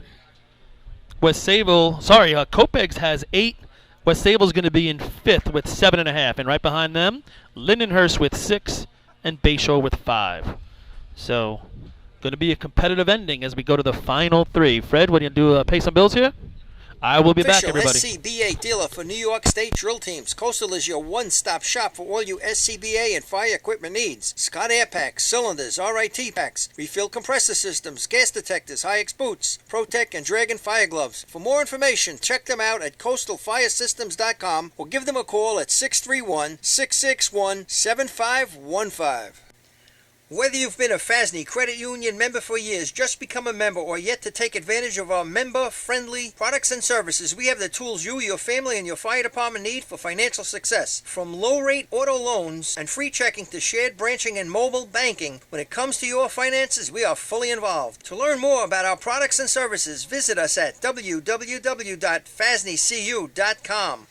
Attention fire chiefs and commissioners. You already know New York State has mandated that your department supply your members with bailout rope systems. Coastal Fire System is also the exclusive bailout system distributor for New York State drill teams. The friends at Coastal are equipment dealers for Petzl, Scott, CMC, Colorado Systems, and can walk you through the state requirements to ensure the safety of your members. Your bailout system process starts and finishes with the folks at Coastal, a family-owned and operated business. Check them out online at coastalfiresystems.com or give them a call at 631-661-7515. The Titan Group is back supporting drill team racing and taking their game to the next level. With 20 years experience in the apparel industry and the addition of an in-house design team, we will find exactly what you're looking for. This year, join Team Titan and let us handle all your apparel and equipment needs and be part of all of Team Titan's promotions. Follow us on Instagram at Titan Group Racing to keep your hand on the pulse of your favorite teams. Owned and operated by members of the drill team community, we know what it takes to run your team. Let us handle everything from jerseys to helmets and tape to trophies. We are a one-stop shop for all your drill team needs. Call us today at 631-859-0075 or see Artie Suskind or Devin Robinson on the track. Gear up, get on. The Titan Group. For fire department drill teams, speed can mean the difference between winning and just placing. During an actual response, speed can be even more important. That's the idea behind Streetwise CADlink, the nation's first and fastest cloud-based mobile data software solution. Streetwise turns tablet computers into powerful, full-featured MDCs, providing incident mapping, hydrant locations, live apparatus location tracking, pre-plans, hazard waypoints, and more, all in just seconds. Call today for a free demo at 800-718-8027. Streetwise CADlink, the mobile response software that just works. How old is your fire department thermal imager? Thermal imaging technology is changing as quickly as your smartphone, and the time has come to upgrade your TIC. Coastal Fire System is the exclusive thermal imaging distributor of New York State drill teams and offers the full line of Scott, ISG, and FLIR cameras. Coastal is a one-stop shop for the best brand, so start the upgrade process with the longest-running sponsor of New York State drill teams. Camera servicing also available. Check out Coastal Fire System on Facebook or give them a call at 631-661-7515. Integrated Wireless Technologies is proud to be part of the 2015 season as the exclusive Motorola dealer for New York State drill teams. IWT is a Motorola manufacturer's representative and offers the full line of Motorola products to fire departments as well as David Clark headsets. IWT is your one-stop shop for custom radio solutions, licensing assistance, and top-notch service with fully insured technicians. Start your next radio upgrade with IWT. Check out their website at www.goiwt.com. With over 60 years of experience in the fire and rescue business, Nassau Fire Apparatus is known to be the leader in the industry. They are vehicle and equipment distributors who provide products, parts, maintenance, repairs from coast to coast. People working at Nassau Fire not only sell the products and services, but also work in the industry in EMS and as firefighter volunteers. You won't find a more dedicated and experienced team to align with than Nassau Fire Apparatus. Visit them online at www.nassauFire.com for more information. 2016 Fire Rescue and EMS Mega Show takes place February 20th and 21st at the new location, the Brentwood Sports Fieldhouse at Suffolk Community College. It's bigger and better, with many new vendors showing the latest, most up-to-date turnout gear and new products. Hundreds of vendors will be present to explain and demonstrate their product lines and services, along with the extrication competition. See you next February in Brentwood at the Mega Show. Jolly Tinker Hose Company is the new source for the best racing hose available. Each length is designed to withstand the demands of FD racing. Colored hose and double jackets now available. For more information, call 516-322-6366. Jolly Tinker Hose Company. We have tight hose. If you experience any damage due to fire, flooding, wind, or mold and need help, contact SOS Emergency Services. SOS is the exclusive emergency mitigation company for New York State drill teams and is family-owned and firefighter operated. SOS has a friendly working arrangement with all insurance companies, so call 631-486-7979. SOS Emergency Services for the right help in your time of need. Since 1973, Fire News has been a proud supporter of the time-honored tradition of New York State drill team racing. As they celebrate their 42nd year of publishing, they are honored to be the official publication and online coverage of New York State drill teams. Look for ongoing coverage in Fire News on firenews.com and on Facebook, Twitter, and Instagram.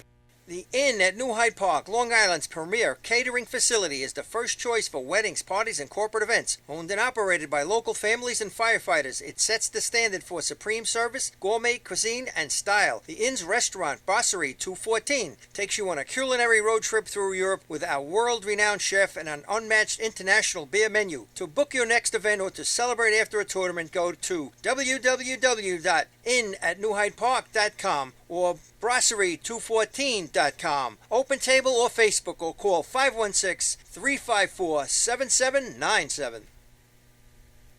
With over 25 years of service in the fire industry, High Tech Fire and Safety continues to be a proud sponsor of New York State drill teams. High Tech has been honored to serve as master distributor for Morning Pride products, including state-of-the-art bunker gear, USAR gear, EMS gear, helmets, gloves, hoods, and boots. In addition to Morning Pride gear by Honeywell, High Tech also provides quality products including ISG thermal imaging cameras and CMC rescue products and Deuce rescue systems, providing your fire department with the highest level of support and service for all your personal protection equipment needs. For personalized demos, speak to a certified sales specialist. Call 631-777-5170 or visit hightechfirenewyork.com. Fatty McGee's in East Islip. Wednesday is Ladies' Night at the best FD Racing Bar in Long Island. Stop in anytime for a drink with good company, a great lunch and dinner menu, and of course those... 8.40, and it's held by Central Islip. First team on the line will be number one in your programs, the Blue Jays from Sable. All right, we are joined again with Rob Noonan back up here. Welcome back, Rob. Good afternoon, guys. And we are going to see the most hotly contested contest in all of Suffolk County points this year, coming down to the wire. Currently, there is a tie for the efficiency championship between CI and Islip, both 17 points. We'll get to the rest of it in a second, as the Sable Blue Jays are about to make their run. All right, Blue Jays are off the line. Ooh, miss it to Hydrant. Hydrant Man actually drops the coupling out of his hand. Now he's just trying to struggle to get enough hose back to put it on. Hose laid out straight, set. Nozzle Man ready to hit the target. A little low, comes up, hits it. You know, that's something we haven't seen a lot of today is water across the track. Yeah, time for Sable. 14.07. 14.07. Could be the first one, Lenny. On the line, be number 7 on your programs. The Turtles from Westbury. So no Miller Place, I guess. That guy that got hurt, or he didn't go to the hospital, so I don't know. So just getting back to this contest overall, Islip and CI currently both with 17 points are the leaders, so we're going to check them out when they run. But then West Sable is behind. They have an outside chance, 13.5. And Lindenhurst has 12, so they have the opportunity to even tie. So a 4-team race here to see who becomes efficiency champions in Suffolk County. Yeah, no, what do you call it? Guys, when I left, there was a 9-point lead for Central Islip, and in 2 contests, Yeah, that's you got changed your pretty 50-50 dramatically. yet? Don't forget the 50-50s are going around. Plenty of food and drink over at the refreshment stand. Cold beer, cold soda, cold Pop. water, Pop. plus plenty of hamburgers, hot dogs, Meatballs. meatball, parmesans, and Sausage. sausage and pepper heroes. If it was ice cream, you'd know what it was. They are out of pop. You got a pop in there. See, Paul, you really do want to be that announcer. Come on, you did it one time, and you can't even help but help him out as he's talking. I'm practicing. I got to learn my ice creams. This is, you're right, Lenny, the most sweeping we've done all day here, right? Yep, first one, curb to curb. And it's efficiency, so we really got to get this track dry. Yes, well. We very must. important. Let's keep sweeping it. Very important. What are they? Is this the most absurd thing you ever seen? The track's That's dry why as I'm could giggling. be. This is absurd. This is absurd. No, absolutely not. You know the other thing? This is the least amount of people that are on the track on the side that it's been in any contest than we're doing a running race. Right? It was loaded up with people down there when we said we're never doing it again. And let's hope it doesn't take this long in between teams for the rest of the contest. Well, you got to as sweep, you know, it's efficiency. Westbury is Very ready hot to at the take hydrant. off the line. All right, they're off. Kenny Gass approaching the hydrant. He's on, a little delay on the stick, but we got water in the hose. Nozzle man making his cut to the center. Ooh, first water tickles the plate. He goes left and then comes back and grabs it. Time for Westbury, 10.23, 10:23. On the line of number 8 on your programs, the Slowpokes from Selden.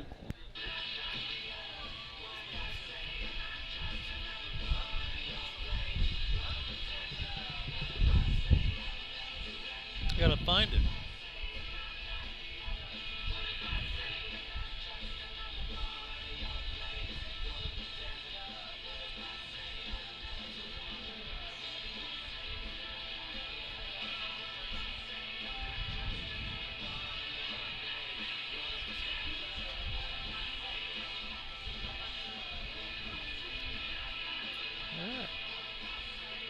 Selden getting set to run here. Adapter man is doing his thing.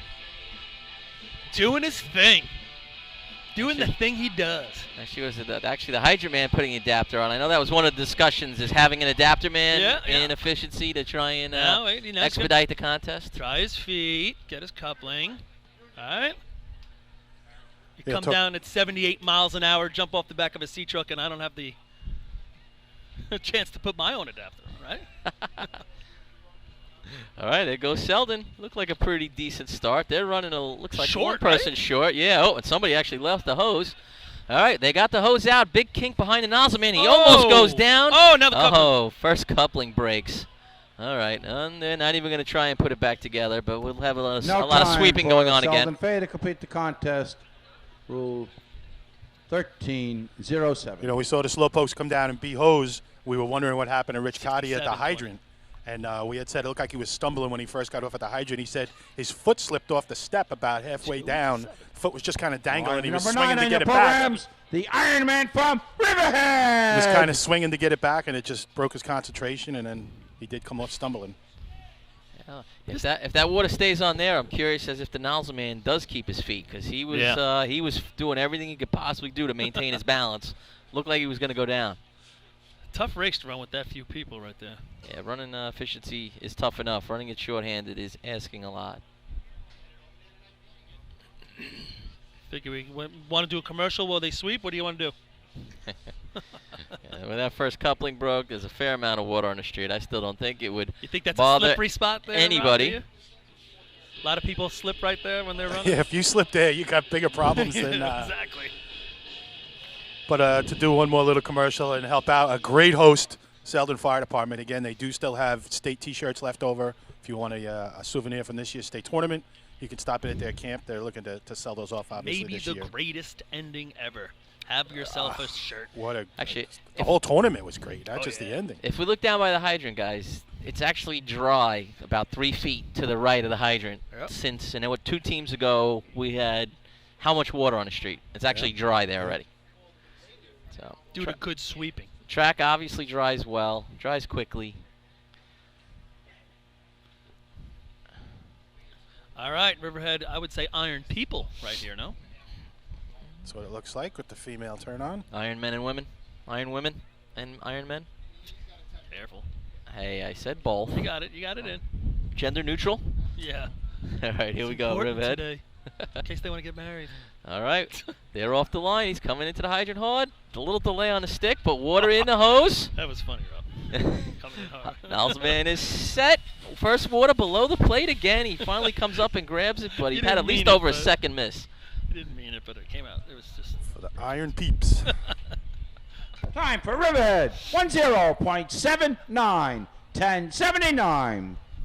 Line to be number 10 on your programs, the Piston Knockers from North Lindenhurst. North Lindy with an opportunity to jump into first place. 1 point out right now.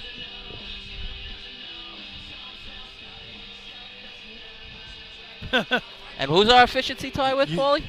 This is it's going to be CI CI and and Islip. Islip, okay. And then West Sable and Lindenhurst, all with the opportunity. Lindenhurst also? Yeah, they have 12. They can tie. Okay, so theoretically they have a shot. Yep. But this is a big shot. Whoa! First one of the day. Big shot here for North Lindenhurst. And they put up some real good hose numbers today. Yeah, good day for them. Actually, let's see. If you go across, the 2 contests, they scored 10 out of 10. C-hose and B-hose. That's pretty big. And that could do 2 good shots. I mean, 1281, 779. Yeah, no gifts there. They earn those, see. Looks like we're ready. Track's cleared. All right. Dudley ready to start the Piston Knockers as they attempt to make that jump to first place. They're going through their call-off. Like a nice clean start. Christopher Connell approaches the hydrant. He's on. Man. Good stick by Joe Boyd. I agree. All right. Ducky Fowler making that Ooh. turn. A little bit of a kink behind him. First Yeah. water. He doesn't blap it, but pretty close. But that first water came out with a little bit of a spray, and that was that Yes. kink they had right behind him. You got it. Cost him a little bit. Exactly. Time for North Lindenhurst, 9.38, 938. Not a bad shot. What's considering Line what you number said, 11 on Rob. your programs, the Roadrunners from Port Washington. Do you have a stick, Lenny? No, I missed it on that one. Okay. I really like that Joe Boy got out, and obviously he's quick, fleet of foot, you might say. He's actually at the hydrant waiting. For Christopher. Yes. So And then it's bang, bang. That just tells you he's under control. Yeah. Very smooth, good timing. Like I said, about the only hiccup in that shot was that kink that between that top dragger and the backup for the nozzle man. Hose kind of flipped onto itself, which made that first water not come out clean. Yeah, it was the top coupling guy. He's the one, and it looks like it got caught up on his shoulder, and he threw it, and it went in the air and kicked up. So, but still a pretty good number. Oh, yeah. We'll see where it ends up, but they at least put something out there that the team ahead of them and the teams behind them are going to have to shoot for. Port Washington, after a second-place shot in B hose, is on the line. They have 4 any points. Other, they have any That's other it. points, or Just is that 4 for on the day. Okay. I never watched the magic here. Doc, But how about this? How Doc about this? looking back at Danny. Now here's and a Danny perfect, making him wiggle here's it a a little perfect bit. example of Danny's not actually putting on himself, but he's going to go stand up there. Yeah, but he had Doc would look up at him. Danny wiggled his finger a little, whatever, moved it a little bit. Is that good? 50 feet away is too far. You had to be 25 Yes, feet away to get a yes. better vantage point. Hey, he's been doing it good for a long time now. So No it's doubt. hard no to doubt, argue but with his success. No, but if you're going to talk about how we're trying to, maybe speed it up just a little bit and with the sweeping and maybe not having the Hagerman. So technically, Danny didn't put the adapter on. He just stood by Doc. All right. Port Washington Huh? coming off a 791 in second place shot in B-Hose. Looking to keep the scoring streak alive here. Good start. All right. Danny Salerno approaching the hydrant. Oh, good water water on by on. Zach. Nice handle. First 2 lengths are out pretty good. Oh, Stays wide. Backup Robbie man Lloyd. is not set, and that's going to cost him. Backup man lost the hose. Lost the hose Tried to completely, catch yeah. it on the way back. Nozzle man fought really hard to try and maintain his position and just couldn't do it on his own. Backup man limping a little bit now. I don't know if say. he pulled a hammy or Overtime something. for Port It's Washington. possible. Overtime. Great observation, Lenny. I was going to say, looks like he pulled something. He was struggling just to keep up. Number 12 on your programs, the Tigers from Brentwood. Goes right to the little knee wall there to sit down and rest it. It looks like a hammy.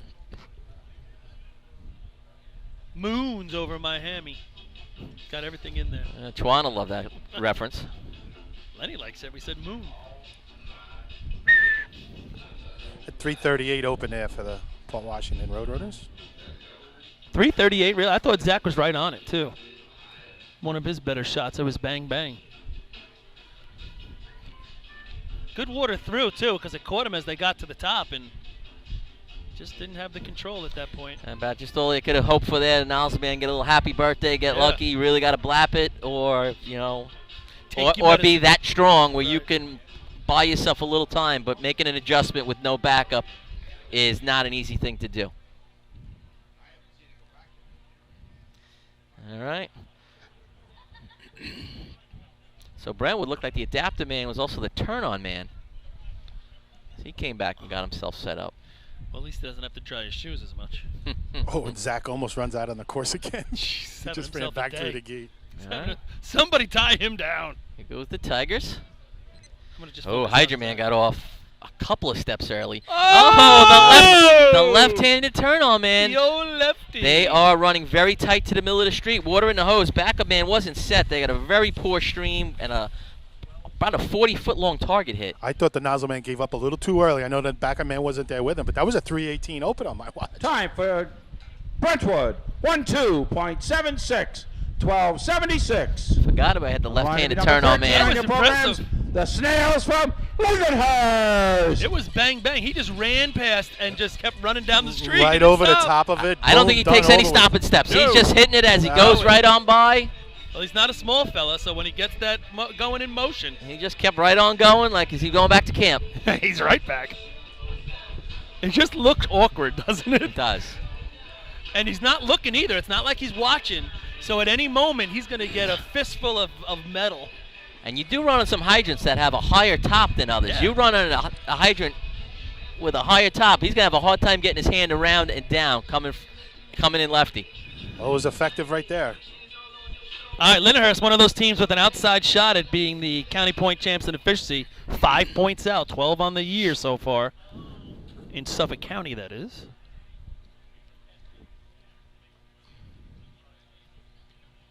Well, they got all that youth out there these days, especially that turn-on man. He's Now, a if spring we look at the chicken. hydrant, they're They gotta- actually they gotta- rolling it. They're putting the roller backwards, like towards the street. It's unbelievable. I don't get it. Make it stop. Make it stop. Can't. All right.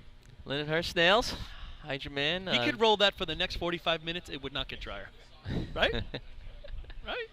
It's just the way it is. That looks like a two-passer, and you're done. It should always just be a two-passer unless someone blows off. All right. Looks like the Snails are ready to go. Just saying. They'll do their call-off.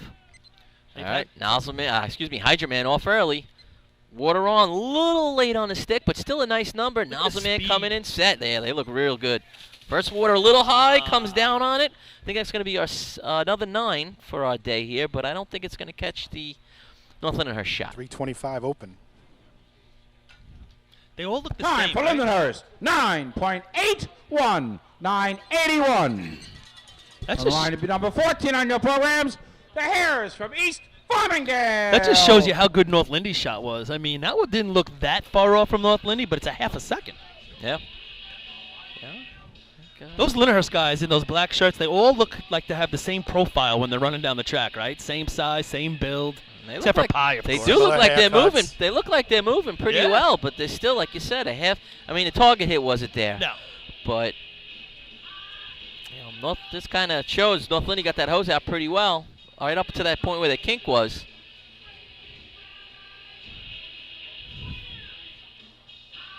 Yeah, you take out Pie and you take out Dorida. They look the same. Actually, if you put two of them next to each other, they look like Dorida. All right, East Farmingdale waiting for the roller. So Lindenhurst had 6 points at the that hydrant? point. They're going to need those that 81 to keep some points going. Are they sitting in 6th place at the moment? I think right now that is 6th, yes. 7.5 on the scoreboard is showing 5th place That's currently. Correct. Yep, West Sable. So we're going to need to score a few more points to put themselves in that top 5. At this rate, we're going to have somebody go past 14. No guarantees. It's getting closer, though. You're right. Well, Flinney might do it here. All right, East Farmingdale. Looks like they're just about ready to go.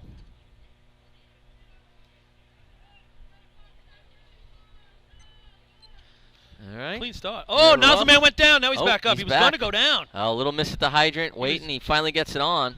Playing a little jump rope at the start. Oh, backup man. Man, there. Stopped at the wrong line. Tough one to even describe. Backup man let go. Then he picked it back up. He jumped to the other side of the hose. And then I thought he was just inside. pushing him in the back. Well, again, I think the nozzle man stopped at the wrong line. Yeah, definitely a couple Time things. for East Farmingdale. 12.84. 12.84. Couple things that went off on that shot. 15 on your programs.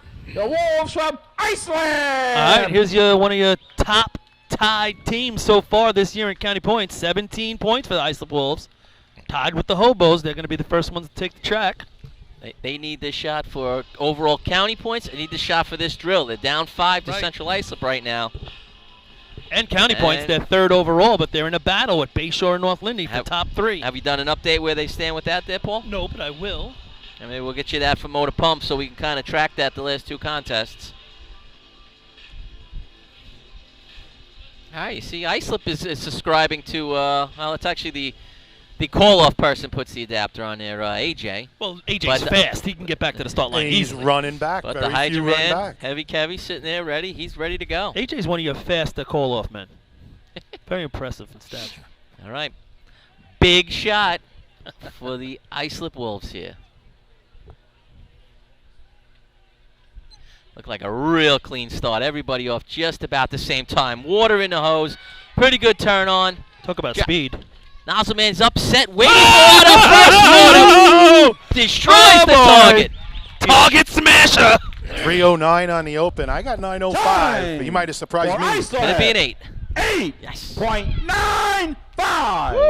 8.95. That's how you hit a target in efficiency. And he wasted not a drop. Line to be number 17 on your programs. The Tomcats from Baldwin. Does give you a little bit of appreciation for speed, though. He was set and stopped. He was waiting. Waiting for the water with a 3-0 handle. That's very impressive. You look at that, and then you say to yourself, can somebody beat that?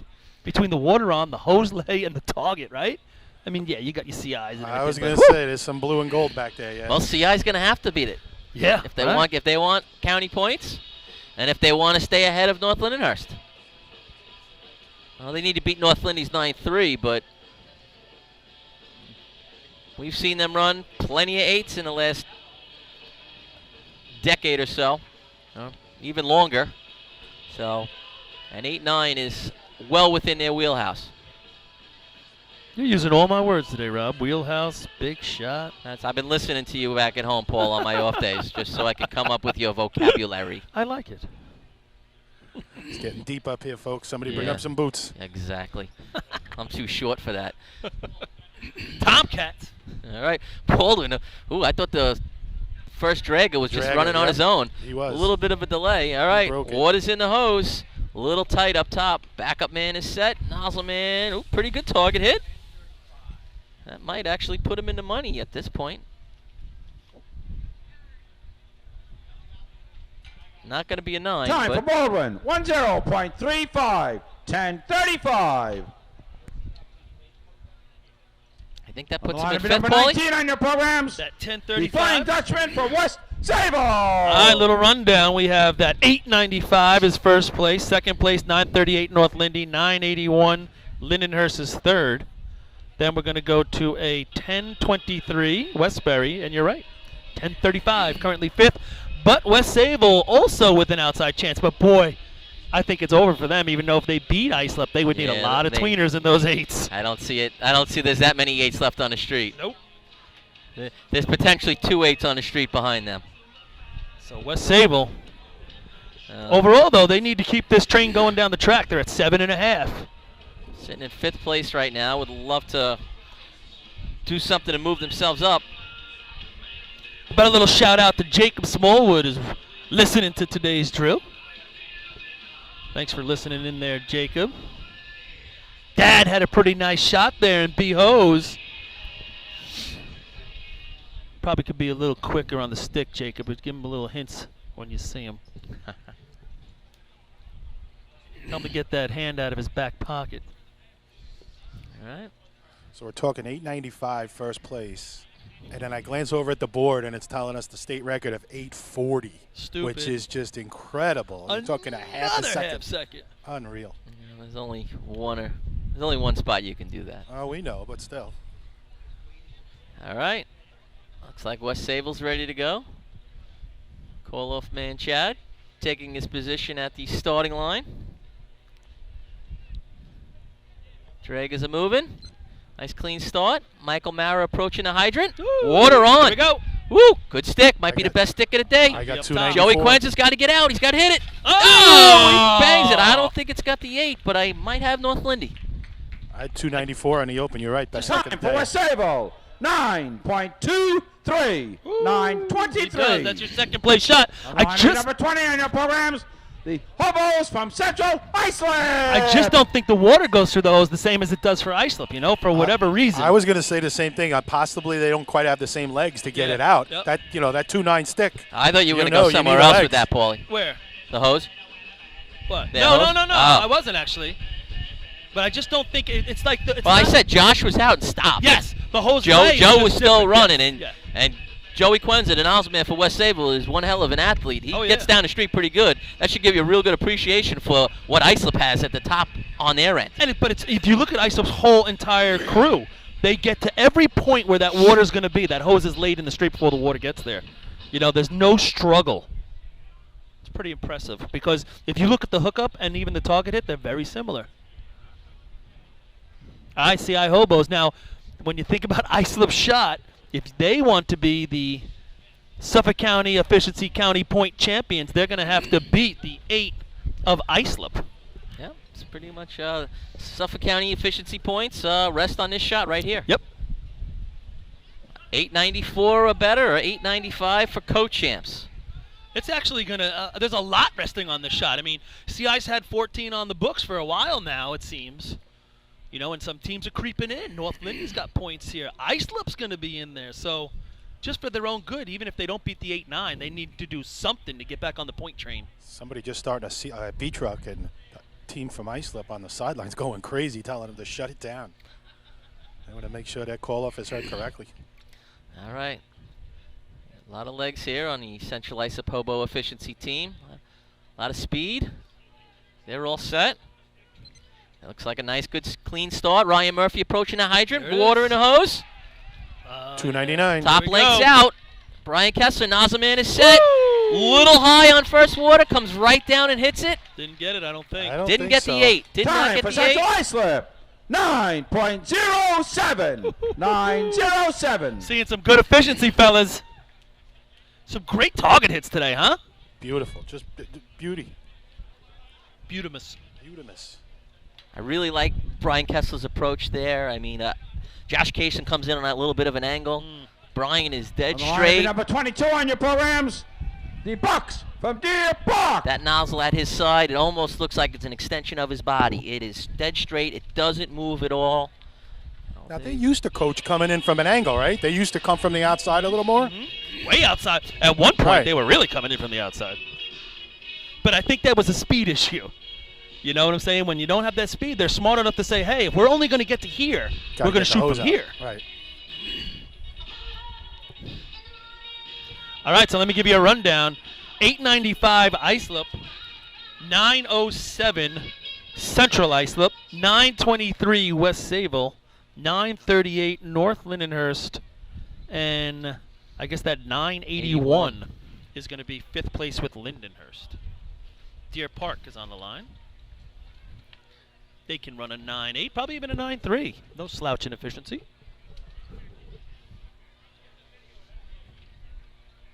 Gonna have ourselves a little battle with 2 to go here. That's a big 4 points for Central Islip, though, because now North Lindenhurst is only going to pick up, 2 at best. Yeah, and potentially less. CI hasn't scored in 2 races at that point, so they got back on it. You don't score in a couple races like the beginning of the day, you know. You got to get yourself started again. Deer Park Bucks, they're off the line. We Yeah, got man. water in the hose. That mid guy is way out. All right, Nozzleman's getting set. Water coming out. Oh, he clips it as he comes by. And he walks off like, yeah, that's right. That's right. I do it every I week. got it. What you worried about? I might have Lindenhurst. I don't think it's going to beat North 3:13 on the Lindenhurst. open. Beating North Time for Deer Park. 9.22. Oh, it beats even West Sayville. It beats West Sayville, right? Which doesn't help their Not at all. thing for the rest of the day. The Bucks. It's a heck of an efficiency contest. Happy birthday there. A Line little to be bit. number 23 in the programs. The Bandits from Farmingville. Just a good clean run, though. I mean, nice hook up on the hydrant. Water's Good hose hose is landing, out. He just- good target hit. Like I say, Niles, he wasn't really set when he hit that, though. You take it every was day of the aiming week. it the right way, though. And sometimes you get lucky in this contest. Yep. So you take it and you run. And we got Luck. 4 teams to go. 3. Farmingville, Copeg, Cutchogue, and Bayshore. So we still got some potential there for a couple low 9s. Oh, yeah. I was pretty impressed with the hydrant end from Farmingville in both of their C-hose shots. Justin's been excellent all year long, and man, if they would have dropped them better at the top here for that shot in C-ho, the second shot, they had a hell of a run going. I mean, we were talking close to first place. Yeah, that's like I said, they looked very good. A lot of promise there. No doubt. But as we all know, you got to master these races, right? At the end of the day. Got to finish. Yeah, you got to be able to close it out. They got enough, you know, they got some horses now. It's not like they have a skeleton crew of so many, guys. So when you get up there 10, 11, 15 guys, you got to start mastering these other races. All right, you go to Bandits. Looked like a nice clean start. A little bit of a loop in at the hydrant. Water on. Water in. Man, it went through that first 2 lanes real quick. He's gonna Man catch him up staying top. wide. He's set. Another pretty good target hit. It's not bad. I don't know if it's gonna 3:19 open. I don't think it's going to make Time it. for Farmingville. 9.44. 9:44. Pretty close, but not going to do it. Just outside the top 5. On the line to be number 24 in your programs. The Yellowbirds from Copeg. All right, if Copeg wants to stay with everybody, they're going to have to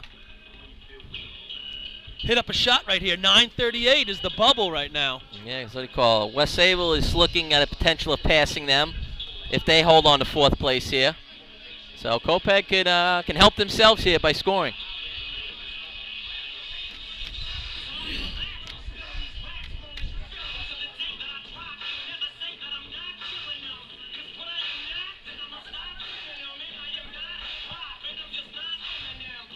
Is that Don Corkery pushing a broom now, too? That man does it all. Delivers food, delivers drinks, sweeps the track. He's everywhere. Listens to the radio show during B-Hose. Does it all. Looks like he's dancing a little to Eminem, too. Yeah, he's got a little pep in his step right there. All right, Copeg Yellowbirds have the track ready to go. 9:38. Number to beat. 8 points on the board for the day for the Yellowbirds. They'd love to get into double digits here. One of the 9 teams that had the opportunity at the state drill weeks ago. All right, they're off. Approaching the hydrant. Oh. Oh, miss. Hydrant man looked like he short-armed it just a touch. Yep. A little bit of water on the street. Quick recovery. Kicks the hydrant. Kicks the Nalsa man hydrant. is set.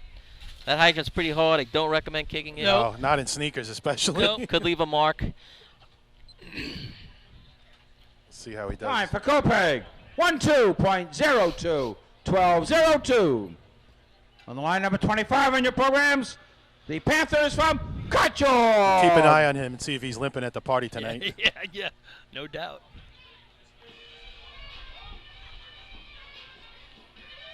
My big toe just started hurting from when I've done that just now. Flashback pain. Oh, you kicked the hydrant a couple of times? No. I'd have to miss, Len. Oh. Yeah. We've never seen any pictures of that. No, I do much worse damage going over the top. Yeah, you might have hurt yourself more when you did hit. That's no doubt. That's good. All right, 2 teams to go. At 8:95 is still holding on the top. 938 is holding fifth. On the bubble. Bubble. Bloop. Oh, a little extra drying. All right. Got to get it dry. A couple more times. Is that the Hagerman telling him what to do? Looks like it. So this is what I'm talking about, fellas. Now he's going to walk back. He's got to dry his shoes. There it is. Dry the shoes. Play with the coupling. Now he's got to get his Find mark. his starting Get thread. his mark before he talks to the guys and call him off. Finds it. Stretch. Now he could have done this if we had an adapter guy. And if we only swept once. All right. Irregardless, we're ready to go. Sweeping or no sweeping. That's right. Here we go. The Cutchogue Panthers. All right. Not a bad start. Hagerman approaching a little kind of tiptoe, but water in the hose. Nozzleman is behind the top coupling man. He's going to have to pick it up. He's got a big kink behind him. Didn't get out as far as he needed to. First water really didn't get to that plate. He lost his backup man, too, for a short time. A lot of wandering Time backup for people Cutchogue. today. 11.80. 1180. All right, On the we're line down. will be number 28 on your programs. The Redskins from Bayshore. Down to the final team in efficiency.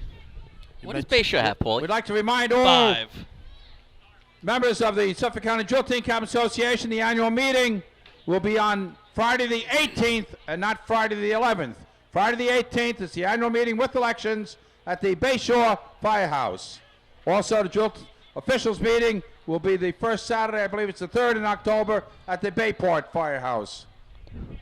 Something I always look forward to, the officials picnic.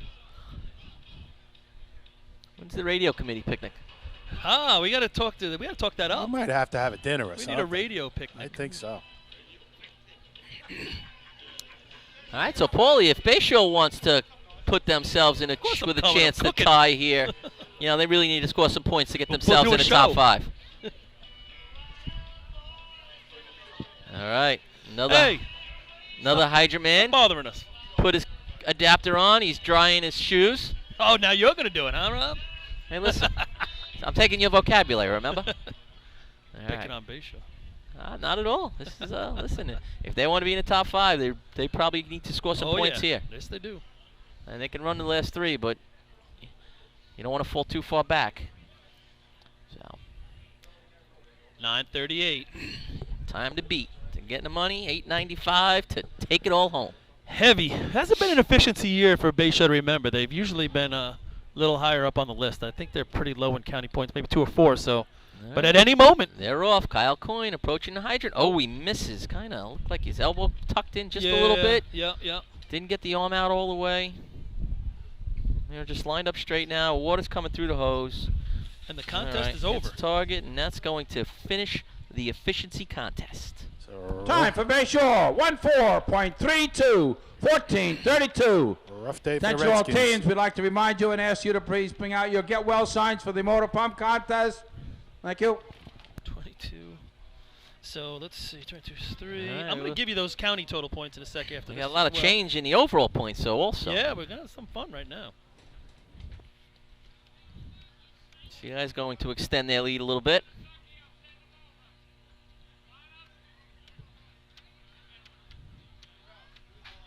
Move the equipment. Results of the efficiency contest. First place, 5 points, number 15, Ice Lab. Second place, 4 points, number 20, Central Ice Lab. Third place, 3 points, number 22, Deer Park. Fourth place, 2 points, number 19, West Sable. In fifth place, 1 point, number 10, North Lindenhurst. All right, so with 2 races to go, CI has 18. There is a tie for second. Islip and North Lindenhurst have 14. West Sable is in fourth with 19 and a half. 9.5. Sorry, yeah, I didn't come in fourth with 19 and a half. That's right? awesome. 9 and a half. And Copeg hanging in fifth there with 8. Behind Copeg, Lindenhurst 6, Bayshore 5. And I'm going to give you an update on the overall county points.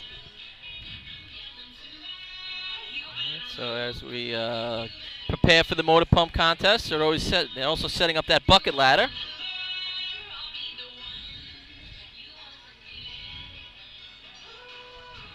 We're 2:26 in the afternoon here with 2 contests to go. Paulie's giving us a little calculation. If everyone stand by, I'll give you county points shortly. So with 2 contests to go in overall county points, the CI Hobos, as we said earlier, are the overall county point champions. I believe for the 11th time, but I could check that. Second place is going to be West Sable. We had a real tight race within 5 points for third, and it's going to, right now with 2 races to go, Islip is currently third in county points with 87, North Lindy fourth with 84, and Bayshore fifth with 74.5. So Bayshore's pretty much, well, not pretty much, mathematically eliminated from top 3 and has an outside chance at fourth. North Lindy and Islip still within a 3-point battle to be top 3 county points. All right, so still have a little bit of a contest there. 1 and 2 are pretty much locked up. Yep. All right, Fred, you want to do a commercial? Fred. Commercial? All right, we'll be back. Fatty McGee's in East Islip. Wednesday is Ladies' Night at the best FD Racing Bar in Long Island. Stop in anytime for a drink with good company, a great lunch and dinner menu, and of course those famous Fatty's wings. The groundbreaking FDNY electronic accountability system is now available to departments nationwide through Motorola, and SDI is the company behind this game-changing technology. Now, SDI has paired with New York State volunteer departments including Central Islip to solve the challenge of accounting for members who respond after the tones go off. Keep track of your members on your next big incident with a proven solution designed with the New York State Volunteer Department in mind. For more information, visit systemsdefinition.com and firegroundaccountability.com. The Bill Fox Company has been in business for over 60 years, specializing in custom championship rings, watches, badges, pins, and awards. The Bill Fox Company has crafted championship rings for past state champions including the Westerners, Flying Dutchmen, Hobos, Wolves, and Yellow Hornets. Bill Fox Company is the recognized name in recognizing people. Check them out on Facebook, Twitter, and on the web at www.billfoxco.com. Coastal Fire System is the official SCBA dealer for New York State drill teams. Coastal is your one-stop shop for all you SCBA and fire equipment needs. Scott Air Packs, cylinders, RIT packs, refill compressor systems, gas detectors, Hi-X boots, Protec and Dragon fire gloves. For more information, check them out at coastalfiresystems.com or give them a call at 631-661-7515. Whether you've been a FASNY Credit Union member for years, just become a member, or yet to take advantage of our member-friendly products and services, we have the tools you, your family, and your fire department need for financial success. From low-rate auto loans and free checking to shared branching and mobile banking, when it comes to your finances, we are fully involved. To learn more about our products and services, visit us at www.fasnycu.com. Attention fire chiefs and commissioners, you already know New York State has mandated that your department supply your members with bailout rope systems. Coastal Fire System is also the exclusive bailout system distributor for New York State drill teams. The friends at Coastal are equipment dealers for Petzl, Scott, CMC, Colorado Systems, and can walk you through the state requirements to ensure the safety of your members. Your bailout system process starts and finishes with the folks at Coastal, a family-owned and operated business. Check them out online at coastalfiresystems.com or give them a call at 631-661-7515. The Titan Group is back supporting drill team racing and taking their game to the next level. With 20 years experience in the apparel industry and the addition of an in-house design team, we will find exactly what you're looking for. This year, join Team Titan and let us handle all your apparel and equipment needs and be part of all of Team Titan's promotions. Follow us on Instagram at Titan Group Racing to keep your hand on the pulse of your favorite teams. Owned and operated by members of the drill team community, we know what it takes to run your team. Let us handle everything from jerseys to helmets and tape to trophies. We are a one-stop shop for all your drill team needs. Call us today at 631-859-0075 or see Artie Suskind or Devin Robinson on the track. Gear up, get on, the Titan Group. For fire department drill teams, speed can mean the difference between winning and just placing. During an actual response, speed can be even more important. That's the idea behind Streetwise CADlink, the nation's first and fastest cloud-based mobile data software solution. Streetwise turns tablet computers into powerful, full-featured MDCs, providing incident mapping, hydrant locations, live apparatus location tracking, pre-plans, hazard waypoints, and more, all in just seconds. Call today for a free demo at 800-718-8027. Streetwise CADlink, the mobile response software that just works. How old is your fire department thermal imager? Thermal imaging technology is changing as quickly as your smartphone, and the time has come to upgrade your TIC. Coastal Fire System is the exclusive thermal imaging distributor of New York State drill teams and offers the full line of Scott, ISG, and FLIR cameras. Coastal is a one-stop shop for the best brand, so start the upgrade process with the longest-running sponsor of New York State drill teams. Camera servicing also available. Check out Coastal Fire System on Facebook or give them a call at 631-661-7515. Integrated Wireless Technologies is proud to be part of the 2015 season as the exclusive Motorola dealer for New York State drill teams. IWT is a Motorola manufacturer's representative and offers the full line of Motorola products to fire departments as well as David Clark headsets. IWT is your one-stop shop for custom radio solutions, licensing assistance, and top-notch service with fully insured technicians. Start your next radio upgrade with IWT. Check out their website at www.goiwt.com. With over 60 years of experience in the fire and rescue business, Nassau Fire Apparatus is known to be the leader in the industry. They are vehicle and equipment distributors who provide products, parts, maintenance, repairs from coast to coast. People working at Nassau Fire not only sell the products and services, but also work in the industry in EMS and as firefighter volunteers. You won't find a more dedicated and experienced team to align with than Nassau Fire Apparatus. Visit them online at www.nassauFire.com for more information. The 2016 Fire Rescue and EMS Mega Show takes place February 20th and 21st at the new location, the Brentwood Sports Fieldhouse at Suffolk Community College. It's bigger and better, with many new vendors showing the latest, most up-to-date turnout gear and new products. Hundreds of vendors will be present to explain and demonstrate their product lines and services, along with the extrication competition. See you next February in Brentwood at the Mega Show. Jolly Tinker Hose Company is the new source for the best racing hose available. Each length is designed to withstand the demands of FD racing. Colored hose and double jackets now available. For more information, call 516-322-6366. The next contest we run is the Motor Pump Contest. State record is 5.47, and it is jointly held by West Islip and Central Islip. First team on the line will be number 1 in your programs, the Blue Jays from Sable. All right, we're back from Motor Pump. We're going to 50-50. Wait, hold on. Don't forget, we're going around once more for the 50-50. The last time going around, it'll be drawn just before buckets. Get your tickets for the 50-50. So the last we saw Sable run Motor Pump, it was an impressive 6-0. Yes. To get first place at the Islip Town Drill, which is no slouchy thing to do, right? No. I mean, first place in any contest at the Islip Town. And it was the Sayville Blue Jays with a sweet 6:07. So team record. Yep. And then some. Yeah, exactly. They're looking to follow it up with another good shot. And this is what I think would be considered one of your better pump tracks. Yeah. Why not? The winners of this year Motor Pump Suffolk County is going to be North Lindenhurst.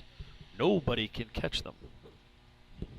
But that doesn't guarantee them 5 here. They could use it, though. Yeah, they could. 4 points out of the lead. Want to catch Central Islip. All right, looks like we're ready to go. Sayville Blue Jays. For an encore performance from there. 6-0 in they'd love Islip that. Town Drill. They would love that. All right, leave us a little suspense. Yeah. They roll off the line. Approaching the timing light. All right, they're off. Water in the hose. Nozzle man set. Water out. Little low. Stays low. Comes up and gets it. It's going to be more like a 7-0 this time around. Yeah, I think he could have actually got up the track a hair more. He had a little hose Time for under Sable. 6.99699. That was close. Yeah. I had 5-0 water out. I was able to see the light here, so we'll kind of try and track what kind of water outs we're getting today. Wow. On the line to be number 7 on your programs, the Turtles from Westbury.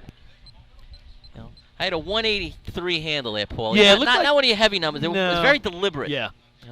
Put it, suction on. I was hoping they would down. come in with a little more speed. They didn't really attack it, but listen, they still had a chance to run a low 6. Yep. He was low, stayed low. So Miller Place not running this contest, that must have been a main guy. He didn't go to the hospital before after the injury, but still. So, we were talking about this earlier in the day. I don't think on the radio, Rob, but we talked about how when you think of the last 3 races, the first team that will always pop into your mind these days is the CI Hobos. Correct. Dominant efficiency, dominant pump, dominant buckets. But when you look at the scorecard and the stat sheet, they are single-handedly not winning county points in any one of those contests. And they didn't win efficiency. They end up not winning efficiency. They did not win motor pump. Those Lindy's the winner. And they're actually in second in buckets, 2 points behind West Sable. So I think when we came across that this morning, we were kind of like, whoa. Let me ask you, Paul, even though no one else can touch North Lindenhurst and pump, is CI in second? I think there's a tie. I'll tell you in 2 seconds. I think a couple teams have double digits but aren't near the 17.5. If we look at it, yes, CI has 11 and so does Islip. All right, So both of them are just behind outside the money. So even though maybe they don't win all 3, they're in second in all 3, which means, double digits, at least they are scoring. And they also go to a lot of tournaments outside of Suffolk County drills. So in that case, they're winning some drills out there, All right, Westbury Turtles roll off the line. There's some speed, Yeah, right? through the timing light. Water on, little delay on the stick, but set right at the line. Water out, stays low, Yeah. comes up and gets it I really right in the thought neighborhood of that. I really thought he set it up well at the nozzle, right? That was a decent hit. Well, I don't know about the decent target hit, but I Season thought he was time right for on line. Westbury. I thought it was decent. 6.99. Oh, right. 6.99. Tie. There's been some real good pump runs here over the years. I mean, Definitely. See, I brought you guys some heroes if you're Line into to be it. number 8 on Cut your up. programs. You're a good the man, Lenny. Slowpokes from Selden. So back-to-back 6s. 6.99 back-to-backs. Where that gets you at the end of the contest, I do not know. But what I was saying about the target hit right there is I thought Matt Rodden lays it to the street perfectly. I mean, I'm pretty much on the target here. But then as the water came out, it waved left to right as it got to the flap. Sometimes that's a little kink behind you, Paul, and yep. it kicks you a little bit either way.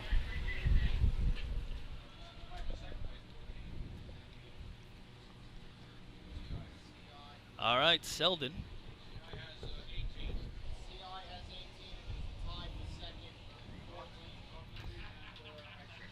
All right, as we wait for Selden's adapter man to put the adapter on, a couple more sweeps, and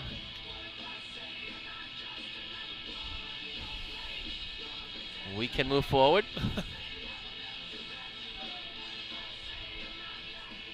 All right.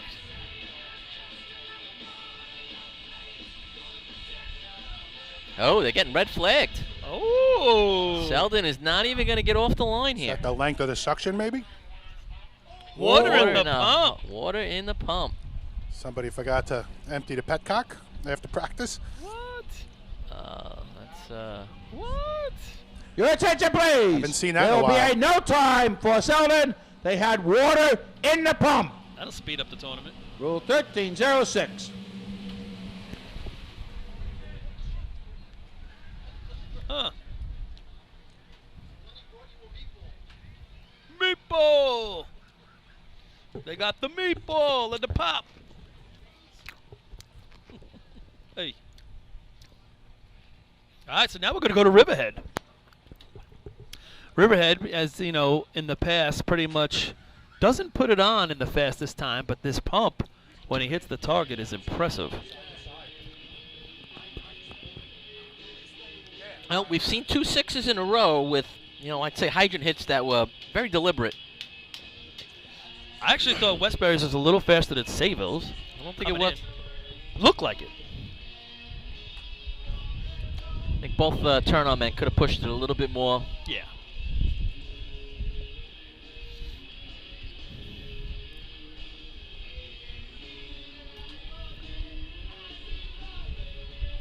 I see Tommy McGregor and Rich Cotty Sr. in the Selden camp seeming to have a little bit of a discussion as whose responsibility that was or who screwed up here. They're both looking frustrated.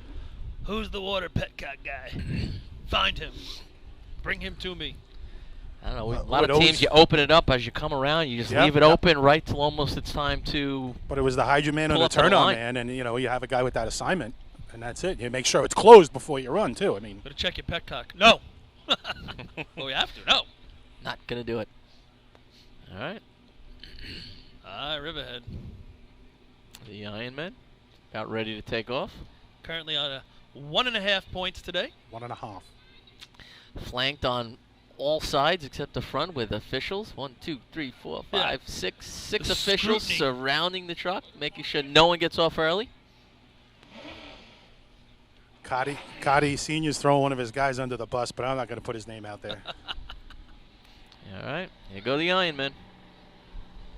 They roll off the line slowly, approaching the hydrant. Through the timing line. Hydrant Man gets off late. Oh, that stick did not go down until just now. Nozzle Man is short of the line, but has a pretty good target hit nonetheless. Real good target. I think we might have another high 6. It is a high 6, but the stick never went down. That could have been a solid 6. Time for Riverhead. 6.91. 9. Oh, all right. 691. You're right, Lenny. He pulled back on that stick and looked like he was trying to turn it on going backwards. He was pulling on it instead of pushing. On the line to be number 10 on your programs, the Piston Knockers from North Lindenhurst. These are your county point champions for the year in North Lindenhurst, 2015 here in Motor Pump, North Lindy. 14 points, 4 points out of first, 2 contests to go. Gonna have to do something with it. Yeah, put a little pressure on Central Islip and Islip, who they are tied with. And 3 points down to overall third place in the county. Okay, so a couple things riding on this this shot here for the Piston Knockers. If you can't be first overall in points, second overall, you might as well try to be third, right?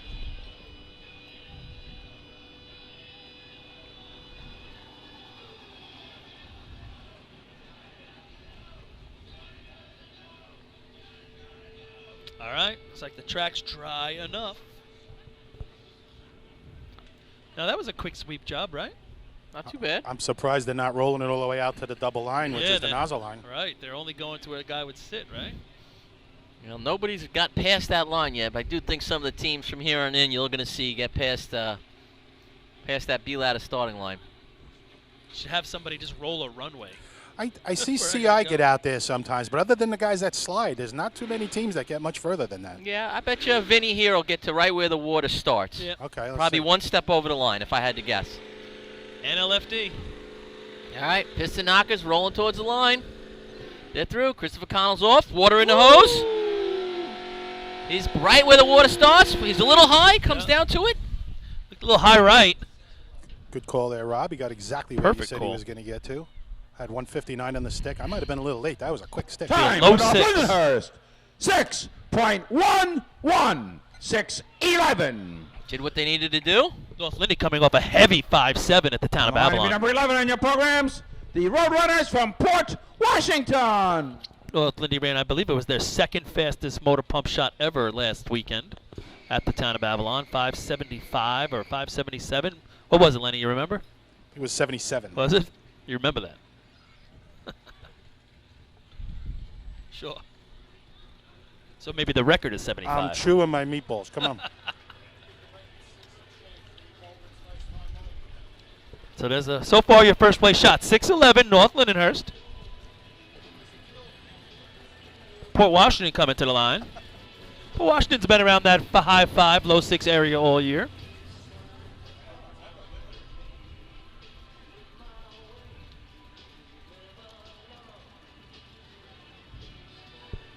Four times and 4 6s. How about that? Not so bad. We've talked about it a lot this year, the opposite way, where we can't get a 6, right? Or even a time on the board. And right now we're 4 out of 5 and 4 for 4 with numbers and 6. 4 completed, relatively clean. Could have seen a little bit better target hits on a couple, but Again, this is a a decent lot of pump mechanics track. are there. There's Without been a doubt. a lot of 5s here.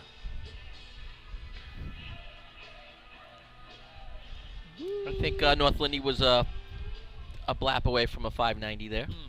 Agreed.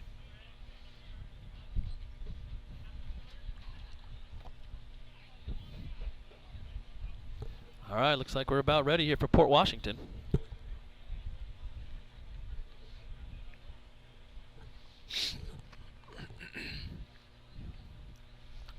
All right.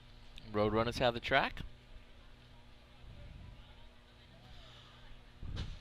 Going through their call-off.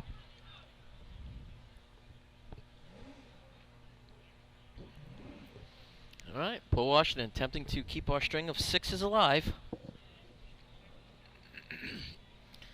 They're off the line. Coming through that timing light now. They get off hot at the hydrant. He's got water in. Oh, he catches him, but he's got to hit it. Nope, shoots left. Nozzle Man got a big tug. Yeah, he got pulled up short. That's why he wasn't set. Lucky he was able Still to a pounce on 6. it. He got a huge tug. Did not. Came up about 2 or 3 feet short of the Time line. for Port Washington. 6.73. 673. We're going to have a big number going right there.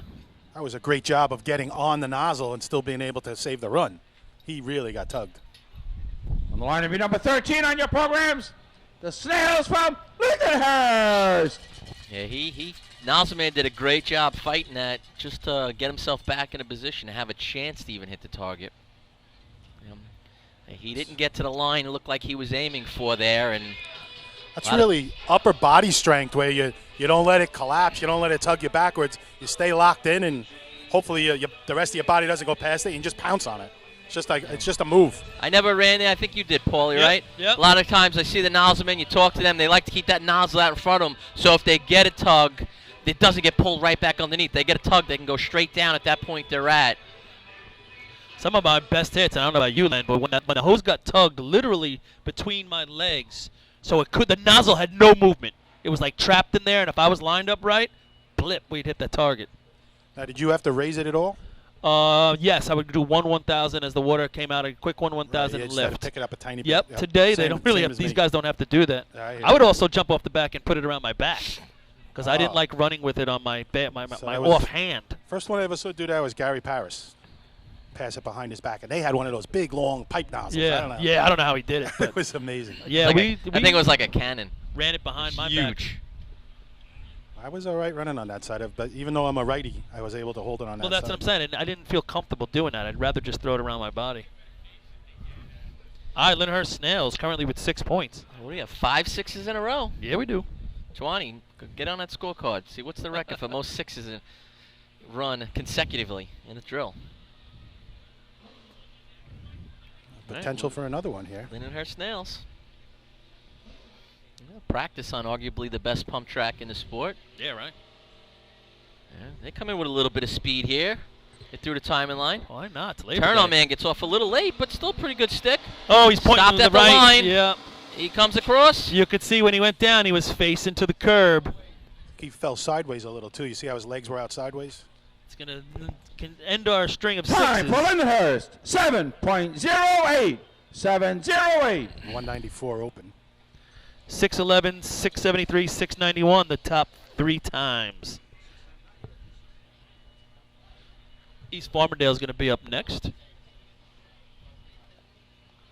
On the line to be 14 on your programs, the Hares from East Farmingdale. While we have a second here, just let's get everybody up to date on what's going on over the winter or even this fall, as it is going to be the season for end-of-the-year dinners. We've been talking about county point winners in all of these contests and overall championships. Well, that takes place in each of the 4 areas.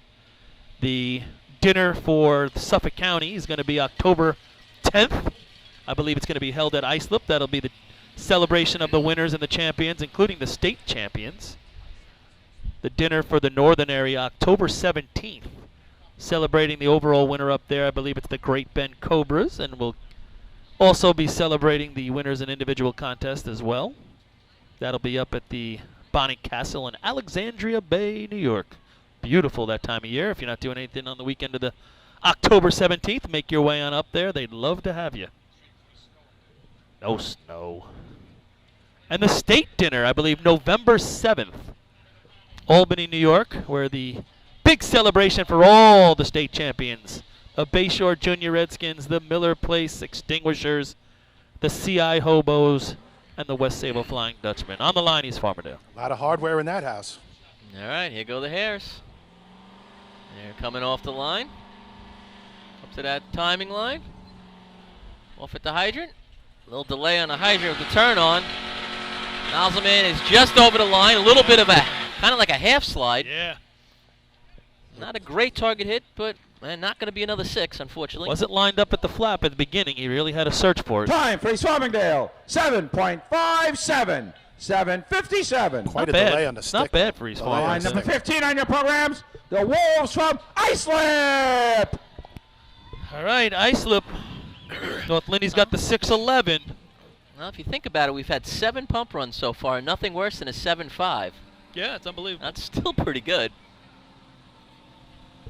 I'm not skipping Western's dinner. I just don't know when it is. I know recently they've been having a dinner. They would be celebrating the Henrietta Old Henry's victory in the Western area this year, as well as individual contest winners. If anybody can get to me and tell me when that dinner is, I'll put it out there. And I'm sure it's a great time as well. And I don't know the Nassau date officially. I don't know. Maybe Fred can let us know that call-in phone number. Artie's usually good with that. The call-in number, Fred, if somebody wants to let us know when the Western dinner is or the Nassau dinner. I want to say it's 631-495-5008. All right, good job, Rob. 631-495-5008. Call, text in, let us know the dates of the Nassau dinner, the Western dinner, and we'll get them out there to everybody. Say it again. September 26th, Point Pleasant will be the dinner for the Western area. Vinnie Bogart's wedding, 26th. All right, we got a lot of sweeping going on here. All right. Islip trying to keep pace with North Lindenhurst here. And trying to catch Central Islip. They're down 4. Just got a text that Billy Moon also put it behind his back running motor pump nozzle. Yeah, I do remember that. From Brian Dunleavy down in Florida. Says hello to everybody. Go Jets. All right. Islip trying to follow up on that heavy efficiency shot they put up. Islip's day today, three contests they scored, but look at the numbers. 884 in C ladder, 895 in efficiency, and a 1291 there in C hose, but 2 5s and a 4. When they hit it hard, right? Well, let's see what they can hit here. All right, everyone's on the truck. He rolls them off the line. Coming in with a good amount of speed. Water on. Nozzle man right at the line, set. That was a pretty shot. Good target hit. That, I think, could be your first place shot. It's right there. That was textbook pretty, wasn't it? Time for Islip, 6.07. Yeah, that's first place. 6.07. By Just- 4/100ths of a second. Just edges out North Lindenhurst. But look at the way they ran that. I love how he attacked the hydrant and stuck it. On the line He of looked- number 17 on your programs, the Tomcats from Baldwin. Looked like he got off the truck a little sooner than he had been recently. And the way Islip's been running, he gets off at the last second. I didn't like it. That was a little better. But the way they laid the hose down the center of the track, Very Oh, it looked deliberate, good. went to a spot. Rob, did you get a stick time? I did not. I had 184, but that don't sound right. no, I thought he attacked it a little bit better than I that. thought it was a little better, too. Now, the only thing I saw, and it could be the nozzle or maybe what directly behind, that stream wasn't the straightest. It was a little bit of a fog. It still was a great target hit. You know, it was just very tough to see exactly where that first water went. Well, like I said, I had 184. I had 491 water out, which doesn't sound so good, but I did have 613 overall, so my numbers were pretty close at the end. So it's a really good target hit. All right, as a Nassau County team, the Baldwin Tomcats come to the line. I'm going to give you the date of their dinner, November 14th at Manhasset Lakeville. Hose. If you experience any damage. Fred's angry. He's doing commercials. He didn't want that date announced. Say Nassau, he gets all excited. So November 14th, that'll be your last dinner of the winter, or the fall at least, at Manhasset Lakeville. It's still yet to be determined, the winners, because they have the tournament out there Monday. All right. Baldwin Tomcats. They're on the truck, ready to go. They're off the line. Approaching that timing light. Through. They're off a little slow. A miss at the hydrant. A little bit of water going back. Now they're reset. Nozzle man's a couple feet past the line with a slide. Is that the first miss and pump at the hydrant where water went back like that? I believe so. Might be. The thing catching my eye is the nozzle man and one backup guy. That's it. Time for Baldwin, 8.40, 8:40. He was in the slide though, Lenny, On and the line I'll of number say 19 on your programs, the Flying Dutchman from West Sable. with the Hornets we ran with one backup man Really? when we were sliding. For Joe Simone, Scotty Clark used to back him up solo. Laying with his full body on it, obviously. Scott was a pretty big boy, pretty Yeah. athletic big boy. He But now- did a great job. Was that a situation, Rob, where if you guys didn't hit the target right away, they were going for a ride and you got off of it? Or No. No, not too bad, They huh? didn't usually move. All right, West Sable comes to the line. They're 19 on the scorecard. Let's take a look at the top 5. Islip 607, North Lindy 611. Then it's going to go to 673 by Port Washington. That's your third place shot. 691 by Riverhead is fourth. And a tie for fifth, 699 Westbury and Sayville. A lot of good teams left, including this one, West Sable Flying Dutchman. 9.5 points on the day. Yeah, Outside chance of winning the drill, but boy, they'd have to do some They boogie. got their work cut out for them with both Islip and North Lindenhurst, and Yeah, you're four right. and a half points in front of them. Both have numbers up there, so just to keep pace, they've got to hit here. Hit big. Big shot. Well, I still don't think it's out of the realm to see a high 5'8", 5'9", with some of absolutely. the based off some of the times we've seen so far here today. I'm saying the next two teams have a real good shot at it. Looking at those two teams, they will be the two we're going to be celebrating tonight. West Sayville and Central Islip. 7 o'clock. Get out there if you weren't able to get out here tonight. You still want to get out for a couple of cold pops. Head down to Wheeler Road in Central Islip. And they always put on a good show there with DJs and music and festivities. So And maybe a mechanical bull.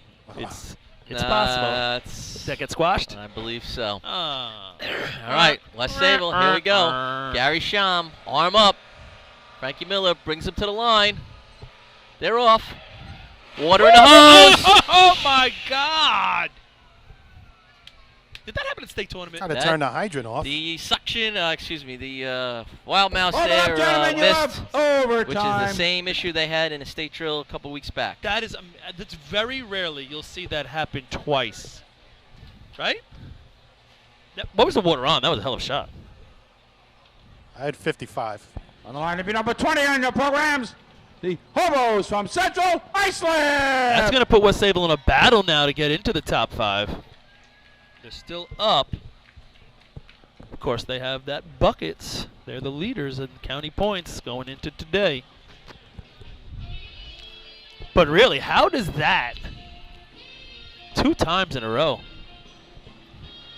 What are some issues on the discharge, Lenny, do you think? Like, can the hose get caught in the bed? Like, what are the scenarios? That's definitely a possibility. Is that usually that guy that's putting that on is leaning back somewhat. You're only allowed, 3 feet out? So he has to come around, but could be bad coupling. I mean, I'm not sure what kind of snaps they're running. I would imagine it's the spring-loaded ones. Years ago, Patchogue went to the Jaws. Some teams still run with those, I think. I'm not even sure. But, I don't know. Could be personnel as well. I don't want to point a finger. You just don't know. It's just so weird when it happens, a couple times in a row, even a couple times in a season. You start to think, where can we make the correction? Of course, the faster water on doesn't make it any easier on that guy. He's got to attach it. When I was really young, they were trying me in different spots where they needed it. I tried that spot. It's not that easy. No. That truck is slamming on the brakes, and you're swinging around. You got to line that thing up straight and come in with some authority. That's a tough spot. Surprised we don't see more of that, to be honest with you. All right, the Hobos, if they want to maintain their lead, they're going to have to score here. Well, they're up by 4, so, there's a whole realm of possibilities. Not state tournament possibilities, but there's a pretty good amount here. Whether they can clinch, if they run the 5, it's pretty much over. Well, not pretty much, it's over. If they don't, if they get a point, like you say, Rob, Make it somebody real still has a interest- chance. Make it real interesting going into buckets. So you're saying I got a chance is all you want to have.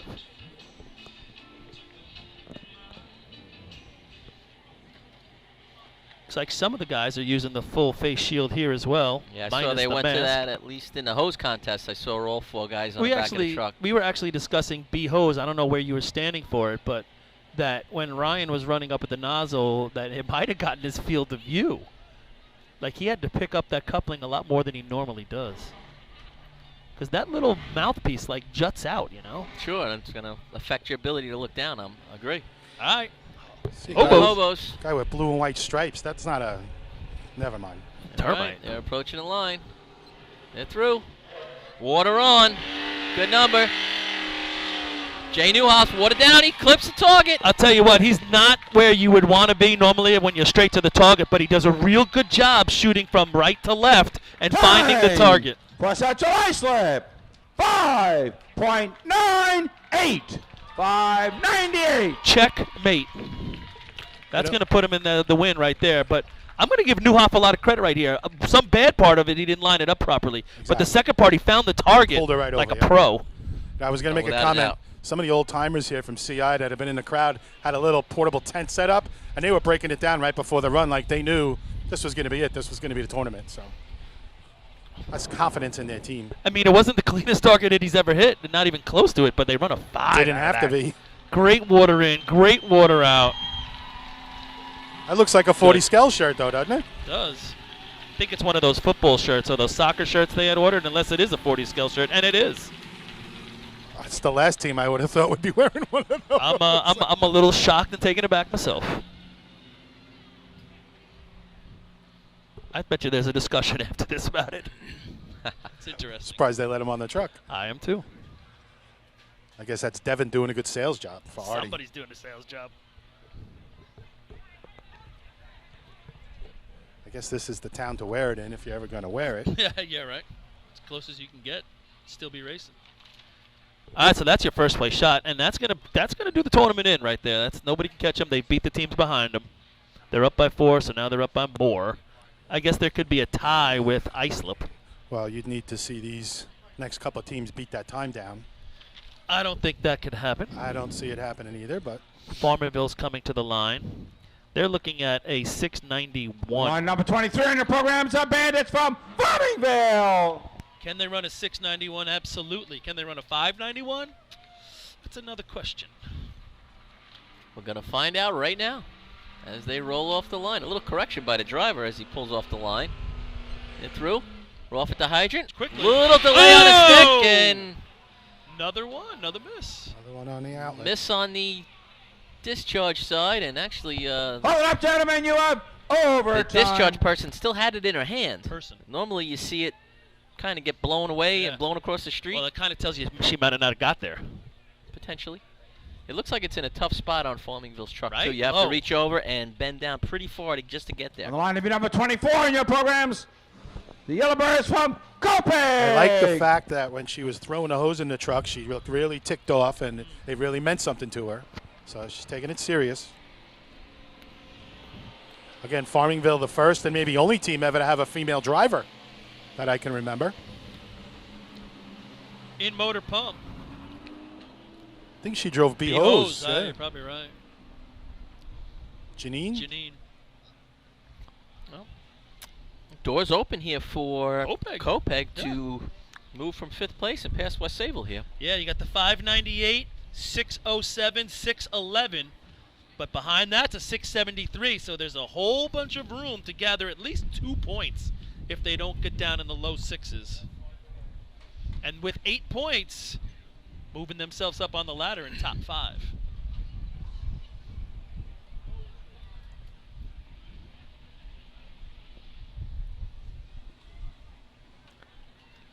Three o'clock here on the East Coast. 3:05. Still not a cloud in the sky, no sign of the moon.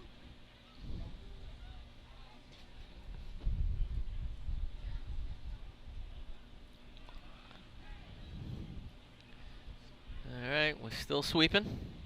Here we are. Look like Louie out there doing his own two-step. Long-time Hagerman gambler. Helping keep the juniors program going out here. All right, looks like Kopeg is got the white flag, and they're making their way onto the truck. Currently 5th in the drill with 8 points, Copeg Yellowbirds. Here they come. They're off the line. They through the timing line, come up to the hydrant. Water in the truck. Like he ran a lot and not so fast. Right down at the line. First water to the right. Came right back to it. That's going to be the 4th place number for him, I believe. Yeah, but I'm telling you, I think they... Time for Copeg. 6.22. 6:22. Bunch of water on there. I think it could have been a little quicker. I had 175. I had Yeah. 168. They got off and they ran a lot and they didn't do it like, they any pep in their step, like they were being real deliberate. On the line, number 25 on your programs, the Panthers from Cutchogue. One of our top statistician officials up here, Chris Perry, used to be with the Copeg Fire Department. He called a 620. It was 624, or 22 rather, so pretty much he was right wrong. on. He seems to know something about his old team. All right, so 673 from Port Washington is now that 5th place number. 2 teams to go. Cutchogue, which scored it, right? Motor Pump in the state drill. Did Cutchogue score? Was it Motor Pump? Or was it a fish stand? I think it was Motor Pump. Cutchogue? I don't remember. I don't remember either. I can look. And then Bayshore. 2 teams to go. Cutchogue have any points today? No. How about Bayshore? Yeah, 5. Bayshore's got 5. All right, so Bayshore could put themselves in top 5 Yeah, conversation. absolutely. If they Going to can run buckets, which they would love to do. they can run a heavy here.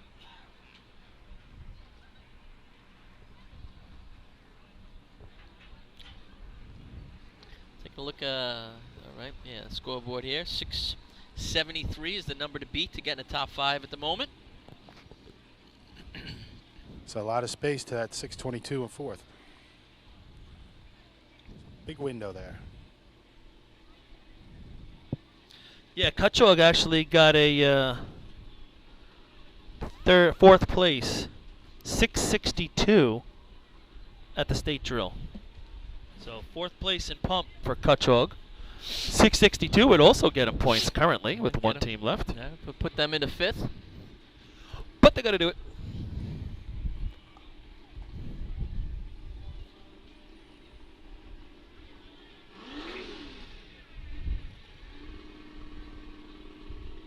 Here they go. Panthers coming in pretty fast. Water on. It's going to really have to man hit this down target. just short of the line. Little high. No. Stayed high on the target. Not gonna going to do be enough. Looked like the nozzle man was stopped a little bit short, almost went over the top of it. Time for Cutchogue. 7.30. 7:30.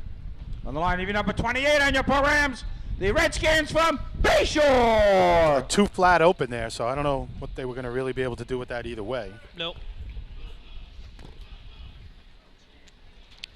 Bayshore 5 points. They would need a heavy shot to give themselves contention for top 3 overall. Actually, top 3 might be out of the range right now with the 2 teams getting pretty good numbers themselves.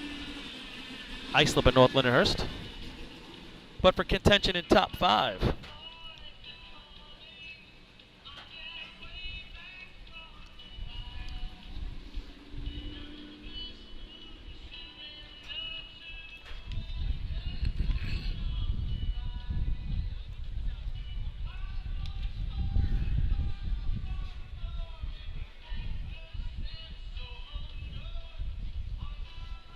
As we're getting ready for the bucket contest after this team, all the things are in place. The ladder, the bucket barrel, bucket trough will be moved out soon. 1 team left here in Motor Pump. Look at this Chris Perry, though. He just keeps working, Paul. He never stops.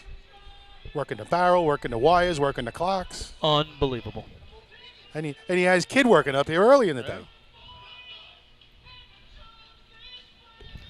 All right, Bayshore's just about ready to go. All right, one last sweep at the hydrant. And hopefully it's our last sweep of the day. Right. I'm surprised they don't ask for it in buckets. Next year. We can sweep right up to the ladder. Yep. Just a path right down the middle. Hand mops on each rung. All right. Redskins have the white flag.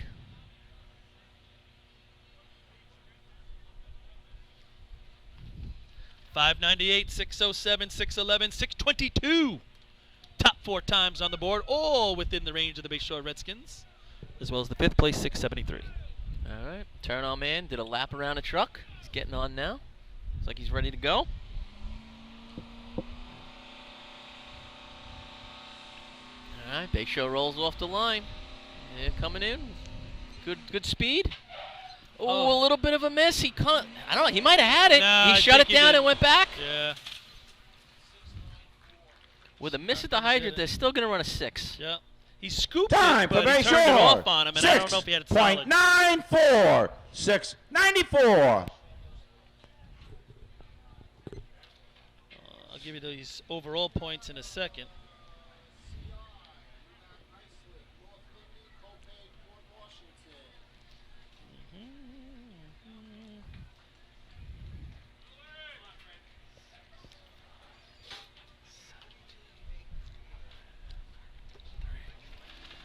So as we said, there's a chance for Islip to tie the overall. I'll let Bill do his numbers first.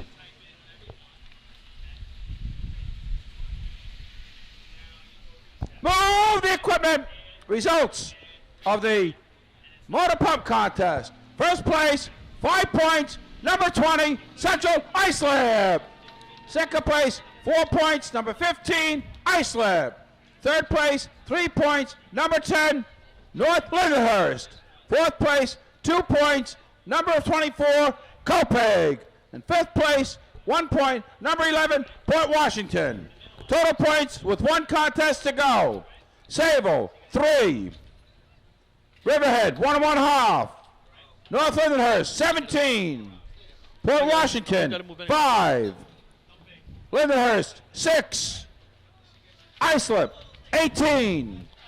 West Sable, 9 1/2. Central Islip, 23. Deer Park, 4. Farmingville, 3. Copeg, 10. And Bayshore, 5. All right, so with 1 contest to go, Central Islip is guaranteed the victory, at least a tie of it. Islip is down 5 points with 18. Then we go to 17 for North Lindenhurst, so at least there's a battle for 2nd and 3rd place. And then we're going to drop down Copeg, currently in 4th with 10, and West Sable 9.5. We're now going to have a drawing for the 50-50. Where you going? $314 to the winner. Meet the committee you down got a at the big bottom pipe of the there. arch. Ready?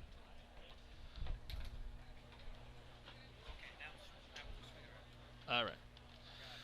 All right, as we're waiting here, Fred, you want to go to a commercial? We'll be back. Winning number on the ticket, 8, 2, 1. Damage due to fire, flooding, wind or mold and need help, contact SOS Emergency Services. SOS is the exclusive emergency mitigation company for New York State drill teams. It's family owned and firefighter operated. SOS has a friendly working arrangement with all insurance companies, so call 631-486-7979. SOS Emergency Services for the right help in your time of need. If you experience any damage due to fire, flooding, wind or mold and need help, contact SOS Emergency Services. SOS is the exclusive emergency mitigation company for New York State drill teams. It's family owned and firefighter operated. SOS has a friendly working arrangement with all insurance companies, so call 631-486-7979. SOS Emergency Services for the right help in your time of need. Since 1973, Fire News has been a proud supporter of the time-honored tradition of New York State drill team racing. As they celebrate their 42nd year of publishing, they are honored to be the official publication and online coverage of New York State drill teams. Look for ongoing coverage in Fire News on firenews.com and on Facebook, Twitter, and Instagram. The Inn at New Hyde Park, Long Island's premier catering facility, is the first choice for weddings, parties, and corporate events. Owned and operated by local families and firefighters, it sets the standard for supreme service, gourmet cuisine, and style. The Inn's restaurant, Brasserie 214, takes you on a culinary road trip through Europe with our world-renowned chef and an unmatched international beer menu. To book your next event or to celebrate after a tournament, go to www.innatnewhydepark.com or brasserie214.com. Open table or Facebook or call 516-354-7797. With over 25 years of service in the fire industry, High Tech Fire and Safety continues to be a proud sponsor of New York State drill teams. High Tech has been honored to serve as master distributor for Morning Pride products, including state-of-the-art bunker gear, USAR gear, EMS gear, helmets, gloves, hoods, and boots. In addition to Morning Pride gear by Honeywell, High Tech also provides quality products including ISG thermal imaging cameras and CMC rescue products and Deuce rescue systems, providing your fire department with the highest level of support and service for all your personal protection equipment needs. For personalized demos, speak to a certified sales specialist. Call 631-777-5170 or visit hightechfirenewyork.com. Fatty McGee's in East Islip. Wednesday is Ladies' Night at the best FD Racing Bar in Long Island. Stop in anytime for a drink with good company, a great lunch and dinner menu, and of course those famous Fatty's wings. The groundbreaking FDNY electronic accountability system is now available to departments nationwide through Motorola, and SDI is the company behind this game-changing technology. Now, SDI has paired with New York State volunteer departments including Central Islip to solve the challenge of accounting for members who respond after the tones go off. Keep track of your members on your next big incident with a proven solution designed with the New York State Volunteer Department in mind. For more information, visit systemsdefinition.com and firegroundaccountability.com.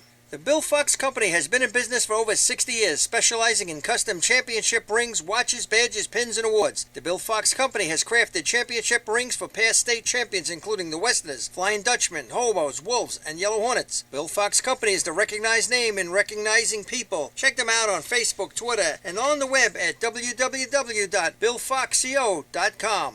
Coastal Fire System is the official SCBA dealer for New York State drill teams. Coastal is your one-stop shop for all your SCBA and fire equipment needs. Scott Air Packs, cylinders, RIT packs, refill compressor systems, gas detectors, Hi-X boots, Protec and Dragon fire gloves. For more information, check them out at coastalfiresystems.com or give them a call at 631-661-7515. Whether you've been a FASNY Credit Union member for years, just become a member, or yet to take advantage of our member-friendly products and services, we have the tools you, your family, and your fire department need for financial success. From low-rate auto loans and free checking to shared branching and mobile banking, when it comes to your finances, we are fully involved. To learn more about our products and services, visit us at www.fasnycu.com. Attention fire chiefs and commissioners, you already know New York State has mandated that your department supply your members with bailout rope systems. Coastal Fire System is also the exclusive bailout system distributor for New York State drill teams. The friends at Coastal are equipment dealers for Petzl, Scott, CMC, Colorado Systems, and can walk you through the state requirements to ensure the safety of your members. Your bailout system process starts and finishes with the folks at Coastal, a family-owned and operated business. Check them out online at coastalfiresystems.com or give them a call at 631-661-7515. The Titan Group is back supporting drill team racing and taking their game to the next level. With 20 years experience in the apparel industry and the addition of an in-house design team, we will find exactly what you're looking for. This year, join Team Titan and let us handle all your apparel and equipment needs and be part of all of Team Titan's promotions. Follow us on Instagram at Titan Group Racing to keep your hand on the pulse of your favorite teams. Owned and operated by members of the drill team community, we know what it takes to run your team. Let us handle everything from jerseys to helmets and tape to trophies. We are a one-stop shop for all your drill team needs. Call us today at 631-859-0075 or see Artie Suskind or Devin Robinson on the track. Gear up, get on, the Titan Group.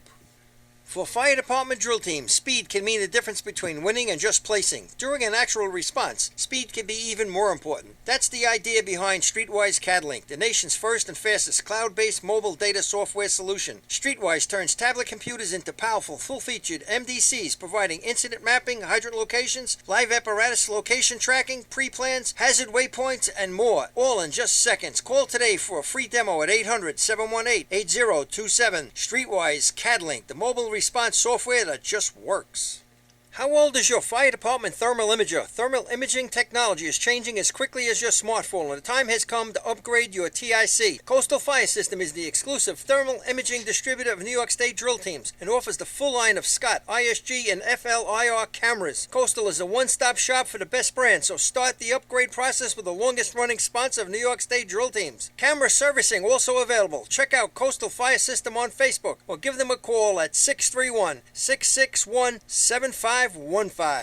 Integrated Wireless Technologies is proud to be part of the 2015 season as the exclusive Motorola dealer for New York State drill teams. IWT is a Motorola manufacturer's representative and offers the full line of Motorola products to fire departments as well as David Clark headsets. IWT is your one-stop shop for custom radio solutions, licensing assistance, and top-notch service with fully insured technicians. Start your next radio upgrade with IWT. Check out their website at www.goiwt.com. With over 60 years of experience in the fire and rescue business, Nassau Fire Apparatus is known to be the leader in the industry. They are vehicle and equipment distributors who provide products, parts, maintenance, repairs from coast to coast. People working at Nassau Fire not only sell the products and services, but also work in the industry in EMS and as firefighter volunteers. You won't find a more dedicated and experienced team to align with than Nassau Fire Apparatus. Visit them online at www.nassauFire.com for more information. The 2016 Fire Rescue and EMS Mega Show takes place February 20th and 21st at the new location, the Brentwood Sports Fieldhouse at Suffolk Community College. It's bigger and better, with many new vendors showing the latest, most up-to-date turnout gear and new products. Hundreds of vendors will be present to explain and demonstrate their product lines and services, along with the extrication competition. See you next February in Brentwood at the Mega Show. Jolly Tinker Hose Company is the new source for the best racing hose available. Each length is designed to withstand the demands of FD racing. Colored hose and double jackets now available. For more information, call 516-322-6366. Jolly Tinker Hose Company. We have tight hose. If you experience any damage due to fire, flooding, wind, or mold and need help, contact SOS Emergency Services. SOS is the exclusive emergency mitigation company for New York State drill teams and is family-owned and firefighter operated. SOS has a friendly working arrangement with all insurance companies, so call 631-486-7979. SOS Emergency Services for the right help in your time of need. Since 1973, Fire News has been a proud supporter of the time-honored tradition of New York State drill team racing. As they celebrate their 42nd year of publishing, they are honored to be the official publication and online coverage of New York State drill teams. Look for ongoing coverage in Fire News on firenews.com and on Facebook, Twitter, and Instagram. The Inn at New Hyde Park, Long Island's premier catering facility, is the first choice for weddings, parties, and corporate events. Owned and operated by local families and firefighters, it sets the standard for supreme service, gourmet cuisine, and style. The Inn's restaurant, Brasserie 214, takes you on a culinary road trip through Europe with our world-renowned chef and an unmatched international beer menu. To book your next event or to celebrate after a tournament, go to www.innatnewhydepark.com or brasserie214.com. Open table or Facebook, or call 516-354-7797. With over 25 years of service in the fire industry, High Tech Fire and Safety continues to be a proud sponsor of New York State drill teams. High Tech has been honored to serve as master distributor for Morning Pride products, including state-of-the-art bunker gear, USAR gear, EMS gear, helmets, gloves, hoods, and boots. In addition to Morning Pride gear by Honeywell, High Tech also provides quality products including ISG thermal imaging cameras and CMC rescue products and Deuce rescue systems, providing your fire department with the highest level of support and service for all your personal protection equipment needs. For personalized demos, speak to a certified sales specialist. Call 631-777-5170 or visit hightechfirenewyork.com. Fatty McGee's in East Islip. Wednesday is Ladies' Night at the best FD racing bar in Long Island. Stop in anytime for a drink with good company, a great lunch and dinner menu, and of course those famous Fatty's wings. The groundbreaking FDNY electronic accountability system is now available to departments nationwide through Motorola, and SDI is the company behind this game-changing technology. Now, SDI has paired with New York State volunteer departments including Central Islip to solve the challenge of accounting for members who respond after the tones go off. Keep track of your members on your next big incident with a proven solution designed with the New York State Volunteer Department in mind. For more information, visit systemsdefinition.com and firegroundaccountability.com. The Bill Fox Company. All right, guys, we're back here live at the Hagerman Drill, waiting for the Bucket Brigade to get started. Just a couple of more announcements. The Islip Terrace Fire Department is hosting a Rocktoberfest on October 3rd. Paul, you said you might go to this, right? I think I am. The show starts at 3. The doors open at 2:30. A live performance from Jimmy Kenny and the Pirate Beach Band, along with Coda Rose. There'll be music in between those two bands by DJ Elite. Now, when you say Jimmy Kenny and the Pirate Beach Band, that's the Jimmy Buffett covers. So if you're a Buffett fan, you want to head out there. And I believe That is Southbound. The lead singer of Southbound, which is pretty famous out there in the fire department world. I think he's a volunteer fireman. That's his Buffett band. Well, if you're here on the grounds today at Hagerman, you can get pre-sale tickets at the base of the scoreboard. There's some folks down there selling them. If not, it's $30 the day of the event. Or you can call 631-581-7350, extension 231 for more information. And then also, I've been asked to, and we spoke about this a couple of times, to remind everybody that the FASNY Winter Games are happening up at Greek Peak in Cortland, New York, February 5th, 6th, and 7th. It's a real good time. Teams of 5 are looking to compete in some different races outside in the snow in full turnout gear. There's tubing races, there's a hose relay, there's a sled pull, there's broom ball, there's a tug of war. It's a real good time. Fellow firefighters from all around the state. Also, ladies auxiliaries are welcome, and Explorer firefighter youths are welcome as well. So come on out to Greek Peak for the FASNY Winter Games 2016, February 5th, 6th, and 7th. So we put on the finishing touches here, wetting down the ladder, getting ready for the buckets.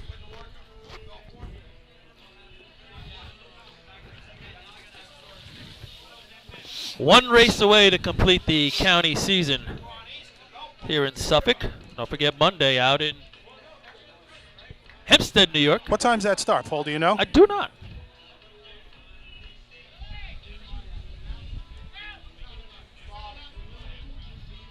What do you think? Maybe Fred knows. Fred, if you could let us know when the drill starts on Monday out in Hempstead, what time the start is? I'd say 10. Yeah. All right. We'll find that out for sure.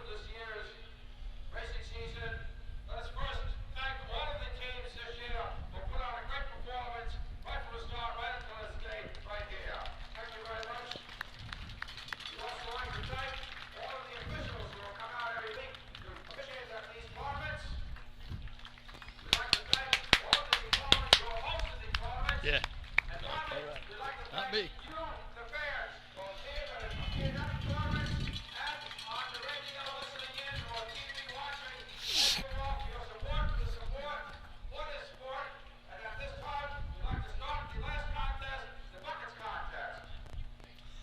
Running the buckets.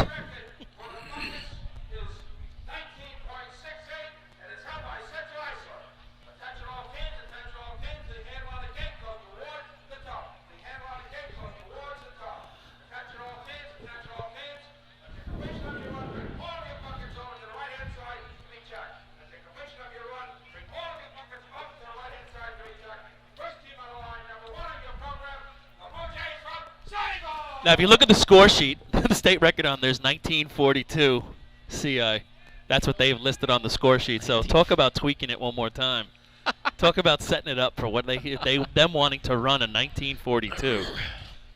There it is, right in your face. I almost think we should rename this for today dirty water buckets. The water in the bucket trough is as brown as I've ever seen water in. That's diarrhea brown, folks. In 28 plus years of racing. It is bad. All right, sables off. We got all 4 climbers on. Looks like a nice smooth set. Yeah, numbers here, Len. First bucket up. First bucket's down. The water actually looks cleaner 979. coming out of an individual bucket. 1 goes down. 6. Putting them in there. 7, slow pace, but still going. 8, 9, 10. We're running out of buckets here.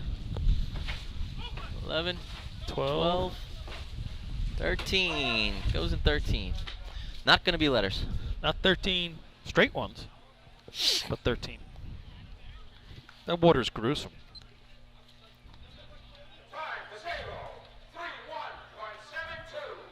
31.72. It's brutal. That's brutal.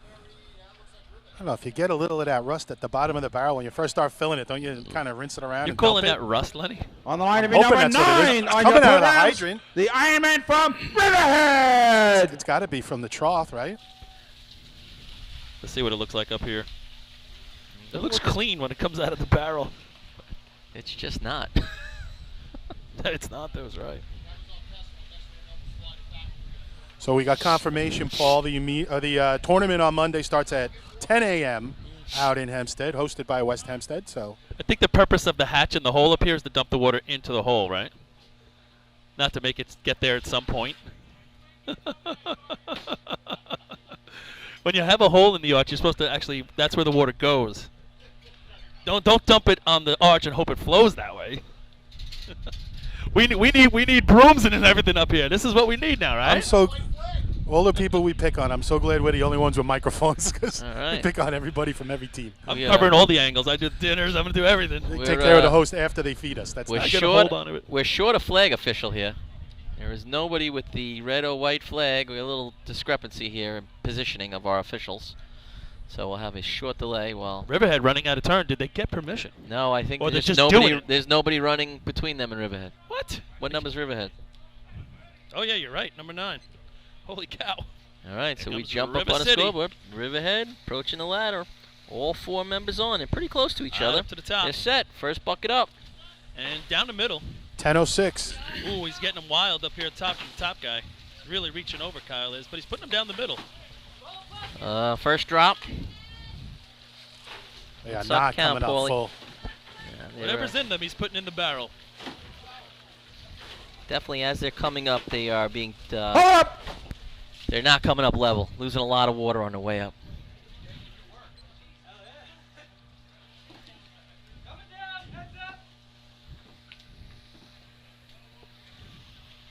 Time for Riverhead. 29.38.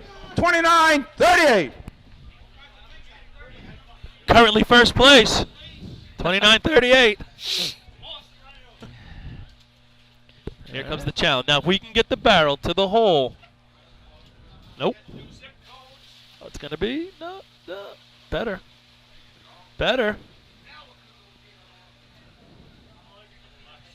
Couple more inches and you're going to have it. All right, North Lindenhurst comes to the line and with the potential to finish in second place in the drill. Well, not only that, they have the potential to be 3rd overall county points. They're 4 points down to Islip going into the last race. And what do we have for 91-87. our overall county points in Line to buckets, be number Paulie? 10 on your programs. The Pistonakas from North Lindenhurst. Buckets, West Sable is the leader in county points with 18. CI has 16, and I think Bayshore either has 16 or 15 as well. All right, so it's we've still a got contested contest. Three-way race here for overall county points, plus a race for 3rd place county points. North Lindy would need a 1st or a 2nd, so they're looking for a big shot right here. All right, they're approaching the ladder. Ducky Fowler leads the way. All 4 members on. First pick, 6:30. Nice job. Nice job. It's down the middle. 9:22. A little bit There out you the go. front. 4. Yeah, he's going a little out the front, a little out the other side. It's a little better now. Good pace. Real 10, good pace. 11. Hold up. Late Not 11. bad. Late 11. It's a Just low a little 22. sloppy up here at the top, though. There you go. Time for North Lindenhurst. 2:1.92. 21.92. And everybody on North Lindy just had a flashback to the state drill. Every one of them. On the line to be number 11 on your programs, the Roadrunners from Port Washington. I know Expand on that, that's Paul. exactly what's going through Scott Rice's mind as he Paul, goes under the arch right now. Expand on that for those that don't know what you're talking Because about. if they ran that 21.92 at the state drill, they're New York State champions, and I know exactly what the thoughts are from all of them. They're actually all talking about it, and I guarantee that's what they're talking about right now. Yep, they filled in an 11, which is a. They've been looking for that run big all help. year, and they needed it 2 weeks ago. But hey, there it is, right? At least now they know they can do it going Absolutely. forward. Like I said, that's the big part, though. They filled in 11. And you know that 21.92, and you know we're joking around about it. That now has the possibility of moving them 3rd place total in county points because it's a good shot. It's a good shot. They've been searching for that bucket run all year long. Poor Washington they can run a high 21 as well. All right, they have the white flag. Just about ready to go.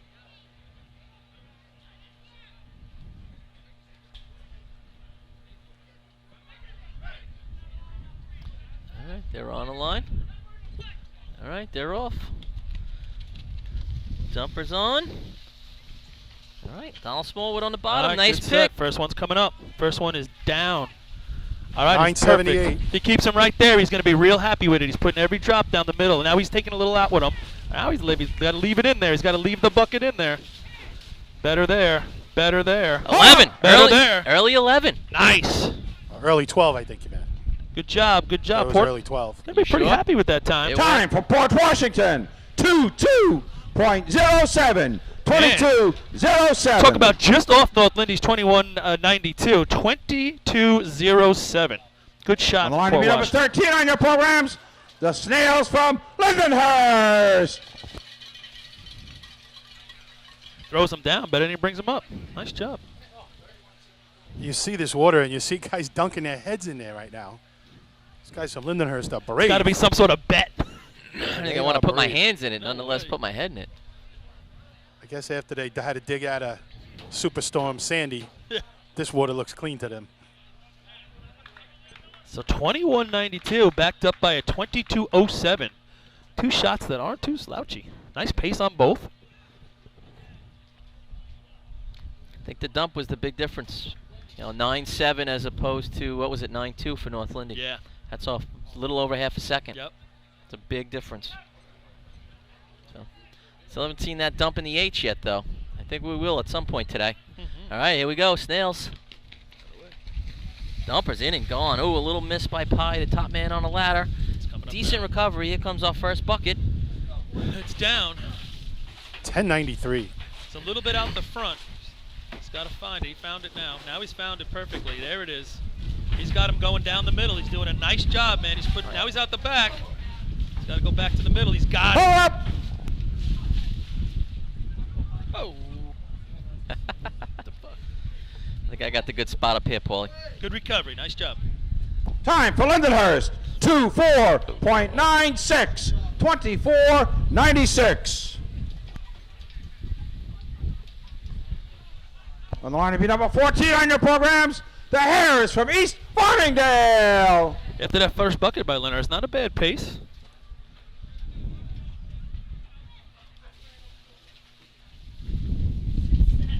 That's your current third place shot right there, 24.96.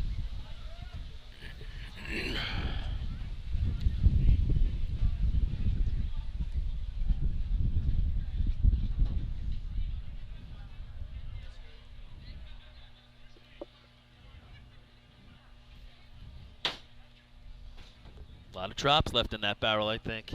East Farm is going to be happy with it. A couple of extra milliliters. Uh-oh, Fred, we're getting wet. Uh-oh. Hagerman Firehorn, his sounding.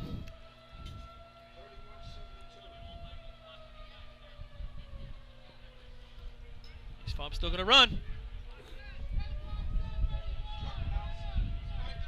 All right, they're off.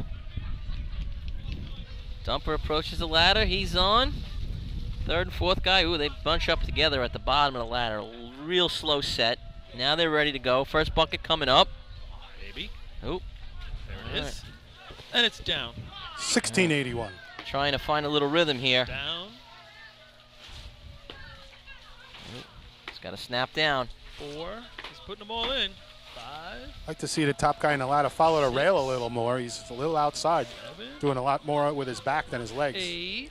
Hold up, gentlemen. You have overtime. So those couple of milliliters didn't help any, Paul. Nope. I thought it say hold it up, period. I didn't think it say overtime. All right, with that, we're going to get Islip. Now, Islip staring at that North Lindy, 21.92. Islip is 4 points up on North Lindy, overall county points. So, I would say anything in the low number 15 on your 22s. programs, the Wolves from Islip. Or if they outright beat them.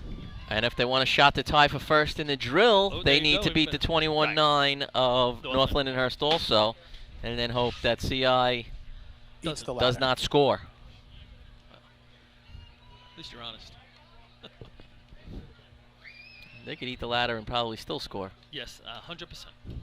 And win No, the I race. mean every guy on the Win ladder race, eats the not ladder. score. Break win the race. Break the ladder. All right. Either way, Islip's got to put up their shot to start.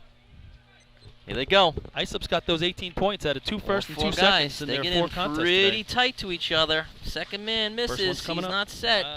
First one coming up. Not the set they're hoping for. 10:07. Putting him right down the middle. Oh, now he got one caught right here, but he's got his fine. He's not a problem. All the water he's getting is going in. A little bit on his front 9. foot. Oh, not. Dang. Hold up! That's not going to do it. Might be third right now. I smell the chlorine in that water, no? Time for Islip. 23.77. 23.77. Yep, that's your third place shot currently, but that really opens the door for North Lindenhurst to take that third spot in county points, top 3. Well, yeah, with a miss and a hesitation on the ladder at 23.7 still isn't bad. Baldwin Tomcat's going to come to the line.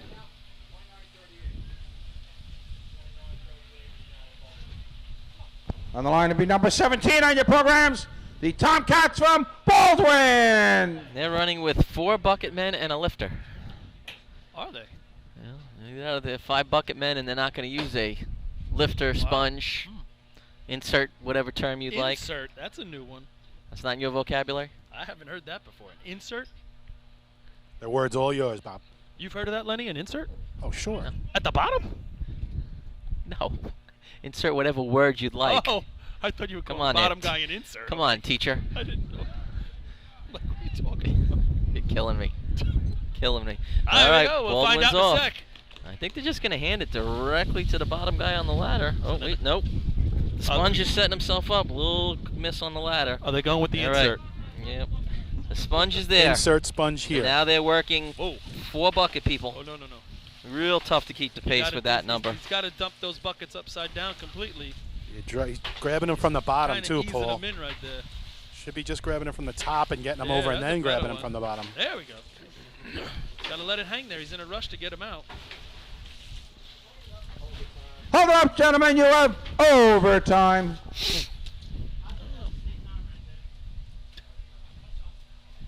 30, I believe. 35. 35, is it? 35 is overtime. Yeah, they got a 31. All right, West Sable.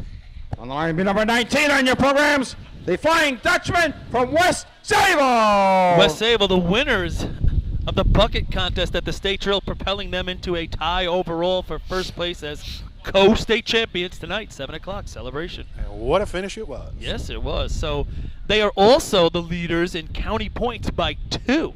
And with North Lindy shot, we can have some scenarios right here. 2 points up on the CI Hobos for the overall bucket championship. 21.92. Number to beat at Currently this the point. North Lindy shot in 2089, the number they ran at the state drill. Looks like we're almost ready to go. Now, there's a lot of other stuff on the line right here. West Sable, 9.5 points, currently in 5th. So a good run would propel them in a lot of ways. All right, they're off. Michael Mara approaching the ladder. He's on. All 4 climbers are on. Ryan Eugen with the pick. First one's up. He's down the middle. 9:04. 3. Yep. 4. Looks good. 5. 6. 7. 8. Nice pace right here. 9. And he's putting them in. Double clutch. 10. 11. Hold up. Went It's 11. on 11. 23.06. It was on 11, but the little hesitations. Time for West Sable. 23.03. 23.03. On the line to be number 20 on your programs, the Hobos from Central Islip. Currently good enough for 3rd place. But now the Hobos have the opportunity to become county point champions in buckets. 2 points down. I would say they could probably drop a bucket and run a 21. So they need first place, and I would knock West Sable to 4th, and they'd pass them. Yep. But I think they have bigger visions of bigger dreams. If this is, and let's just say this, if this really is Jay Newhoff's last run with the CI Hobos here in the community or that we call racing, can I just say, he's been I know where you're going. I think he's been an awesome, awesome racer. I don't know if that's how you want to call it, but Talk about a guy that has got the determined look every time he's on the course. A huge athlete. So much more we could say about him in the off. All right, here they come. Jay Newhoff getting into the ladder. He gets in hard. These guys are right on top of each other. Ryan Murphy with the pick, right 594. First one's up and it's down. 840. 836. 3, 4. Little hiccup there. 5, 6, 7, 8. You can hear the pace in my voice. 10, 11. 12. It's 11, but the little hiccup. 2072. It's going to be a 20, and Jay is not happy with it. They had bigger visions. Time for Central Islip. 20.77. 2077. That does a lot of things. 2077 is going to give them the bucket championship for the year. They already won the drill. It's going to be first place right now. And think about that. When you're angry at a 2077, competitive, I don't know. What other word comes to mind right there? They were obviously shooting for something bigger. On the line to be number 23 on your programs, the Bandits from Farmingville. What was your dump, Lenny? I had 840. I had 836. Yeah, that's ridiculous. Now, was there a hesitation on the ladder? Is that where it happened? I know Jay went down for a bucket and it wasn't there. It had to be a drop. I didn't Was it a quite drop? see it. I was didn't see one. concentrating I on didn't Jay. see one come down. I think there was a double clutch. Who's this, take. Farmanville? 836 stump is. So that's first. 2077, Unbelievably quick. 2192, 2207, 2303 is fourth, right? 2377, fifth Islip. All right, here come the Bandits. Farmingville's on the ladder. Oh, third man misses. He resets. First bucket is now on its way up. Down. 11-5 first bucket. Yeah, I missed it. 3, 4 down, a little bit out the back. Now he's got it. 5, 6, 7, 8. Looks like they could be a little 9. fuller coming up. Yeah, they're a little empty. 10, 11, Hold up. 12. Put it inside. Such a common term. It's a common term, Paul. I remember being on the ladder and yelling, empty. And that didn't mean it was empty. It meant it was shy. Right. Time for Farmingville. 27.40. 2740. We would often do that too, Lenny, with our insert guy or whatever you want to call him there. When he would yell empty, he was calling out the guy on the bucket line because you wanted to know Line number what guy. 24 on your programs, the Yellowbirds from Copay. Obviously, they're not empty, but they're shy. They're not full. All right, now Copeg. We yell light. Yeah, okay. Copeg. Insert light. Insert light. Copeg with 10 points. You know, they still, Bayshore can tie them for top 5, so they want to get some separation here. 23-77 currently, I believe, is the 5th place shot. That's correct. So, still a lot of possibilities. Even Bayshore has a chance to get top 5 right here. Well, they'd have to knock. West Sable's got to get knocked down too, though. Right now, they'd be passing them. All right, here they go. Yes, Looks you're like right. a clean set for Copeg. First pick, 60-54. Down. It looks good. Got Ooh, 956. a little bit in front. He's out front. He's got to find a barrel. He's a little in the front. He's got to get it back a little bit more. There's better. Now he's in it. Hold up. Oh, yeah, good. Right before the delay. Took 13. It did. 68.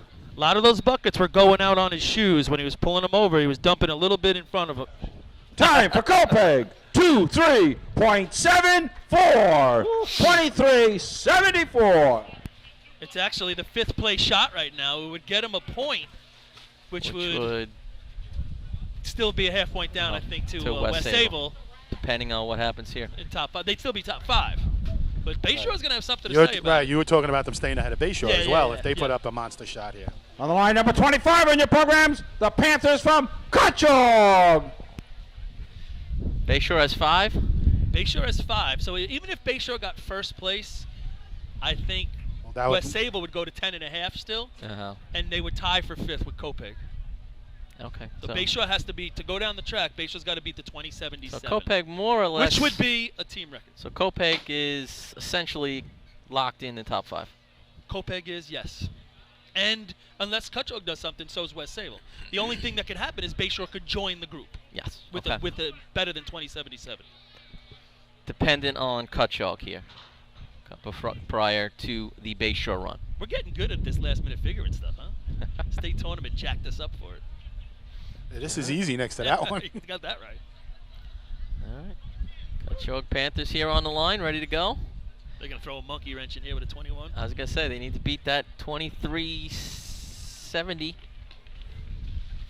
They're running one short on the bucket line. Right. All 4 guys on the ladder, and a little bit slow, but First one's up. Adam throws it down. 11:02. Second's down the middle. they're going to have a tough time keeping the pace, Ooh, running gets short rid of of bucket one. person. Right now, there's a little delay. That bucket's not there when the bottom man goes down for it. Throwing off that rhythm sure makes those buckets heavy. Hold up! All right. Time for Patchogue. 30.88. 30.88. Jack, this is the one we've been looking for. On the line, number 28 on your programs, the Redskins from Bayshore. Paul, you made an interesting observation where the dumper Adam threw one away. Yeah. Decided, I don't know if it was he was a little behind on it or he didn't grab it right, Yeah. but rather than try and struggle and get it in the barrel, he just tossed it on the arch so as not to mess up the next 1, 2, or 3 buckets. Yes, he did. To More- conclude our season here in Suffolk County. This is it. Last shot of the year, and it still has some ramifications. So Bayshore runs better than a 2077. They will add to the teams coming down the track. Boy, they could use that right now. Tough day. Finish out the season on a positive. And this literally finishing the season, right? For everybody.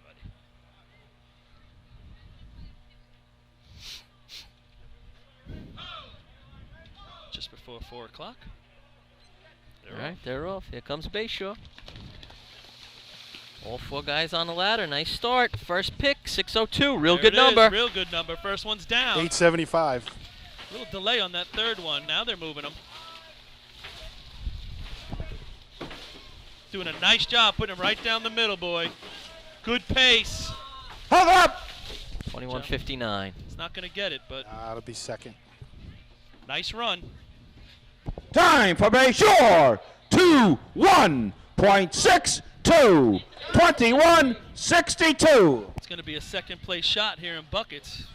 It's going to get him to 9, but I don't know if that's going to get him down the track. Don't think so. Don't think so. So Central Islip puts the exclamation point with a 5-point effort here in buckets. They're going to go to 28. Bayshore's 4 will get them to 9. North Lindy, the shot they needed 2 weeks ago, is going to get them to 20 points. They got 3 right there. 22:07 Port Washington.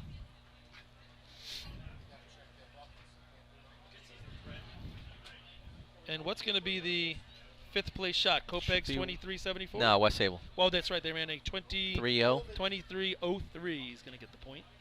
And they're going to go to 10. Move the equipment. Results of the buckets contest. First place, 5 points. Number 20, Central Islip. Second place, 4 points. Number 28, Bayshore. Third place, 3 points. Number 10, North Lyndhurst. Fourth place, 2 points. Number 11, Port Washington. And fifth place, 1 point. Number 19, West Sable. Before he does total points for the day, total county points, that's North Lindy is going to move into with those 3. No, they don't do it. They only get 3. So that Bayshore shot had ramifications there, too. Knocked them down Islip one. is going to beat North Lindy, I believe, by 1 point for third place overall county points. So overall county points are going to be for the year CI, West Sable, Islip, North Lindenhurst, Bayshore. Good effort by North Lindy today. 20 total points. Yeah. Imagine scoring 20 and you're 8 off the lead. You lost by 8. And you're in 3rd overall. And you end up, no, they're in 2nd for the trade. No, they passed Islip? No. Oh, overall they did for the drill. They did? Yeah. Islip Okay. ended up with 18. Okay, I apologize. I got it wrong I know, there. we're waiting for Rouse here.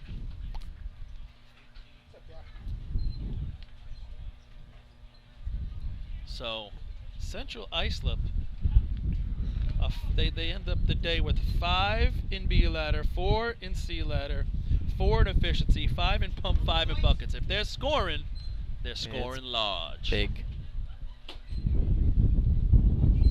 I did them already. I think.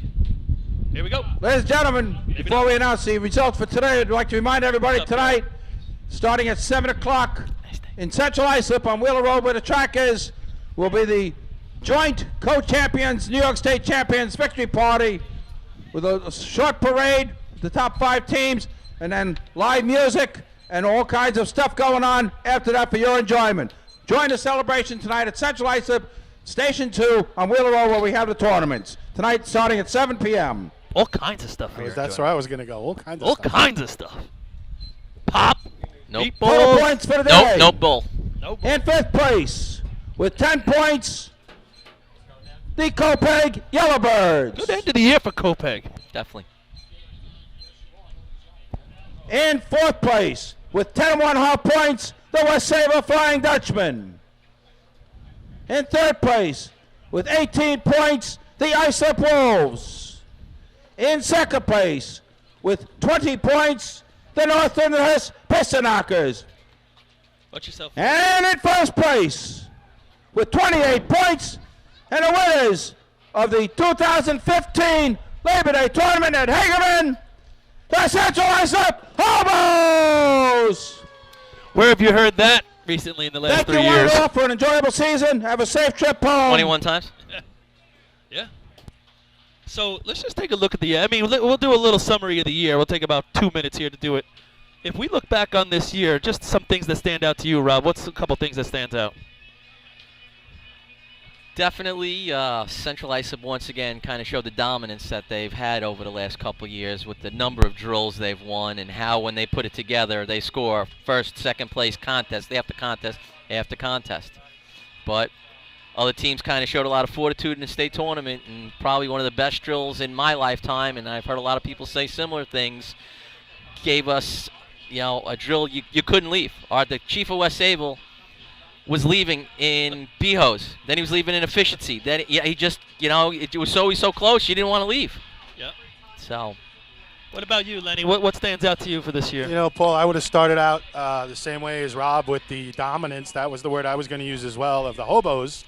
However, late in the year, they did prove that you could beat them. And that state drill, it'll go down in history as one of the best ever. So many teams with a chance. And that's what you want as a team, especially at the beginning of the year.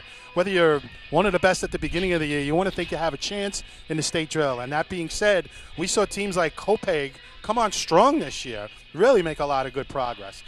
We saw, again, Bayshore with some real chances in the state drill. Lindenhurst made progress, had some setbacks, but made progress. East Islip surprised me with what they did this year with the issues they were dealing with. So teams, again, the fortitude of teams just sticking together, trying, practicing, and getting better, although tough to keep up with them Hobos. Yeah, I would echo what Lenny said right there, as well as what you say, Rob. I think the one thing that'll stand out for Suffolk County is definitely that state drill. I mean, the fact that Suffolk County takes 4 of the 5 spots and the winners. But overall, I mean, what a great drill. And just like you said, Lenny, the Copegs, the Lindenhursts, the Bayshore, so many teams are knocking on that top 5 door that it was great to see. And you got to give credit to, people like you said, Copeg, and then East Islip, the year they had. But when they were here, they were popping in. And they were doing it with, a crew that hadn't run those positions before. So I think Islip overcame some adversity and hung in there. West Sable continues to get it done, co-state champ. Yeah. So, they're not getting any younger over there either. I know they don't want to hear that, but that's the reality. So, again, a great job by them this year. Great season in Suffolk County, if you had to ask me. Suffolk County was putting it out there time and time again out on the track, and kudos to all the teams. And it was a memorable year. Those other areas are improving too, No doubt. Henrietta coming on strong. No doubt. In Nassau County, the Western is still making noise. Yeah, New Hyde Park, Port Washington. New Hyde Park making progress. progress. North Belmont, but that's talk for Monday, Lenny. Sure. We're in Suffolk County right now, so. But, all right. It was a pleasure, guys. Yep, I agree. I want to thank Artie Suskind, Fred Bensavanga, Lenny Gombert, Rob Noonan, myself, Paul Suskind, all the girls and guys down on the scoreboard playing the music.